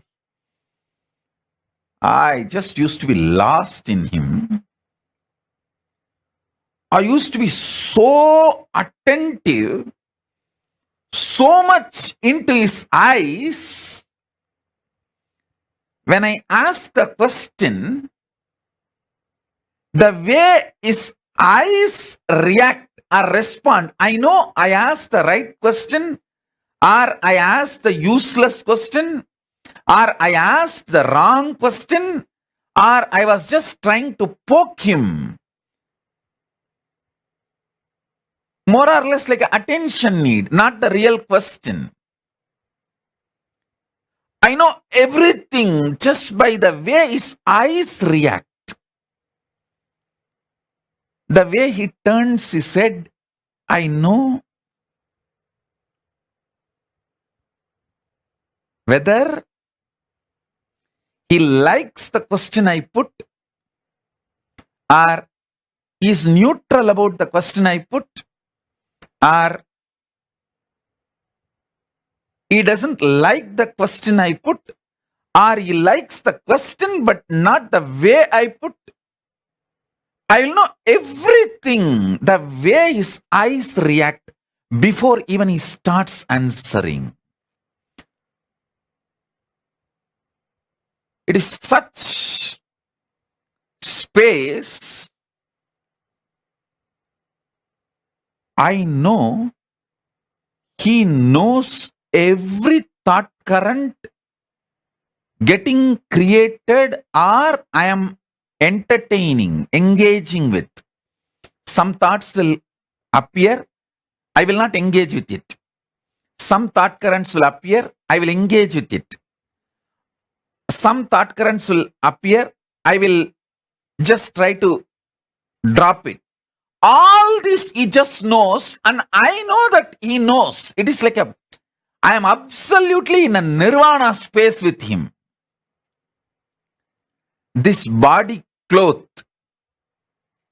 does not stop him looking into my inner space. That is what I call nirvana space.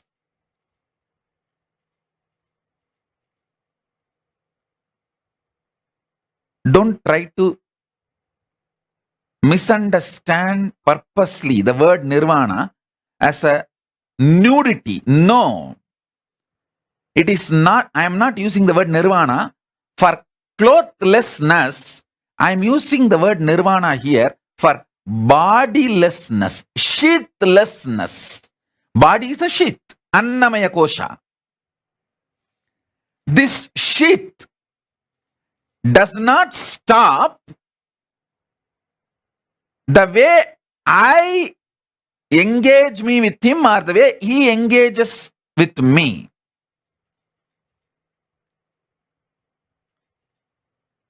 It is extremely sweet,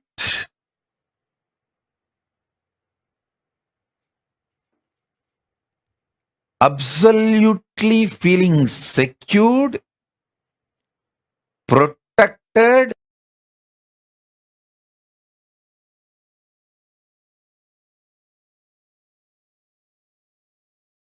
even if you have to go through death, you will not bother, because somebody who is very trustworthy and right person who loves you and your interest, you are going through that death in his lap, under his control, monitor and space. It's extremely feeling protected, sweet. Understand, whenever you feel secured, you are ready to go through any change at any level.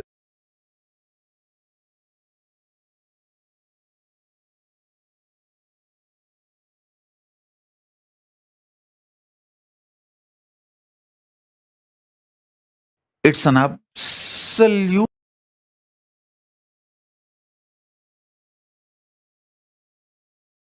feeling connection and absolutely sweet, boundarylessness. I will feel so free with him. Even when he eats, if food particles, if they drop from his mouth on his body or few grains, I will never leave them. Without missing a single grain, I'll pick up and eat it away. Even if it falls on his body, some sambar or little curd, I'll make sure I'll take it and eat it away. Because Guru Uchishta, the Guru's prasada is so sweet. The Guru Uchishta is such extremely sacred.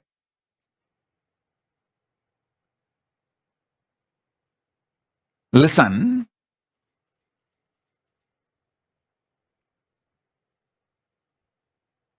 it is that kind of a space. Actually, few days before I was telling a story of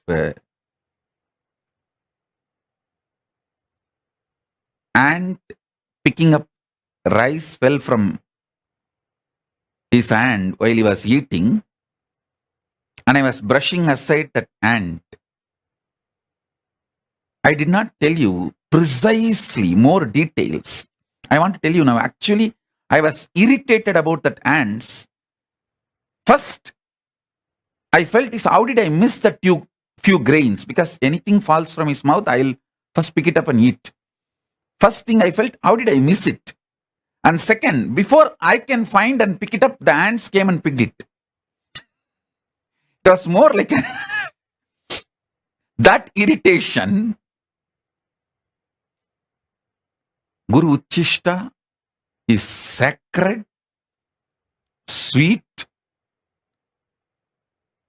That is the space in which this initiation happened to me, where this constant engagement with quantity and quality dropped, where I relaxed from the engaging myself with the quantity and quality centric thought currents. Vacation means your ability to relax from quality, quantity centric thought currents. In the Guru's lap, in the Guru's space, that real pure wick happens. Where?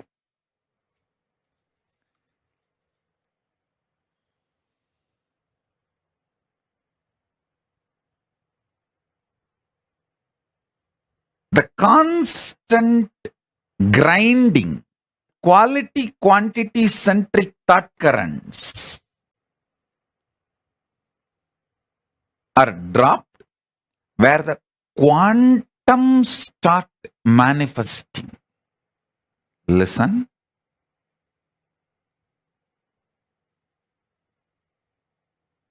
Now,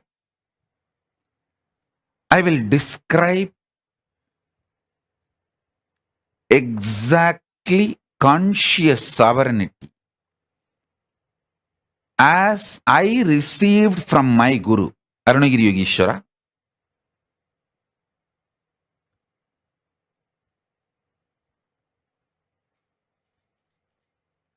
Listen intensely.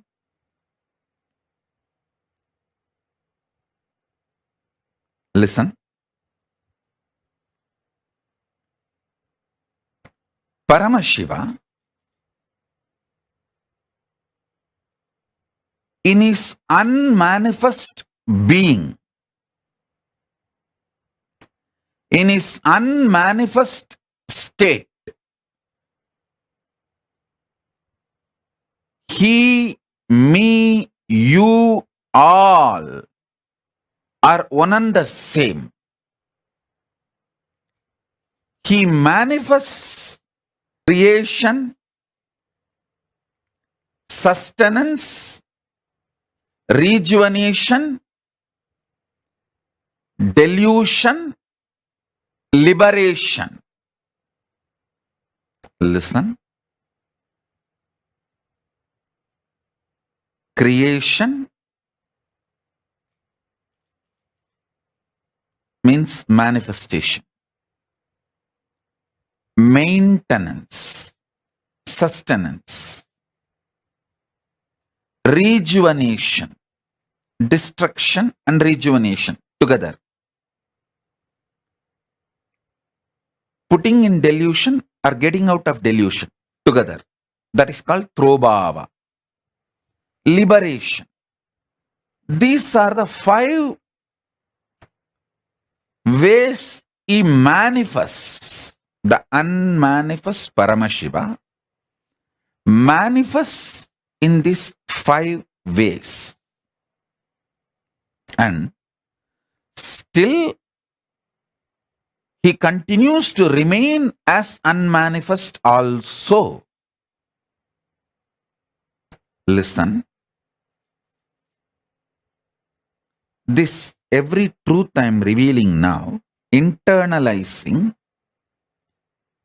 will make what I am experiencing as Paramashiva as a quantum experience in you, where the Shakti Pada will happen in you. What I am going through, you will go through. So what I received from my Guru, you will receive it now. My Guru, Arunagiri Yogeshwara, Paramashiva himself, me, you, all 3 of us will vibrate in that same oneness frequency now through this quantum initiation. Listen carefully.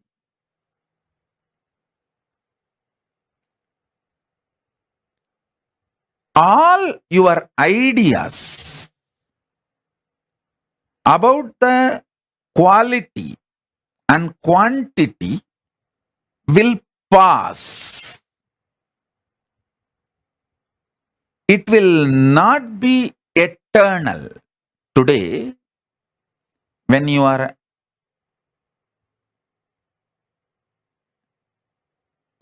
young,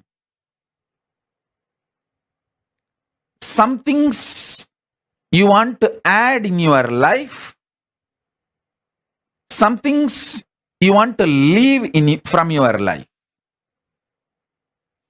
The quantity, quality, greed and fear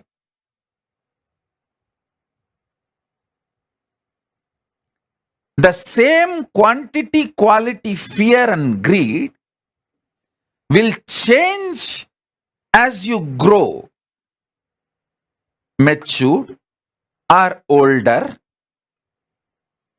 Listen. So I'm giving you one example. All things related to quantity and quality changes. They are not eternal. They are ephemeral.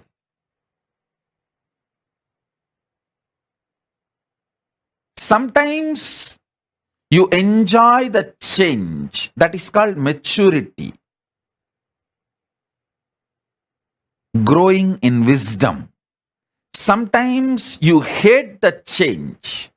That is what is called attachment, suffering. This quantity, quality centric drama, whole thing is only superficial life. Even the maturity which comes when you understand this quantity and quality changes is not complete enlightenment. That is more like a dharma. You get matured, but that's not ultimate. Ultimate is understanding some things which you create, some things which you maintain, some things which you destroy, some things which you put yourself in delusion. Sometimes you pull yourself out of delusion. Sometimes you liberate yourself. All this is fundamentally you who is doing this drama. You, the consciousness in you is doing this whole drama. Waking up to that is conscious sovereignty. Listen. Listen. Later on, today again, when you have time, sit with a cup of coffee, hot chocolate or tea, relaxed way, listen to this satsang again, sipping cup of coffee. Remember, you are sitting with me on the foothills of Arunachala, alone. Only you and me and Arunachala. Nobody else is there. Cup of coffee for you. Keep a cup of coffee for me. We both sit and sip cup of coffee. And I am giving you this quantum initiation. Listen with this relaxed mood. You will understand. I want you to understand 3 layers. 1, the quantity, quality based thinking, acting, whole productivity centric lifestyle. Quantity means trying to increase the quantity of things, or even trying to improve the quality of your body, your mind, anything. Trying to increase the quality of you. Both are stupid. Both are useless. That's the first thing. Second, the quantity, quality centric greed you have. You want to sometime accumulate more money. You want to spend more time in the office. But later on, you understand anyone can replace you in your office, but no one can replace you in your home. So you get the shock of your life and realize, oh God, I should have spent more time in my home. Then the next level you will understand. Anyone can replace you, even in your family, but no one can replace what you need to do to yourself to raise your quality. Then next level you will get matured. Even the idea of raising your quality by yourself is extremely wasting time. Instead, a simple quantum initiation with Guru can raise you beyond the quality, quantity, stupidities. The levels of evolving. Because even if you work on yourself, raise all your qualities to higher and higher level, it is more like an ant hill. When it is going to reach the top. But the same ant sitting on the shoulder of the Guru, when he climbs the hill, just in few hours, it is going to reach the top. So, now, what I am doing is I am just taking you on my shoulder and raising you to the Kailasa top, offering you at the feet of Paramashiva so that quantum initiation can happen. Listen. Things you desire when you are in the creation space, you may hate when you are in the destruction space.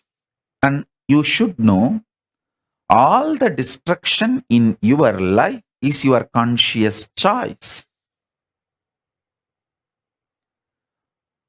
Things you like very much when you are in a maintenance mode, you may hate when you are in delusion. Many things which you hate when you are in delusion, you may feel so valuable when you are liberated.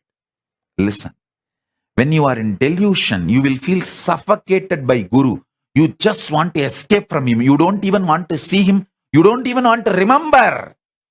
Even if you see his photographs in some shop, you will feel irritated and leave that shop when you are in delusion.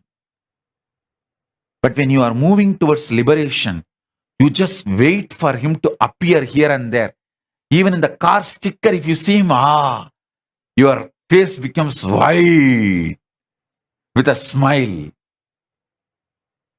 Listen. When you are in delusion, you will hate when you are in liberation. Things you hate when you are in delusion, you will love it when you are in liberation. So the quality, quantity based ideas constantly change. And this change also changes. Change also changes.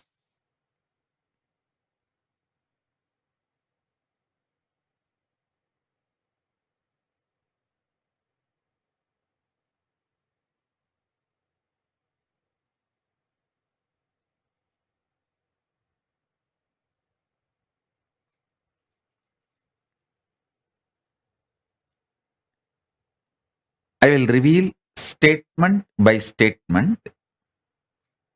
You just listen. That is more than enough, because now all of you, I can see, have got into that space of that quantum initiation.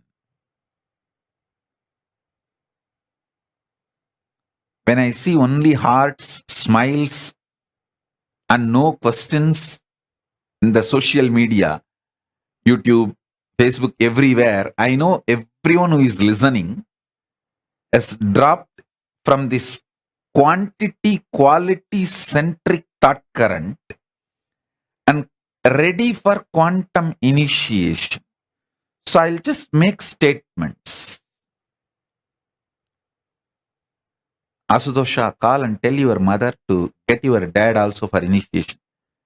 Always your dad comes for initiation. Today I am not seeing him. I don't know whether he is there or if he is not there. Call him for initiation. And Ma Bhaktivashyananda, hurry, get your pet. He comes to my satsang and gets initiated. I don't want him to miss the initiation. Call him. Get him and make him sit. Sobi, tell Raghu to watch from the wherever he is. I want him to have the initiation. Listen. Shiv Pandit, sit straight.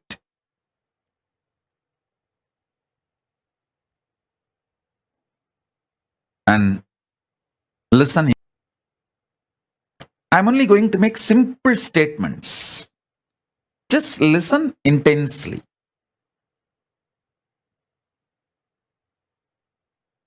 That is enough.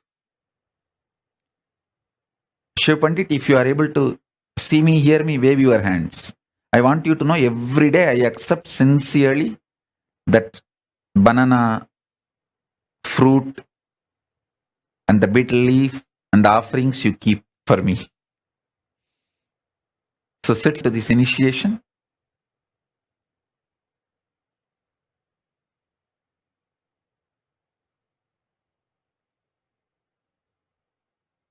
First, listen to the statements I am making. The quality and quantity centric thought currents constantly keeps you in friction, agitation. Because of that friction, agitation, stress, you never get a space to reclaim your conscious sovereignty. So listen.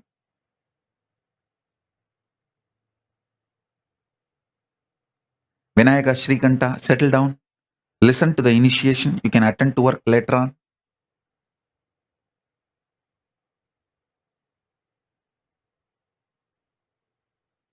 Asudosha, call and tell your mother to get your dad and settle down for the initiation. Maitreyi, get all the kids and make them sit. Listen to the initiation. Listen.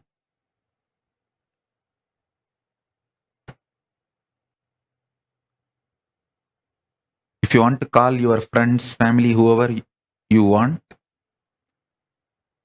very important people in your life whom you think should have their initiation, call them. Because these initiation moments are the essence of all the satsangs I give. Satsangs are fundamentally to prepare you to come to this nirvana space where you just know everything happening in my inner space and I know what is happening in your inner space and we both are happy about it. I am so happy. You know what is happening in my inner space and you are so happy. I know what is happening in your inner space. This intimacy is called the space of nirvana, not clothlessness, but sheathlessness. Lata, get Harish, make him sit. Hima, get Valli.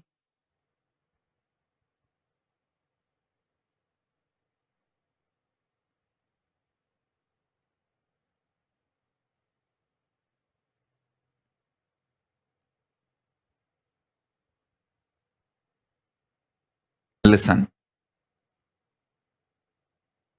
I think many times people get shocked because they don't think I know all their names and who is sitting in the satsang and who is not sitting in the satsang. When I call and tell them, they get shocked. Oh God, Swamiji is watching so closely. Yeah, without even two-way, I can watch. Two-way, how can you?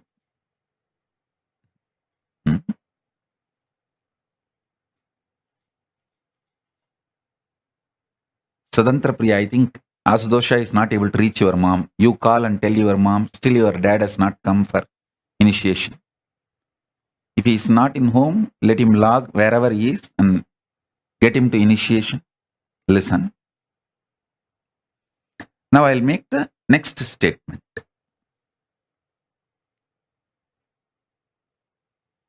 Ordinary teachers, by giving you words, keep you so engaged, many times you miss enlightenment because of ordinary teachers and ordinary philosophers. Like how your quantity quality centric thought currents irritate, keeps you in friction, engages you in stupidity, and makes you miss the conscious sovereignty. You are engaging with ordinary teachers and philosophers, makes you miss stupidly the real Guru's initiation. So now, sit.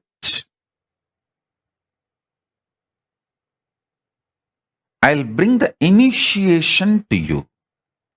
Nirvana Diksha.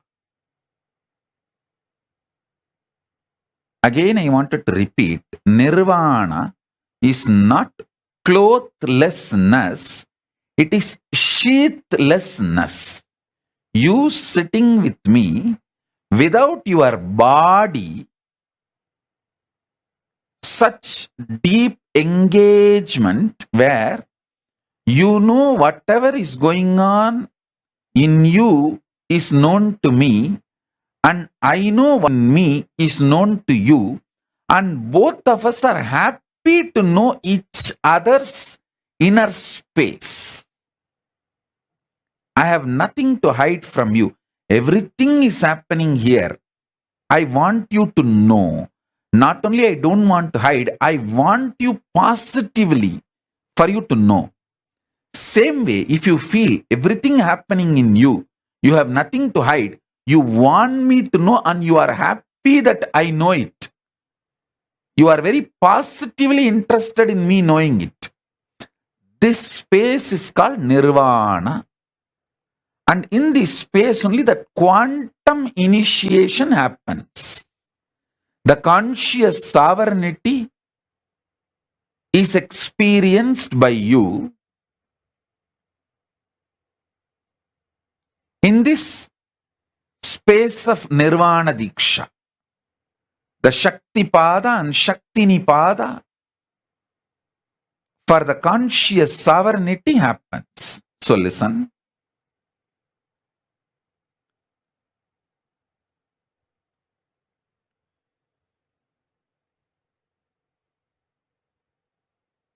What all you like quantity wise and quality wise when you are young in the creation zone of your life, you may not like them, you may not want them when you move to a different phase of your life. Sometimes you may even hate them. I have seen many people feeling that they spent too much time on money making instead of living the life they always wanted. I always feel more stamps on my passport makes me rich than the zeros in the bank account. Of course, by the grace of Paramashiva, I don't have a bank account. Throughout my life, I living without any bank account, the idea of bank account.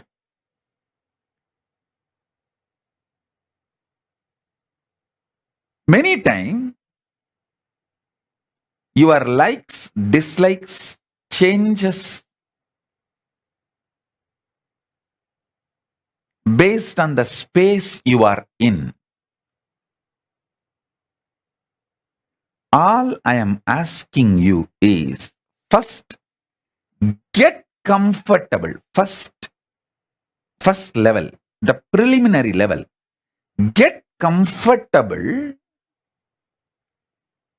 with the idea this quantity quality centric lifestyle is not complete. That is not absolute. That is not freedom. That is not your sovereignty. The second thing, you knowing the likes you have, dislikes you have, the greed you have, the fear you have about some quantity, some quality during the creation dimension or maintenance dimension, destruction dimension, delusion dimension, liberation dimension, all this is your decision. You, who is the source and center, you are the powerful existence during all this. Listen to this statement very deeply.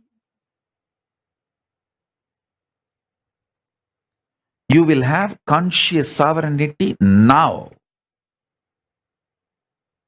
Before this satsang is over, you will experience conscious sovereignty, because it's not difficult and it's not easy, it is simple.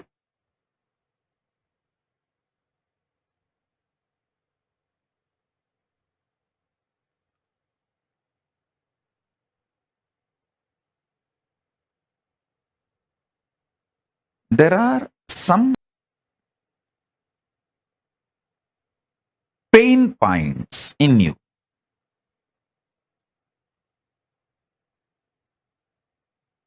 Like you feel, yes, I know change is inevitable, so I have to accept change. Okay, as long as this money is there in my life, I will enjoy. This person is there in my life, I will enjoy. I am not able to handle the pain I have to go through to keep this money or keep this person. Becomes high maintenance, I will drop. All this kind of a very vague strategies, thought currents. Take all this into consideration in front of you. What you firmly like, what you firmly hate, what firm greed. Come what may, I am not going to leave this person. I am not going to leave this luxury. I am not going to leave this habit. That kind of a firm attachment or some firm hatred. What may, I will never see this fellow again. Come what may, I will never go to that place again. firm hatred, firm attachments, or strategic hatred and strategic attachments. As long as he is good to me, I will be attached to him. When I feel he is not good to me and to my interest, I will throw him. I may even want to kill him. I may even want to discard him, not only from my life, he should not even be there in the whole world. But all these kind of strategies, cunningness, all these kind of ideas, take everything into consideration in front of you.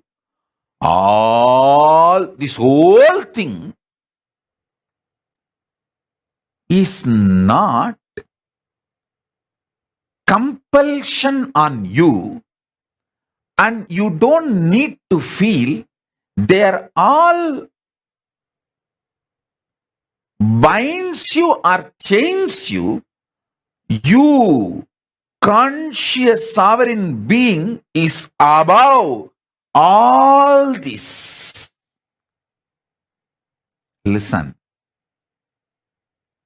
You, conscious sovereign being, is above all this. Good, self-doubt, self-hatred, self-denial, virtues of enlightenment, tyaga, love, selfishness, different things, sometimes extreme opposite, paradoxical. Even those qualities, those kind of people, those kind of experiences, all that can coexist in you. That coexistence does not need to be contradicting your conscious sovereignty. Your conscious sovereignty is your identity, existence. Listen, sometimes you may cook, that does not mean you are a chef. Sometimes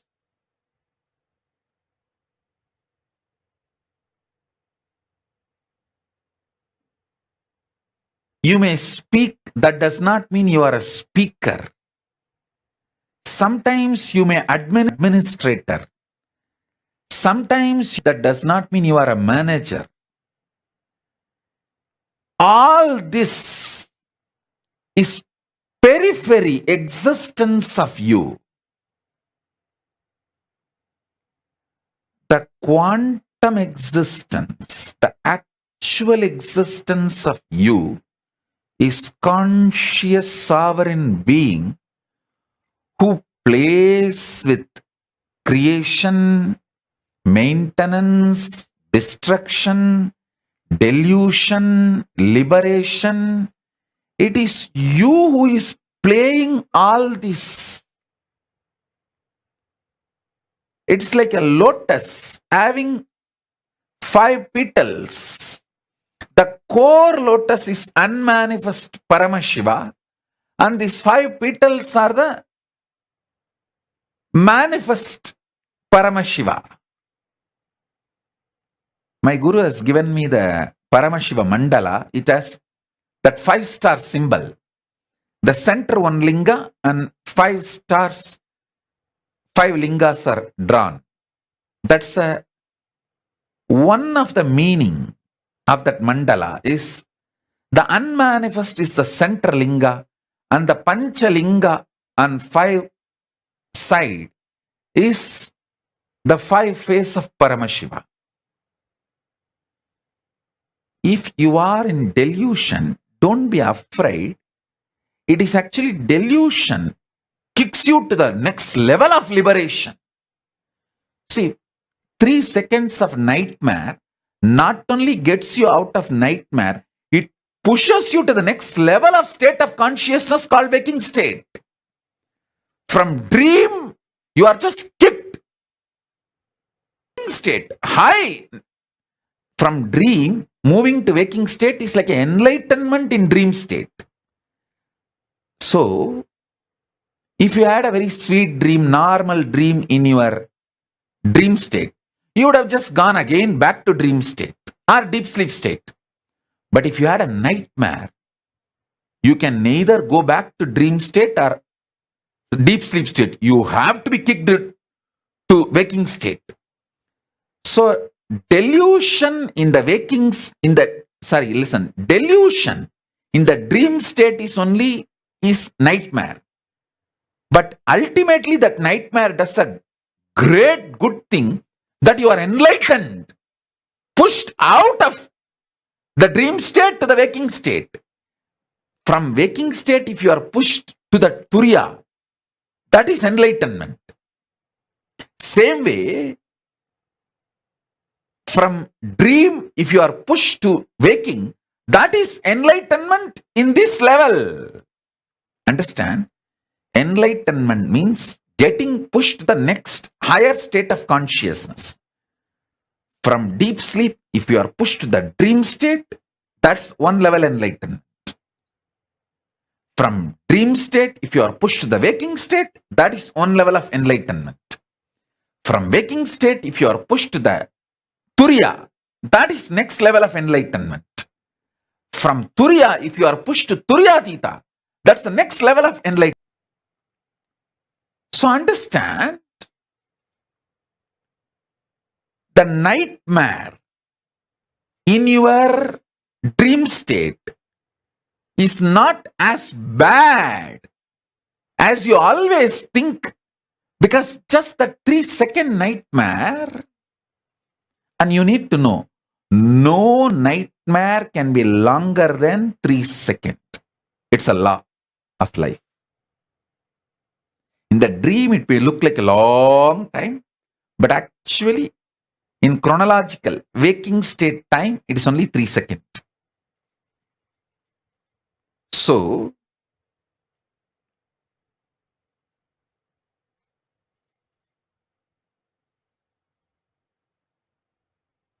all nightmares are enlightenment in the dream state, because it has pushed you from dream state to the waking state, which is a level of enlightenment as far as the dream state is concerned.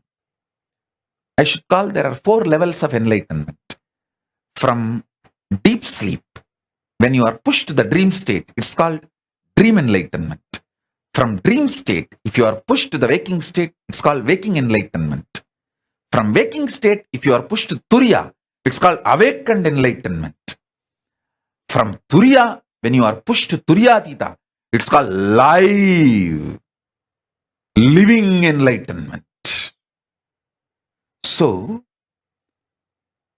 even the nightmare, which is delusion, is not bad as you always think. So, all delusions are not bad, because many times your delusions push you to the next level enlightenment, liberation.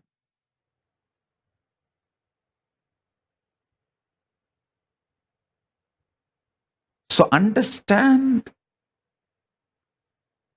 this truth, powerful cognition.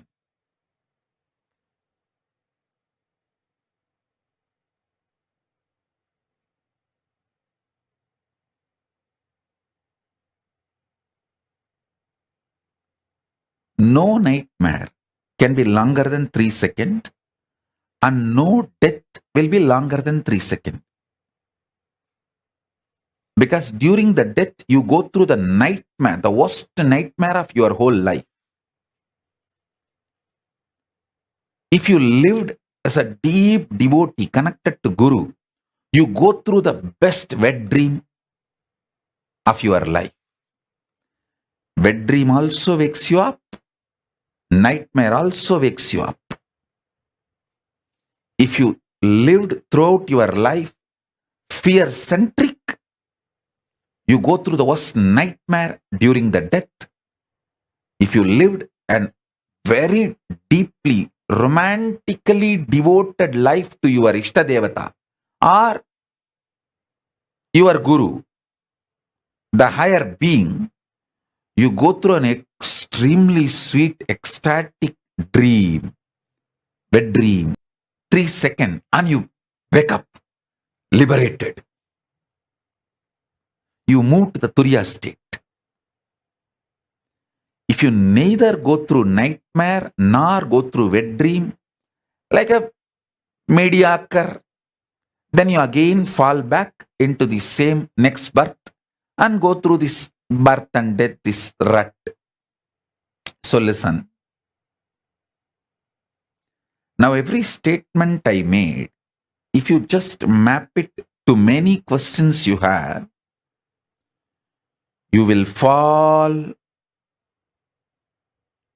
from this quantity, quality, nagging, irritating frictions into the quantum enlightenment now.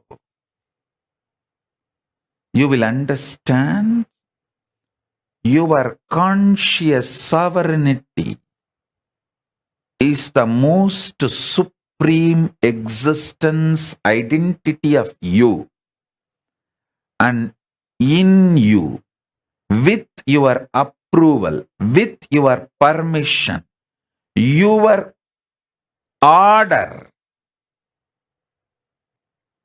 because of your commandment, your creation dimension, your maintenance dimension, your destruction dimension, your delusion dimension, your liberation dimension, all the 5 functions, and your unmanifest is the Lord. You are the Lord. This truth, when it clicks in you, you regain your conscious sovereignty. My life is to give you conscious sovereignty. Not just my life's mission, my very life is to give you conscious sovereignty.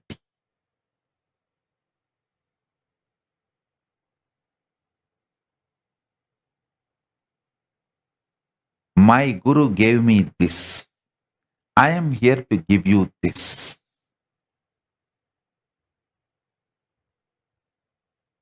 I will repeat the same truth in a different words,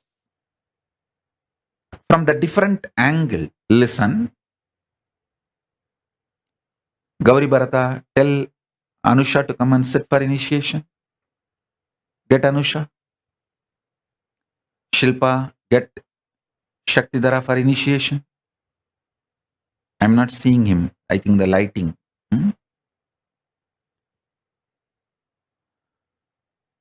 Listen.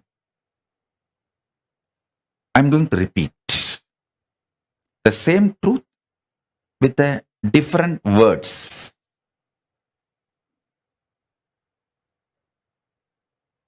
Because from the multiple angles, when I explain, many of your pain points will break, melt down. The arrogance with which you stick to your ideas, if it melts down, you can achieve the conscious sovereignty now. My goal is you experiencing conscious sovereignty now.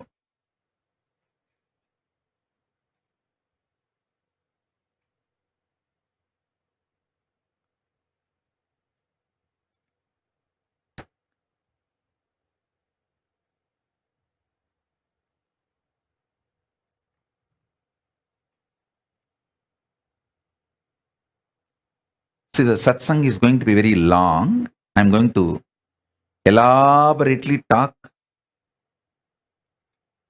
and initiate all of you. So if you guys are a little tired, I think it's already going to be 11 o'clock night. So if you guys want to pick up a cup of coffee or a cup of hot chocolate, tea, you can pick up. Come and sit very comfortably.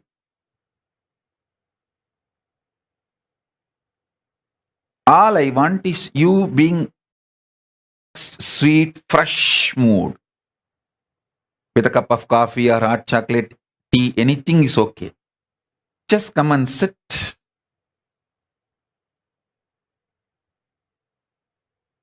Enjoy. You don't need to be tensed actually.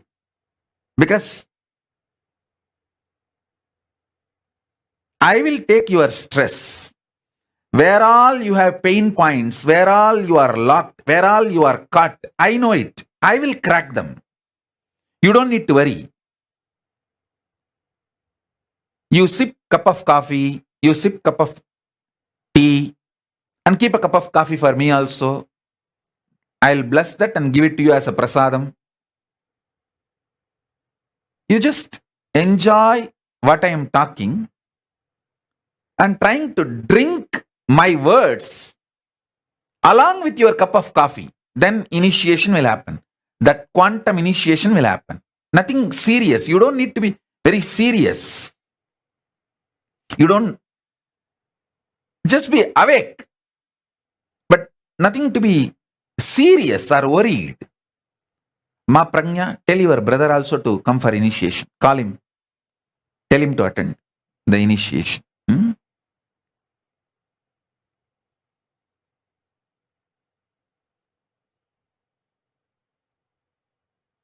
Vinesh, can you get all your pets? Not only kids, pets also. Let them all have initiation.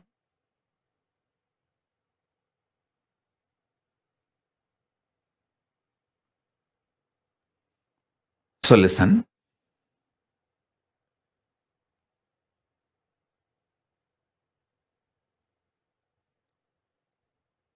Conscious sovereignty means there is no blind spot about your existence.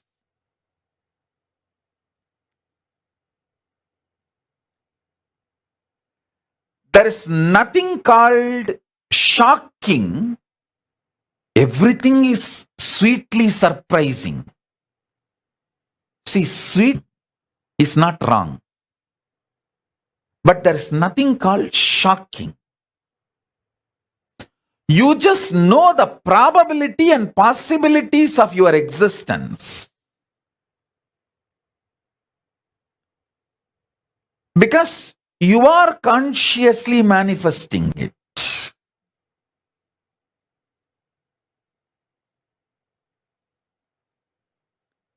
Even your so-called negative patterns, bondages, chains, which binds you, your self-doubt, self-denial, self-hatred, even all of this is the choices you took, maybe out of delusion, but that does not mean it is bad. When the delusion becomes strong, you will simply wake up to the next level of consciousness.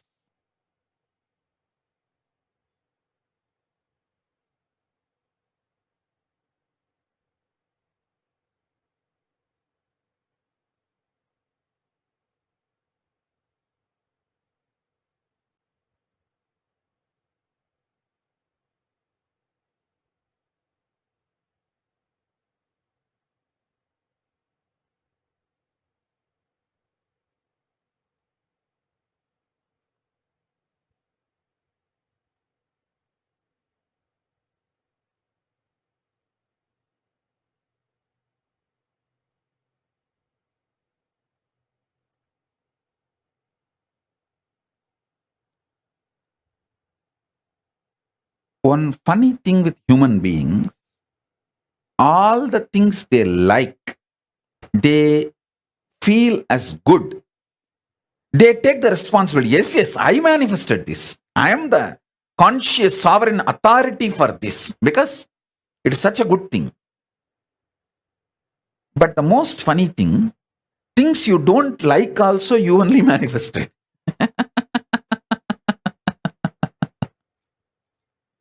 You manifested it for different reason. Maybe after manifesting you forgot. You liked it and you wanted it. You called for it. So listen. Tripura, call Vedasurupa to attend. Yes. Vedasurupa, call Bhagavan Reddy also to come and attend. Bhagavan Reddy and his daughter and wife, the whole family. Listen. I'll repeat now. Even if you missed the whole satsang last, I think 1 hour I am speaking. Even if you missed the whole 1 hour, don't worry. I'm going to be elaborately repeating in various words. Because it's an initiation, the words I am uttering are like a mantra. Initiation. It is not discourse or a teaching. It's a mantra. So, it will just go inside you and it will start working inside you and manifesting the conscious sovereignty. It's like a conscious seed, powerful seed going into your system. So listen. You take responsibility for all the good things in your life. That's great. Nothing wrong with it. Understand, even the bad things you think, you only called for it. And if you don't want to take the responsibility for the bad things, that irresponsibility is also okay. Because that irresponsibility is delusion. Irresponsibility, not wanting to take responsibility for the bad things you invited in your life is delusion. That delusion is also going to wake you up and lead you to liberation. So it is not that delusion is something bad.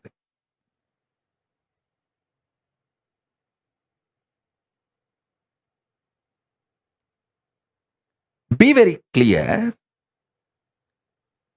You be the good guy in your life, bad guy in your life, right guy in your life, wrong guy in your life, neutral guy in your life. You be your deluder, you be your liberator. You are that. It is not that you have to be or become. You are that. That is a truth.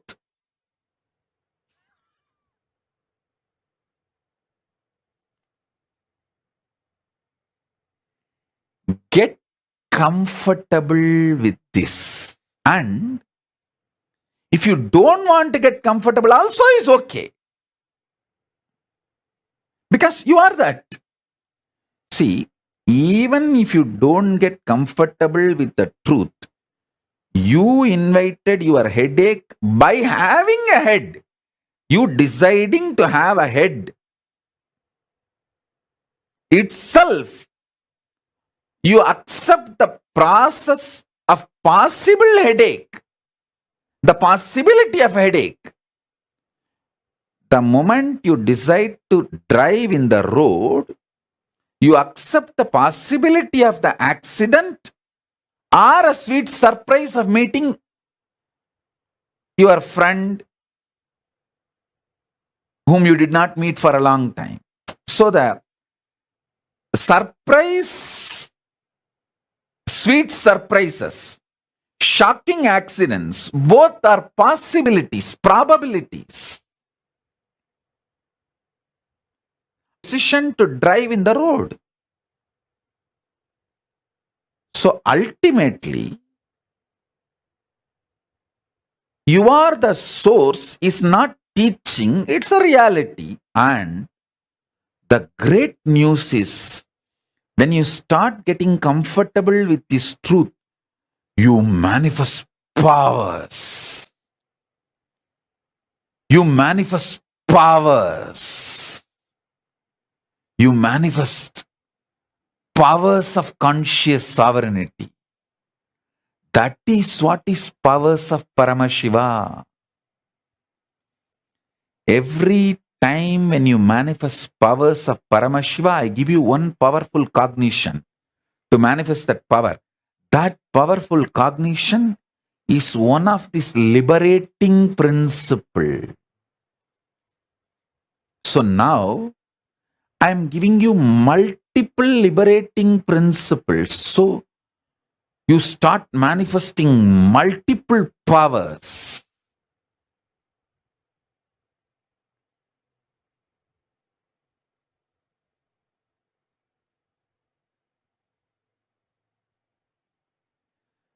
Do not let others play bad guy role in your life.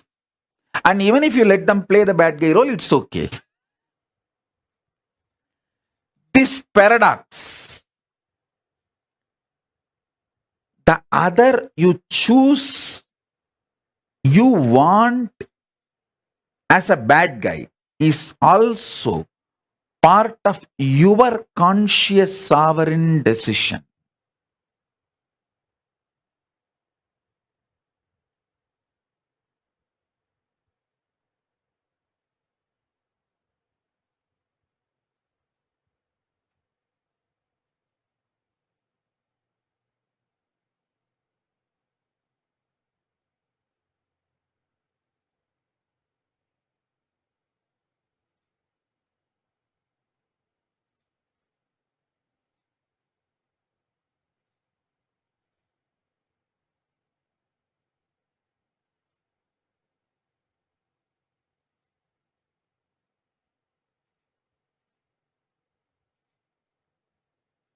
Paramashiva,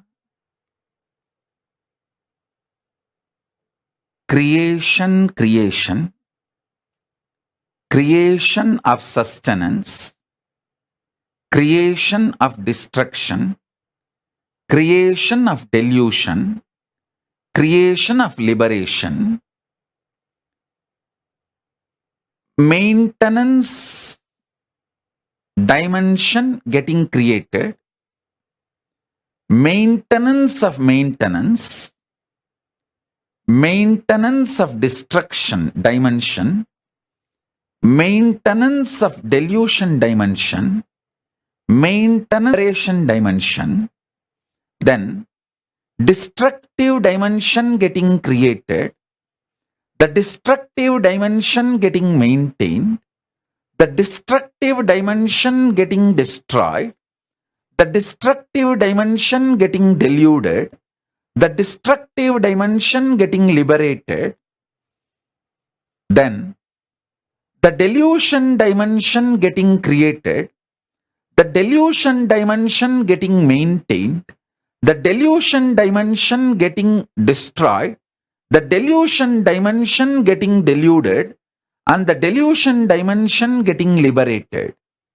and liberation dimension getting created, the liberation dimension getting maintained, the liberation dimension getting destroyed, the liberation dimension getting deluded, the liberation dimension getting liberated. These 25 heads of Paramashiva. Contemplate how in each of these dimension you are manifesting your life. How you yourself enjoy many times your own delusions knowing it is delusion. Multiple times you enjoy your delusion knowing it is delusion.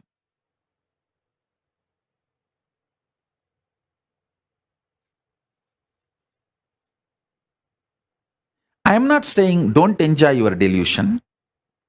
I am not saying enjoy your delusion.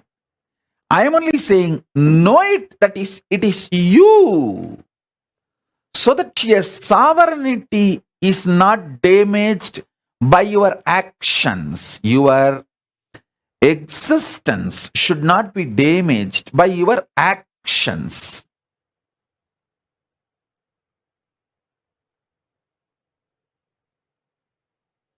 You may be eating, does not mean you are an eater.